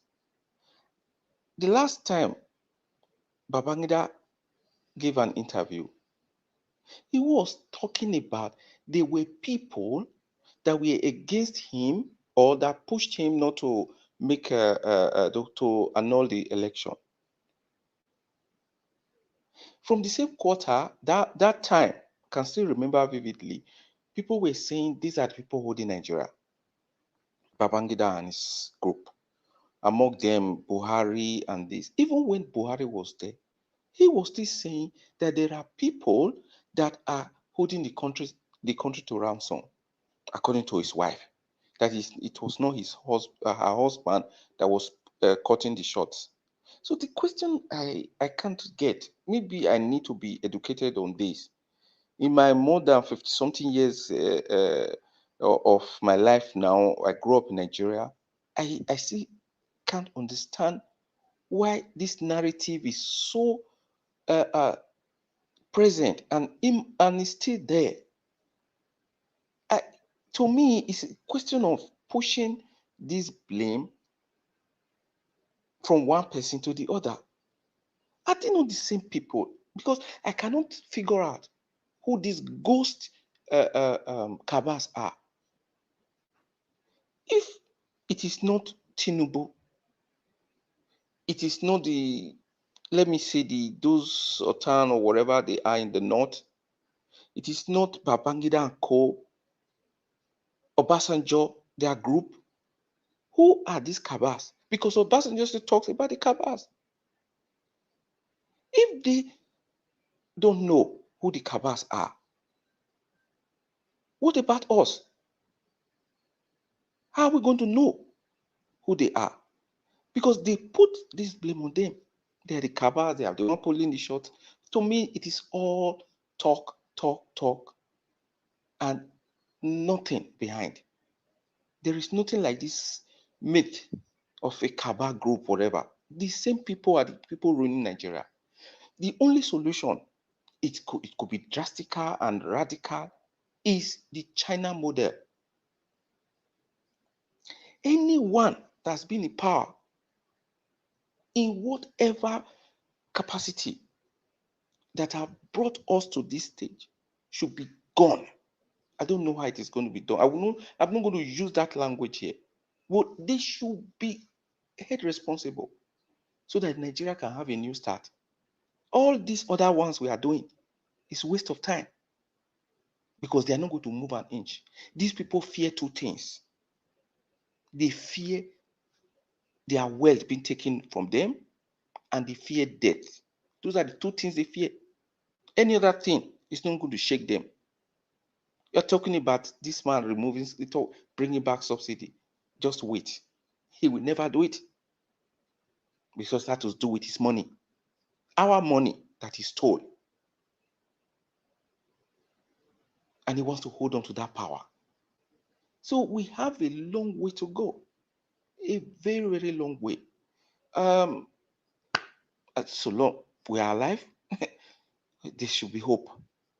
That's the only thing we can hold on to. These guys, no. I'm afraid they will not move an inch. They won't. Something radical. That's the only way. So I thank everyone for listening. God bless you all.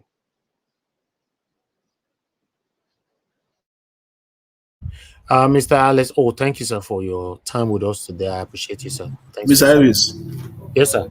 can I answer him when he say Yes. who are the cabals? Yeah, Just go ahead. see, Mr. Alexo, we know them. They are not faceless. They are those, the cabals are those that have one or two secrets of Nigeria at their disposal. Example, Dangote. He released only one bombshell. He has more. He can release it today. The whole of Nigeria will tear apart into pieces. That's the class of the cabal. The cabal are the bank executives. They can be in the class of cabal and they can be out of the class of cabal. The cabal are those that have oil blocks in Nigeria. They can be in the class of oil cabals. They can be outside the oil cabal. So we know them. They call the shots. Those are the cabals. But let's bear in mind, the likes of Dangote, those are the cabals. Those people, the cabals are those that arrange loans for the Nigerian government, and they also benefit from the loans that they are giving to the Nigerian government. Those loans that Nigerian government is obtaining, they are the ones that arrange it, they front it, and they benefit from it. Those are the cabals. Some of them have secrets today. Thank you, my brother. Thank you. Just one secret that they will unload. Nigeria will fall apart. Dangote just said, only Dangote, that they have refineries in Malta. He could have kept quiet. He has more. That one was just a warning to them. And when he spoke, what happened? They listened to him. It was like a baby crying. They quickly put the feeding bottle in his mouth.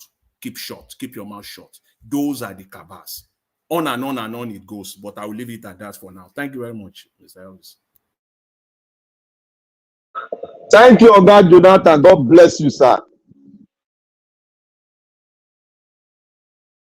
Mr. Jonathan, you will probably have to explain your first explanation about you're waiting till December 2024. Yeah, you know, what I'm saying briefly is that, see, All as right. of today, okay, Mr. Elvis. Quickly say it. Quickly Yeah, say that. what I was saying on that is that, see, as of today, I, for a person, has been attacking all the governors, the 36 states governor, of the humongous amount of money, aside from the allocation, FAC allocation, the humongous amount of money they've been receiving separately. Now, we have seen nothing to show for it. So I said, I'm waiting for the new executive governor of Edo State, whether he's in the same club or not, how he would handle his own subsidy money, those bonuses, those fat cows, we will see. But for me, I will not wait. I will start calling them right from December. He has only 30 days. Mr. Jonathan, Mr. Jonathan, you can service us right now by questioning the ones who are there right now. I'm correct. That's what I'm saying. But Mr. Jonathan, Abia State is using his own now. Okay. Abia State is using his own. We'll see. My brother and sister. Can we move on? We'll see. Thank you. Yes, we can move on, sir. Thank you. God bless you all. Thank you very much. All right. Oga Chris, please talk to us. Your final submission, then I'll come to Mr. Odua. Yeah, Mr. Anjawot and almost thank you again for the opportunity to give my final conclusion and my final thoughts on today's broadcast. Well, we've all said it all, and I just want to reiterate again that I want to salute the Nigerians that are on ground and the Nigerians that are giving the ultimate sacrifice, because every day you go out there to protest, you've actually chosen between your life and the survival of Nigeria. It's quite a yeoman's job you are doing, and I salute you. I pray that you guys will be remembered forever when the history of Nigeria is being written, and not just the history that remembers only the bigots, the tribal champions, the ethnic champions, and the thieves, the murderers, the adulterers, all of them, but the people that actually matters.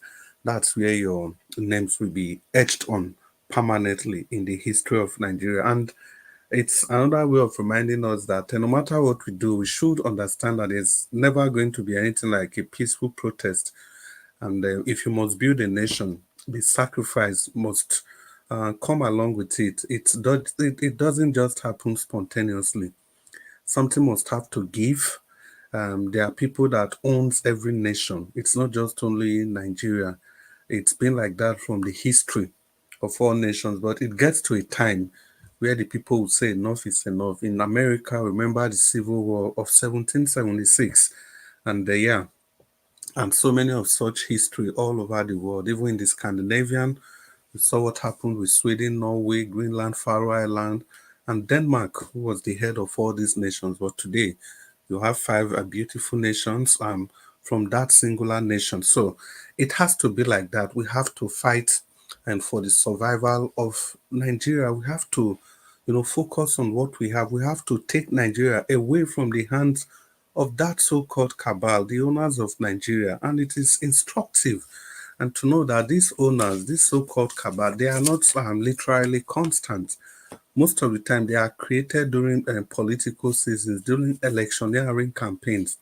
They come in different sizes and shapes. That's why when we see any tendency to godfatherism, we speak against such things, because we know such godfathers, they are never going to develop to anything other than becoming a cabal. They hold the government hostage, whoever they have supported, unless the governor is able to break free. And we know during the process of that breaking free, it's always the people that suffers. The people who suffer. The so-called governors that were put in place by Godfather, in trying to break away from that Godfather, they create another set of Godfather again. The good case is the case of Fubara. People will be saying that Wike put him there. Wike was his godfather. Now he has broken loose from Wike. But you forgot that in trying to do that, he created fresh godfathers again. Probably the ones that are bigger than Wike, because he's going to need, if you tell me for the likes of Odley and co to suddenly turn their back against Wiki and start supporting Fibara, don't tell me that it's because they really love River State. No, it's all about the Godfather thing. That's why anytime you smell anything, any person that is wanting to come into any position, and that there's any iota of godfatherism around that person, it's better you jettison that person quickly as much as you can. If you come with a godfather, it's a baggage that you can never do away with. The only way to do away with a godfather is to create another one, is to create another cabal that is essentially bigger twice than you and bigger than twice the cabal that you are running away from.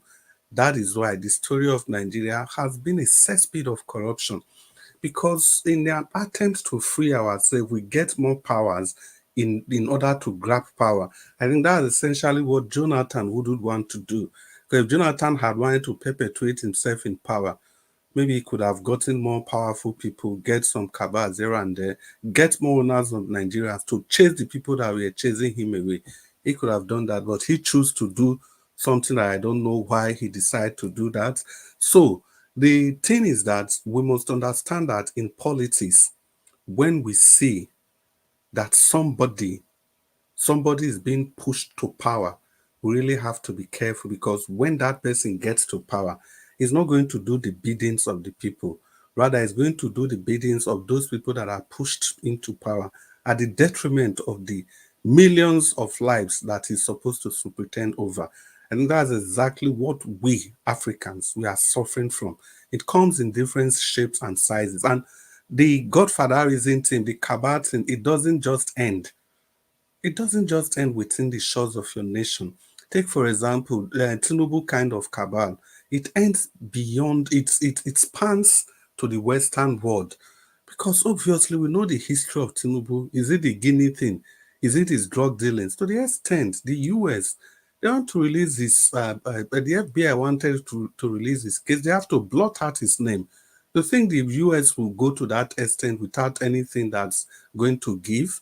No. So they can use the IMF and every other thing, every other instrument to control Tinubu. So that's also another level of godfatherism, another level of cabal, another level of the owners of Nigeria.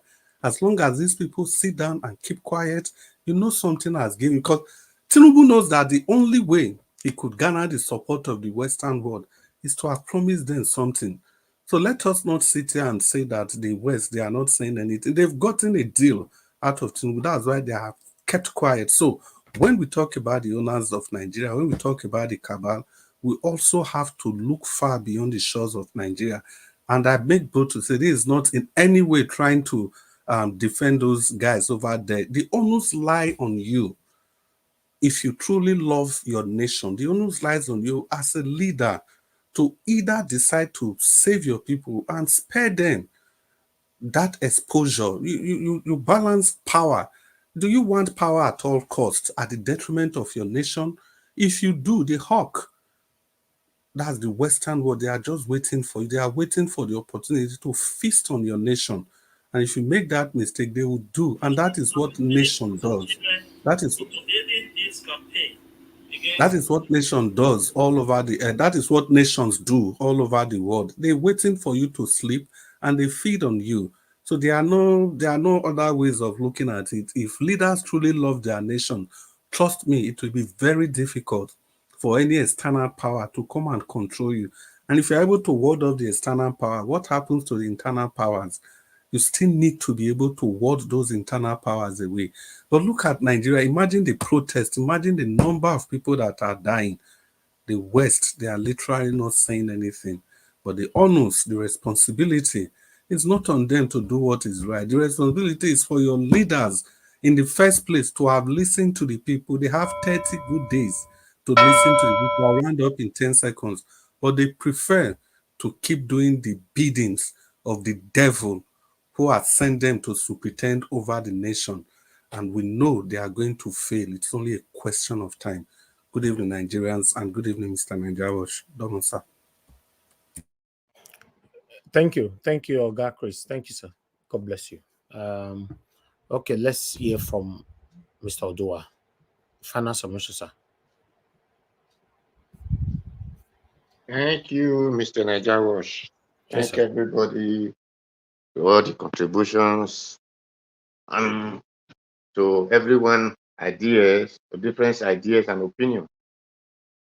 Anyway, we know that Tinubu was not coming because of Nigeria.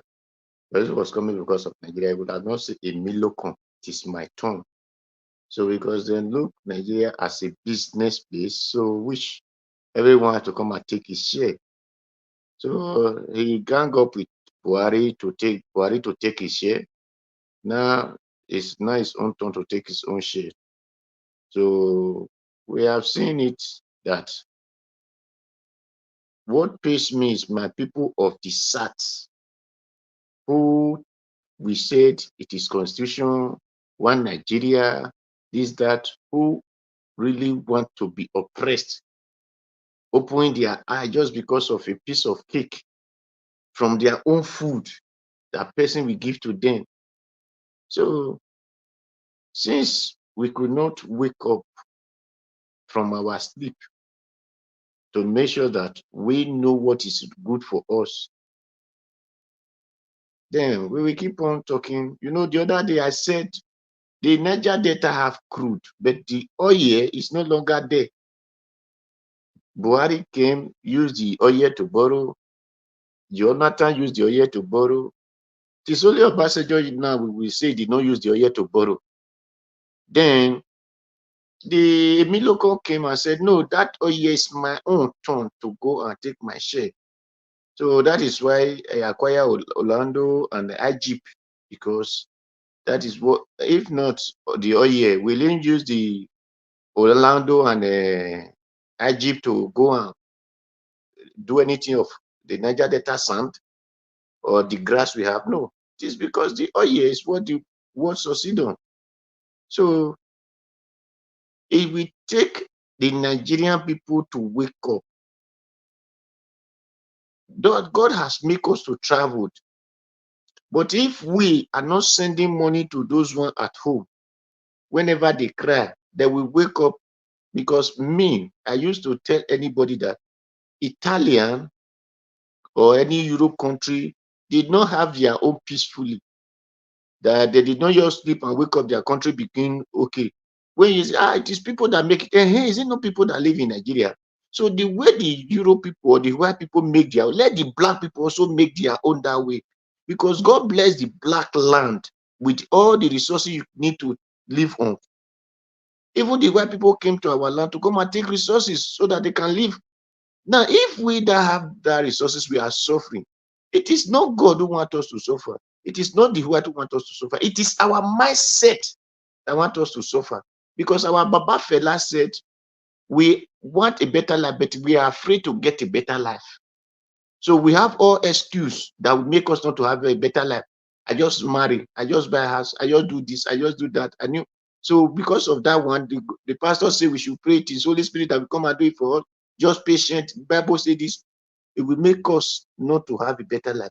Until we put fear aside and said, if it is the last man standing, let him survive to make the country okay for the next generation. If not, we will keep on complaining. This one will come, a Milocon will come and go, another Concon will not come and go.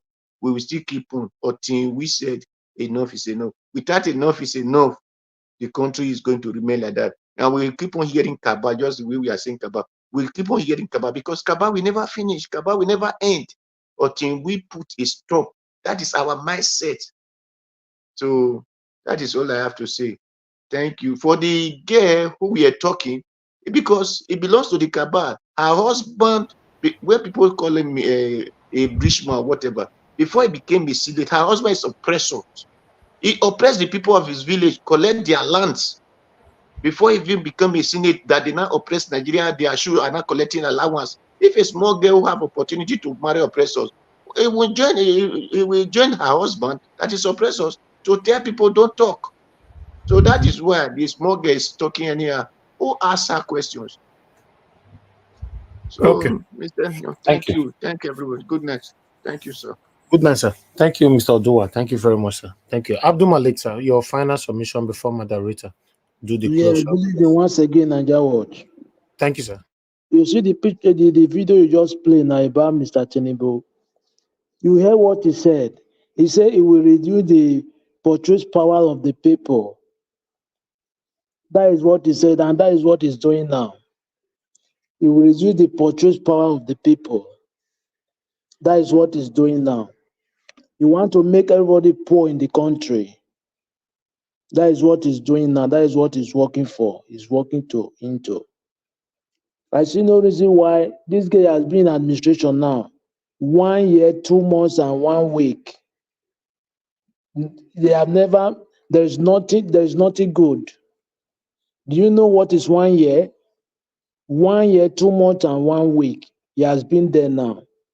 All we are seeing every day, Nigeria is going down. There is nothing good that is coming up. After people will still come on air. You can never defend APC and PDP. You will not look stupid and foolish or coward. Yes, even though you are smart or you are brilliant, you can never defend those people on air. You will not look stupid or coward. Look at Oshiomhole today on RITV. The way he was doing, you see, you can never defend because you cannot defend there because there is nothing you can defend. You can look at what is happening in Nigeria. What did they do almost 9 years now, APC? There is nothing to show. Common federal road, than link up Nigeria or Nigeria. Nigeria now don't have federal road. No federal road now in Nigeria is really okay. Okay, what are you going to defend with those kind of people? You can never defend those people. You will not look coward or stupid. APC and there is nothing good will come out from those people. Nothing good. Because they are the same set of people. Look how many years they have been running or nothing could come out from them. Without being told, nothing good. Today, the Nigeria can no longer eat, common eat. You are using palliative. Why can't you use that money for palliative to equip our military to fight those bandits so that people will start going to farm? If they cannot do it, fight it alone, buy a helicopter for Air Force so that they can join them to fight a bandit. But you don't have that mindset, you don't have that brain. Imagine the country is a mess. It's getting worse every day. There is nothing change. APC and PDP, if you really know what you are doing in Nigeria, don't vote for those parties. Don't vote for them because They have been deceiving us for a long time. Enough is enough. How can a country like Nigeria, we have everything, but there is nothing to show? Some set of people, they have just embezzled the money, looted the money to go and keep somewhere. Imagine your country people are suffering, your citizens are suffering. Why can't you use that money to do one or two things, company in Nigeria, so that you employ more people there to work? But you don't have that sense, that brain. Those people, they don't mean well for Nigeria. They don't mean well for themselves, for self-interest. We need to change the party if they can improve. Look at Abia State now, you have made record for the whole Nigeria out of 36 states. There is some part of Abia now steady 24-hour light. Is it not a record? And the other governor, they don't imitate him. How many more now have done that, but no one have imitated him? Because they know what they are doing, just to steal money. Look at those states, you are going to hide the palliatives, rice that you're supposed to share for people. You went to go and hide the rice. And you have rice to eat, you have money to buy that. Why can't you share that for people? Those people, there is nothing good will come out from them. Let's change them. If there's something good will come out, because the thing is for the people, is for Nigerian citizens. The power is in their hand. They are the majority. Forget those ones they are saying, they are just making noise. If 1 million people march to Aso Rock, all of them will evacuate from that place. They will not stay there. All those ones they are just saying, just mouth, they are just making mouth. 10 million people, if they march to Aso Rock or every local government, they will evacuate. The power is depend on the citizen. Is the one that will do something. Yes, look at now, they are protesting, but some people are still going to work, going to market. How? Is that look serious? You are protesting, but some people are still going to work, going to market. You see? I don't really know. I don't know, because how things will change for them. They are the ones that suffer it, understand? It's very sad. The country will meet ourselves. Even though you have everything abroad, if you say you are Nigerian, they believe your country, why can't you go to your country? You stay for another man's country. You see?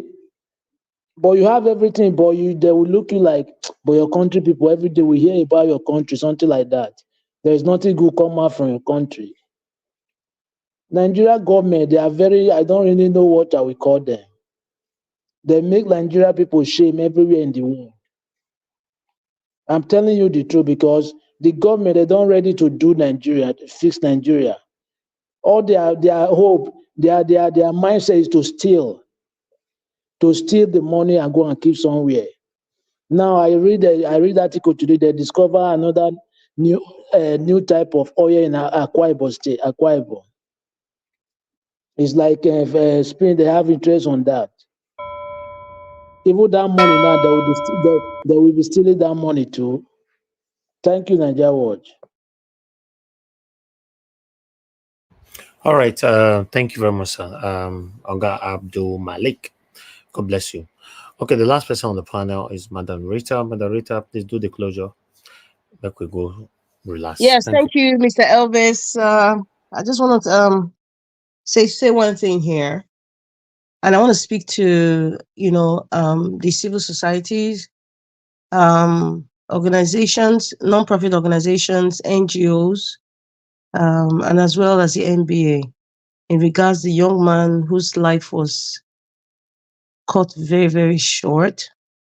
Now, I think the Nigerian military, they gave him 300,000 naira.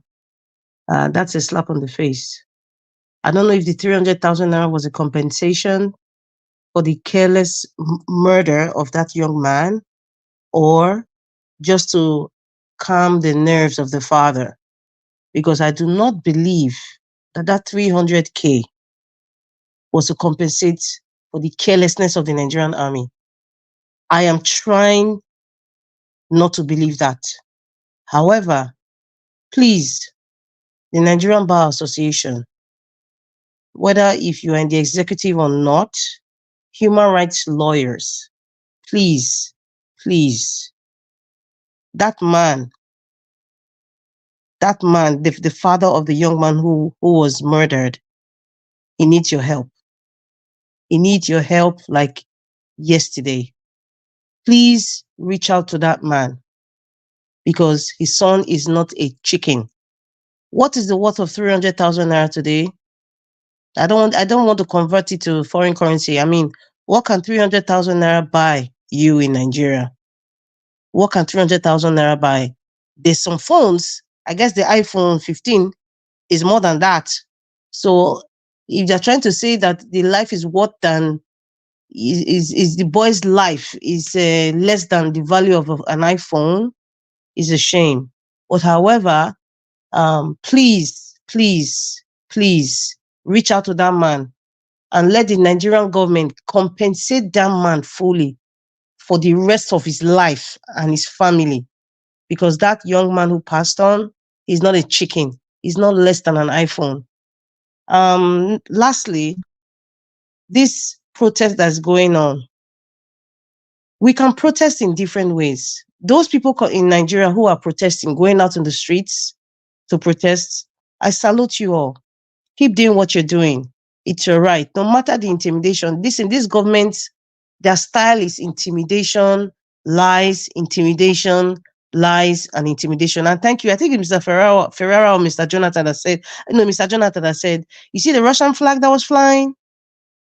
The government are the one who planted it. That's how manipulative they are. Very manipulative. Anything that you're seeing that is looking like making the protest look bad, or making the protest seem like we shouldn't have even protested in the first place, anything you see out there is Bola Ahmed Tinubu and his boys that have planted it. I was just reading in the news recently, Mr. Elvis, I sent it to you. The Yobe State government house has been invaded by youths who are protesting, like they say. It has been invaded. And I heard that the man from Bodilon was making a plea. And I don't know, that is a recent video today. I don't know if you played it because I missed what you played in the beginning of this show. But however, I'm just trying to say that those people who are going out there to protest, please do not be discouraged. Even us speaking here is a form of protest. Social media is a form of protest as well. Dishing out information to people who have who don't have the opportunity that we have is also a form of protest. Mr. Elvis coming here every single day, come rain or sunshine, it's also a protest. It's also a form of protest. In case you guys don't know, it's also a form of protest because he has a choice not to come in every day. He has a choice. And those of you who sacrifice and spend your time, you spend 6 hours coming here, Mommy Diaspora, and all of you who come here to speak every day, the comment section, even those of you listening at home, you could have been watching Nickelodeon or Netflix, but you're listening to Niger Watch. You're listening because you care, because you love. Kudos to you. Keep protesting in any form that you you feel is the best form, but not to hurt another person or destroy property.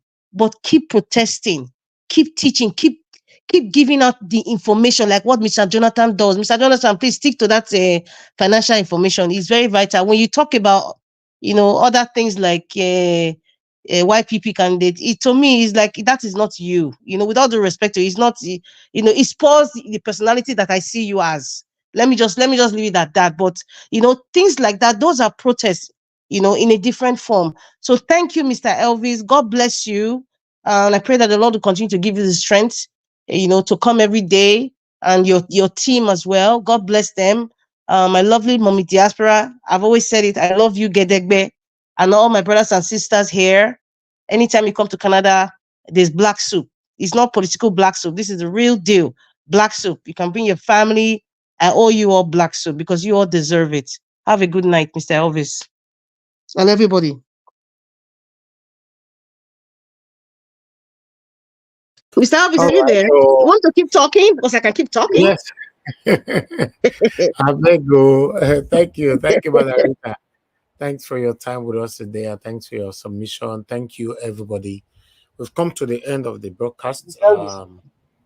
Yes, sir. Service. I sent you an email. You see the email, and I've not seen your response yet. Oh, yes, I responded to you and I asked a question. Please check it. Okay, I will do that. Thank you. Okay. Give us a mandate. I will contact you after the show. Okay. Thank you very much, everyone. Now God bless you, my people. But before I round up, I just want to tally what we'll be talking about since with this video.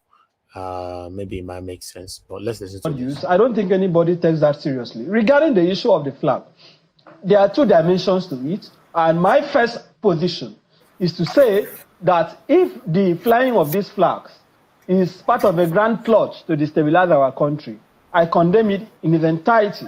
For us who are playing some part in this end bad governance protest, I don't think the protesters are interested in any foreign intervention. The use of the Russian flag is not part of the issues that the protesters are talking about. I see it as a complete distraction, and it should stop. However, does that amount to treason? Can someone be tried for treason for carrying the Russian flag? I do not agree. I completely disagree with the position of the military that those who are carrying Russian flags are committing treasonable felony. Well, what are they talking about? Flying of foreign flags in our country has never been an offense. In many hotels, many five-star hotels in Nigeria, we see flags of foreign nations decorating those hotels. Even in schools in our country, we see foreign flags. So what is special about Russia? Except they are saying that it is treason when it is Russian flag, it is not treason if it is an American flag, or if it is a Ghanaian flag. So there is no special place for Russian flag under the law. I guess what the military that makes any other flag that makes it superior. I guess what they are saying, if you look, of course, you're the lawyer here, section 41, I think, of the criminal code that talks about all of this issue of treason. Some of the people were actually calling the military to take over. That is condemnable. Completely condemnable. There is no allowance for military intervention.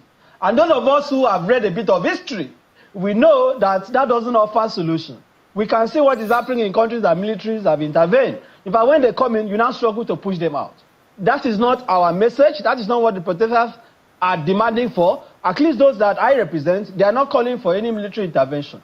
We don't need that in our country.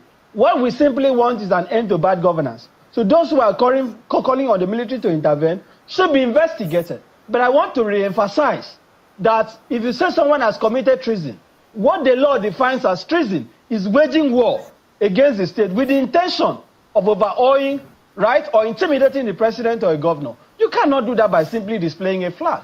There has to be what we call an animus. The intent, the mens rea, to show that beyond carrying of the flag, there is a grand plan to overthrow government or to demand, foreign intervention. I don't think that is the truth. And let me also say, as I have stated, that under the flags and national code, the act, it is not a criminal offense ordinarily to fly the flag of a foreign country, especially when it is not our national flag and it is not a flag of the Commonwealth. So I don't see how this is an offense in itself. And I'm waiting for the army to actually refer the matter to the police, to file charges or the Ministry of Justice. Let us see how it will hold up.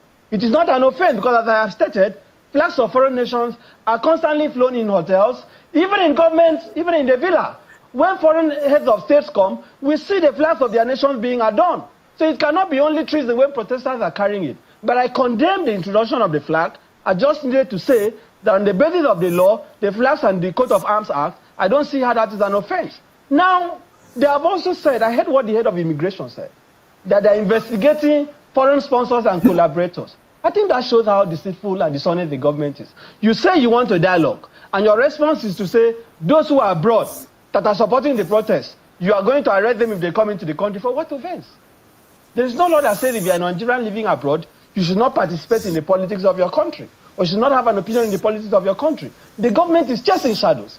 All these arguments about sponsorship, that some people are coming to overthrow the government, I don't believe it. I think it is just a mass and complete distraction. All right. A law of interpretation. Somebody unmuted themselves. Who is this? Eh? You know, a lot of interpretation is currently going on over the display of the flag and the protest and all that. So now don't say our job for you now to carry everything can give you, and then you can give your opinion, what you think about it. That's all. You know. Thank you very much, my people. Now, God bless you. Now, I don't know if anybody want to respond to that one for 1 minute quickly. If not, opportunity for me to just move. Mr. Elvis. We do. Okay. All right. Okay, let me give you 15 minutes to respond to that video. 15 minutes, everybody. You know. Please, if you can manage that, Mr. Jonathan, that would be nice. 15 minutes. Okay, thank you very much. Thank you very much, Mr. Elvis. I think it's Mr. Black Panther that also responded now. Mr. Black Panther. Thank you, Mr. Jonathan. Like I said yesterday, you know, when I said it yesterday, some people were saying, oh, it is good. They should do this, they should arrest them. On what ground? I've said it, carrying a flag is like carrying paper.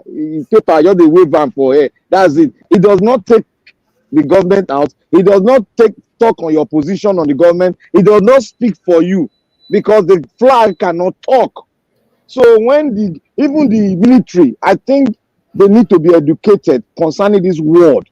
It's a strong word saying somebody commit treason. And you know what treasonable offense is?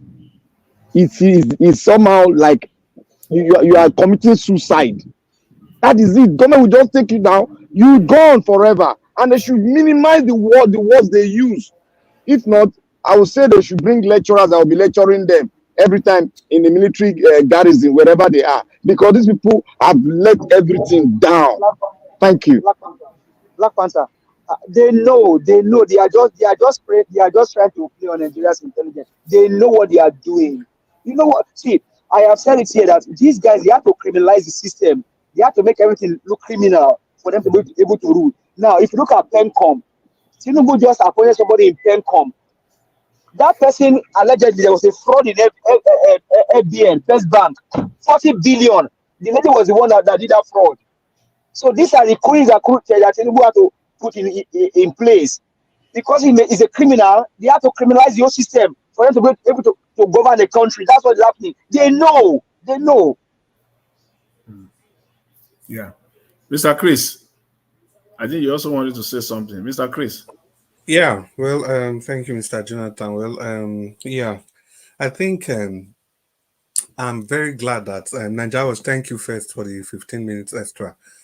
I'm very glad that we all know where this whole thing is going to, because we are trying to make the point yesterday that if you are talking about treason, 19 governors, 19 sitting governors, they went to go and invite another country into the affairs of a sovereign nation. Nobody charged them for treason. Then you tell me that for just flying the flag of one country, which is even arguable, is it the flag of the military? Because the military has similar flag to that. Even be that as it may, let it be flag of Russia. You know what it means to say treason? Treasonable offense. Do they even know it carries capital punishment? So at times I just wonder the kind of leaders that we have. Sometimes I believe they don't even know why they are there. I don't even want to use the word why they were elected, because obviously they were not elected. They were not there to serve the interest of anybody. Did Tinubu not tell us that he knew that the young people didn't vote for him? He said that with his own mouth. So all these people, I just think it's better we don't take them serious, but we have to resist them. We can't just say, oh, they don't know what they are saying. No. Even if we know that what they are saying is not weighty, but we have to really resist them. It's so shameful. And the sad part of it is that Tinubu, with his history, with the way he has been fighting every government, Tinubu has called for a revolution. Tinubu has said that he doesn't believe in Nigeria. They are all there on the newspapers of yesteryears. They have all done worse. They have all gotten close and above everything that will portray treasonable offense. Nobody has charged them for that because it's a very huge offense. It's as good, it's just akin to to military coup. Nothing more than that. So I think these people, they should be careful of the kind of words they use. I think, give us some, you said it all, it's just about all trying to criminalize something that they ought not to.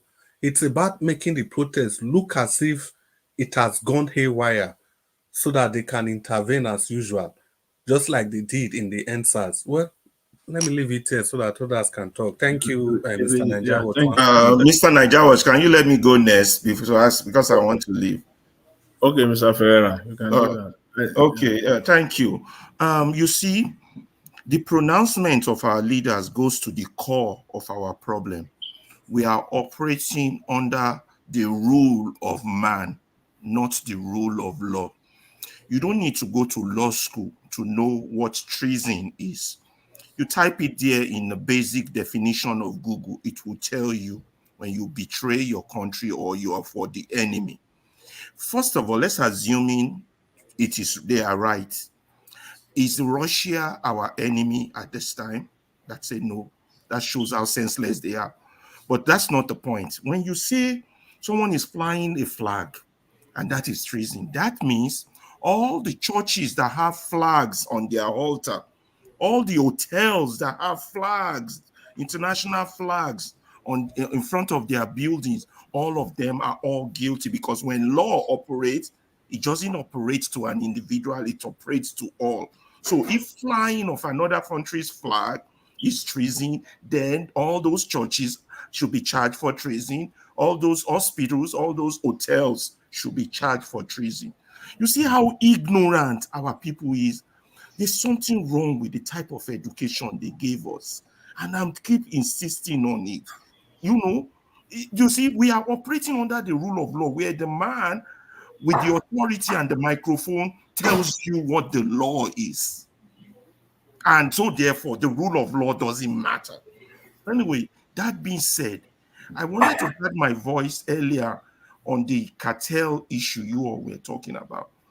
Yes, cartel is transitional, just like power is transitional. They form a cartel based on who is closest to the corridors of power. And the reason a cartel is formed You're is talking about the cabals. Cabals, yes. Cabals, thank you. The cabals are formed based on protection of their interests. For example, I want to tell you how Tinubu, Jonathan, and Obasanjo will be in the same cabal. For example, if Obasanjo has messed up during his regime, had some money misappropriated somehow, it's always about money anyway, or Jonathan too, it is essential for him to be in the cabal of Tinubu, because Tinubu now has the authority, if he goes against his favor, to go after him. So that pressurizes people to quickly line up into a cabal and to negotiate their interests. That, look, don't start all this wahala with Dangote, or don't start all this wahala with El Rufai. Because this, he has the, so they come, okay, I will agree. Okay, I can keep my million. That's what is breeding or fertilizing the cabal system in Nigeria. That is the issue of they are doing wrong when they should be doing right. So when they are a little bit distant from the corridors of power, it's harder for them to challenge what those in charge are doing, because they themselves have done. So they need to form a cabal, and also because of their greed to perpetrate their interest, keep the oil fields, keep the money coming. They have no industry. All the millionaires, they made money straight from the government, including Abiola himself. So it is essential. When in the days of Abiola was a cabal with Babangida until they fight. It's the same thing now in this era. Mr. Ferreira, yeah, I think you've please round up. Okay, yeah, that's just it. That's just it. So on this flat thing, you can see it's an issue of the rule of law, illiteracy on those ruling us, and false accusation. They are the criminals. They are the enemies of the nation. Instead of accusing themselves, they want to point finger to the small man, because the big man is always in charge of Nigeria. The small man has no rights. That's all. Thank you. Madam Rita, thank you very much, Mr. Ferreira. Madam Rita. Yeah, thank you very much, Mr. Jonathan. I was just, I mentioned something a few minutes ago. I said there's a video circulating of the man from Bodilon pleading with Nigerians. Bayo Ononuga just responded now by saying that was an old video. So what does that tell you?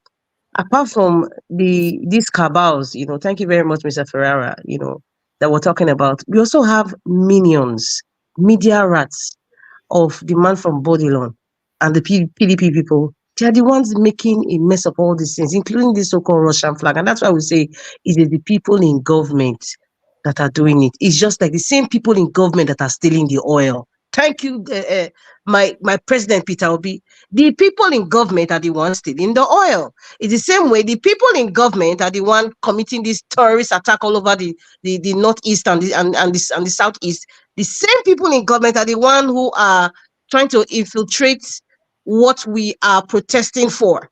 They're trying to they're trying to destabilize the protest. They're trying to, invalidate what people are asking for.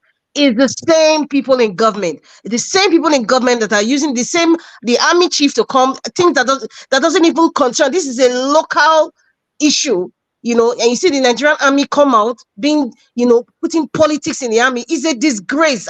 Nigerian army, shame on you.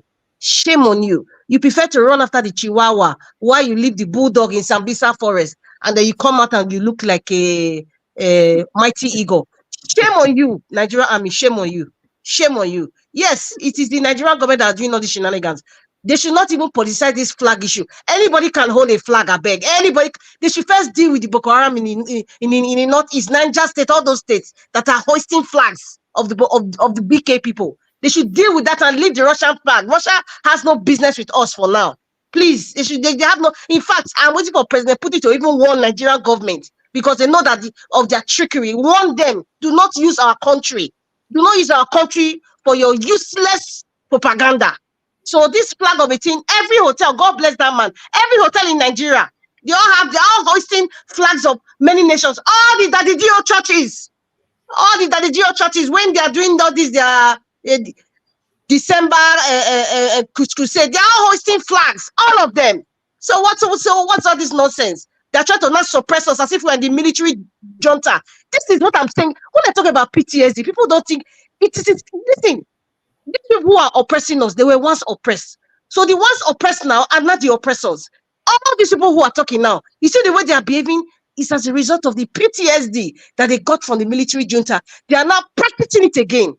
That is what is going on right now. So we need to speak it out and let them know, listen, you people are talking about the colonial masters and how they treated you. Now they left now. Now you people are now treating us the same way. The same way the colonial masters were using the police to be beating citizens. In the same way the Nigerian police force, the army, anywhere you see them, they're using cane to be flogging people. It's the same thing.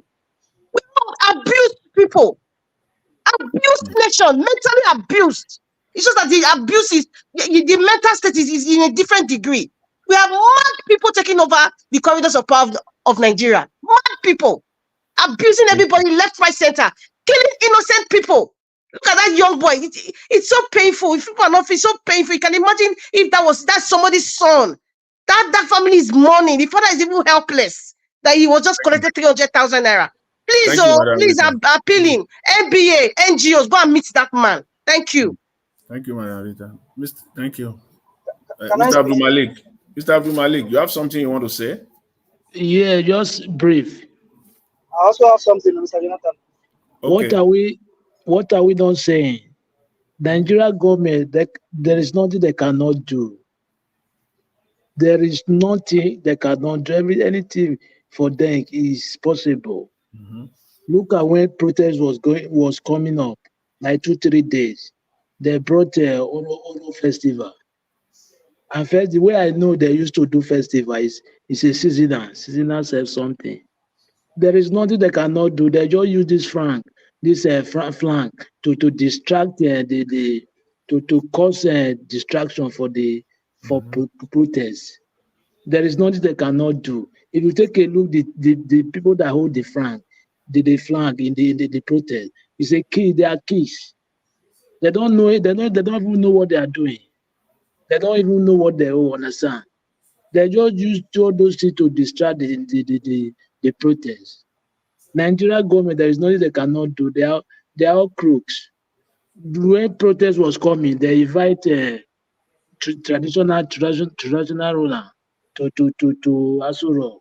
They invite pastor, imam. Instead of for you to find solution, how people will survive in the country. You are just trying to bribe people, propaganda everywhere. Thank you very much. Thank you, Mr. Abu Malik. Mr. Give us our mandate. Please go ahead. Thank you very much, sir. Appreciate it. Appreciate it, sir. So I don't know how many people follow the events when Israeli minister came to America. I mean, this was in Washington D.C. Do you know they burnt American flag in Washington D.C. and they were taking up a Hamas flag in Washington D.C. That was just a few weeks ago. They burnt American flag and they were lifting a Hamas flag on the soil of Give us America. a mandate. Tell them. Let them hear. They burnt. In fact, if there's any country in the world where you cannot burn your flag and go scot free, is America. They will come after you. Enter all, then go find you. They burnt American flag. It was last month. They burnt the flag and they were lifting up Hamas flag. Biden never said, man, honestly, Nigerian politicians, they don't colo. They don't colo. They do. Mr. Malik, even though those people, they know the people that hold that flag, they know what they are doing. It is still a crime. It is still a crime. In all of our cities here, you will see Mexico flag, and Texas flag lifted up together with American flag. Give us our mandate. They see the flag today rally. They will enter government house. Most of the dealership here, where they sell cars, if you go on their lot, you will see Texas flag standing side by side with American flag. Mexico flag, the same thing. And these people are talking about, when I keep saying it, Tinubu is a criminal. And for him to be able to rule, he had to destroy the system. And that is what he's doing. He has to destroy the system. And he will not stop. He will destroy more. Unless Nigerians are the one that will tell him enough is enough. And Nigerians are doing well. Let's keep the fire burning. No short pedaling. Thank you very much, sir. Thank you. Thank you very much. Thank you very much, guys. Let me just quickly say this for a minute or two, and then I hand over to Mr. Elvis. Mr. Abdul Malik says something very, very... Mr. Jonathan, just 1 second. Do you know that the protesters, they carried the flag, enter UB government house? Inside, they raided it. Yes, today. It's on the news now. You check it. Wow. There is, that's why, this when Abdul Malik said that there is nothing they cannot do in Nigeria, the Nigerian government. And I always say that it will be so improper for me to believe anything that is coming out from Nigerian government. If you take it and then something must be wrong with you. Anything that comes from the Nigerian government and you just take it like that in face value, then the person has a problem. I think you guys have said it all. They will have to buy many Nigerians if carrying flags is now a treasonable offense. That they will buy many people, starting from their leaders, even their imams, their pastors. They will buy so many people before they will. And again, Mr. Ferreira says something. I just want to kind of, bring that out again. He said the cabals, he gave it another definition. They are those that are making money from the system. Because for you to be making a significant amount of money, I'm talking of people that have built their empire through nothing but from milking the Nigerian Commonwealth. For you to get to that level, you will have so much information, what I would just simply call secrets of the Nigerian state. You will have it in your hands. Those are the cabals that they can easily, and they will use it at their own will against the president or against the government as a whole. They have it. If you have been getting so much contract, because you will have worked with some people, you will have known certain things. They will have given you contract and tell you that we are giving you this 100 billion contract, but you don't need to do it anyway. Don't do it. Just give me my 25%. So you have that in your hand. That's information. And you can use it anytime. Some of them will have known how crude oil were lifted. They know the destination where this crude oil were being, where this crude oil were being taken to. They know the people that are receiving it on the other end. They have all this information. They know it. And much more than that, those are the cabals. They are the ones that will walk into, they are milking the bank. They get billions of naira of loans in the bank and they don't pay back. Those are the cabals. That's just what Nigeria is. And again, I'll say it just finally, there is nothing the Nigerian government cannot do. They can do anything. They can go to any length to achieve their objectives, their wicked, satanic objective. They will go to any length. This flag they are talking about, I just wish that we just stop talking about it tomorrow, because it's their stalking point. They will release some other people now, or not and their likes now, Felix Morka and their likes now. They will come on national TV to come and be talking about this now, because that is their talking point, and they set it up. They set it up is their talking point, which is a lie. They are behind it. And lastly, I'm waiting. I'm still waiting. Maybe Mr. Elvis tomorrow, because your own eyes are sharper. You have a sharper eye. You can look more. You can get more. Guys, you all have sharper eyes. Maybe by tomorrow you will tell us those that are behind the flags that the government have already apprehended, that they are already facing, trials. They will tell us. Maybe I'm still waiting. I want to see, not a small, a 10-year-old boy that they will arrest. I mean the people behind it who sponsor it. Jonathan. Yeah. They carry this flag, enter UB state government out. They raided it. The police, they look there like this. Come on, face. Police sit down. Come. You go see the video. They on the for space now. The police come on face. They enter with the flag. Nothing. Nobody was arrested. And now they tell us rubbish story. Say flag na treason. Oh boy, Nigeria, something will happen. No, we need to shine our eyes. Very interesting. Mr. Elvis. Okay, thank you. Thank you very much, Mr. Jonathan. Once again, thank you. Give us a mandate, Black Panther. Oga Chris, thank you. Mother Rita, thank you. Abdul Malik, thank you. Those of you that already left, Oga Ferreira, thank you very much for coming in. And many others that came in. God bless you now. We've come to the end of the broadcast. Please mute yourself. Come to the end of the broadcast. I'd like to appreciate those of you that supported the channel. Thank you very much, Friday. I appreciate you for this support. May God bless you. May pocket never run dry. Thank you, blessed lady. Thank you, Kingsley Ogerahi, Rosie Ayosh, and Mark Rabo. Thank you, my people. Now God will bless you now.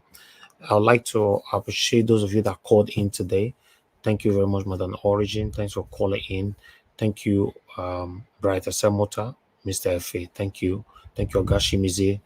And thank you, every other person that called in as well. While on the comment section, Mother of all Mommy Diaspora, thank you very much, Mommy, for all you do. I appreciate you always. Thanks for always being here with me. I appreciate you. Thank you, Peggy Modi. Thank you very much, ma. I appreciate you for all you do. Blessed lady, once again, thank you. Kafo, Chidima, thank you very much. Oga Abo Azi, thank you very much. I appreciate all that you do. Patience Demudia, thank you very much. I appreciate you as well. Love Manduka, thank you. Michael Okata, Kislogeriahi, and many others. Okay, we've come to the end of the broadcast. We'll continue again from where we stop tomorrow. Fingers crossed, by God's grace, 6 p.m. Except otherwise, maybe something is going on and I might come in randomly during the day. But as for now, it looks like the protest is gradually, or rather, not gradually, rapidly dying down, in South.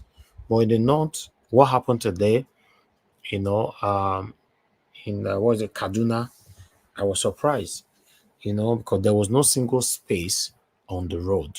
So for me, I don't know where they are taking these to, most especially in the North. But what do I know? Now, so they come here, and so they can come here. I just hope Nigerian government will do the right thing. Tinubu had left another speech again today, telling Nigerians to be patient with him, that, he will do the right thing. So, for me, although for him coming out for the second time, I appreciate him for that. But what I was still expecting, I know hear him. Because this is... Elvis, I'm sorry. They said that was... Bayo Onanuga said that's an old speech. Oh, is it? Yeah. Oh, okay. That's good then. That means, hey, Nigerians, instead of us to spend our time doing the right thing, we spend time showing rubbish. Anyway, I appreciate you all. We are looking forward to hearing from from Tinubu again, coming out at least 1 or 2 demands from our demand.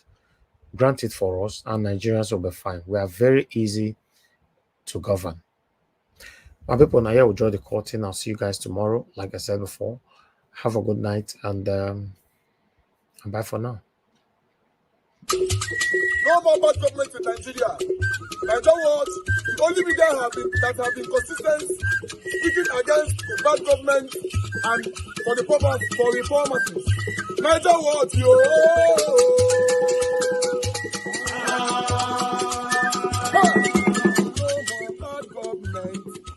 No more bad government. Nigeria what? No more bad government. Nigeria what? No more bad government. The only media that have been speaking. No more bad government. The voice of the voiceless. No more bad government. No more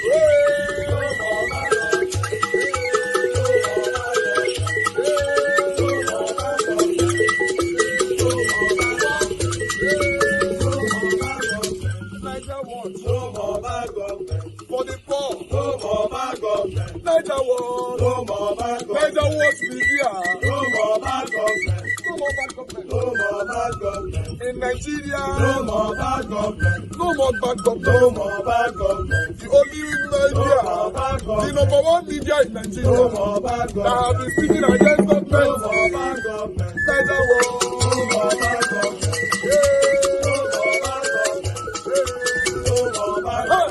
Nigeria what, yo? The voice of the voiceless. The voice of the voiceless.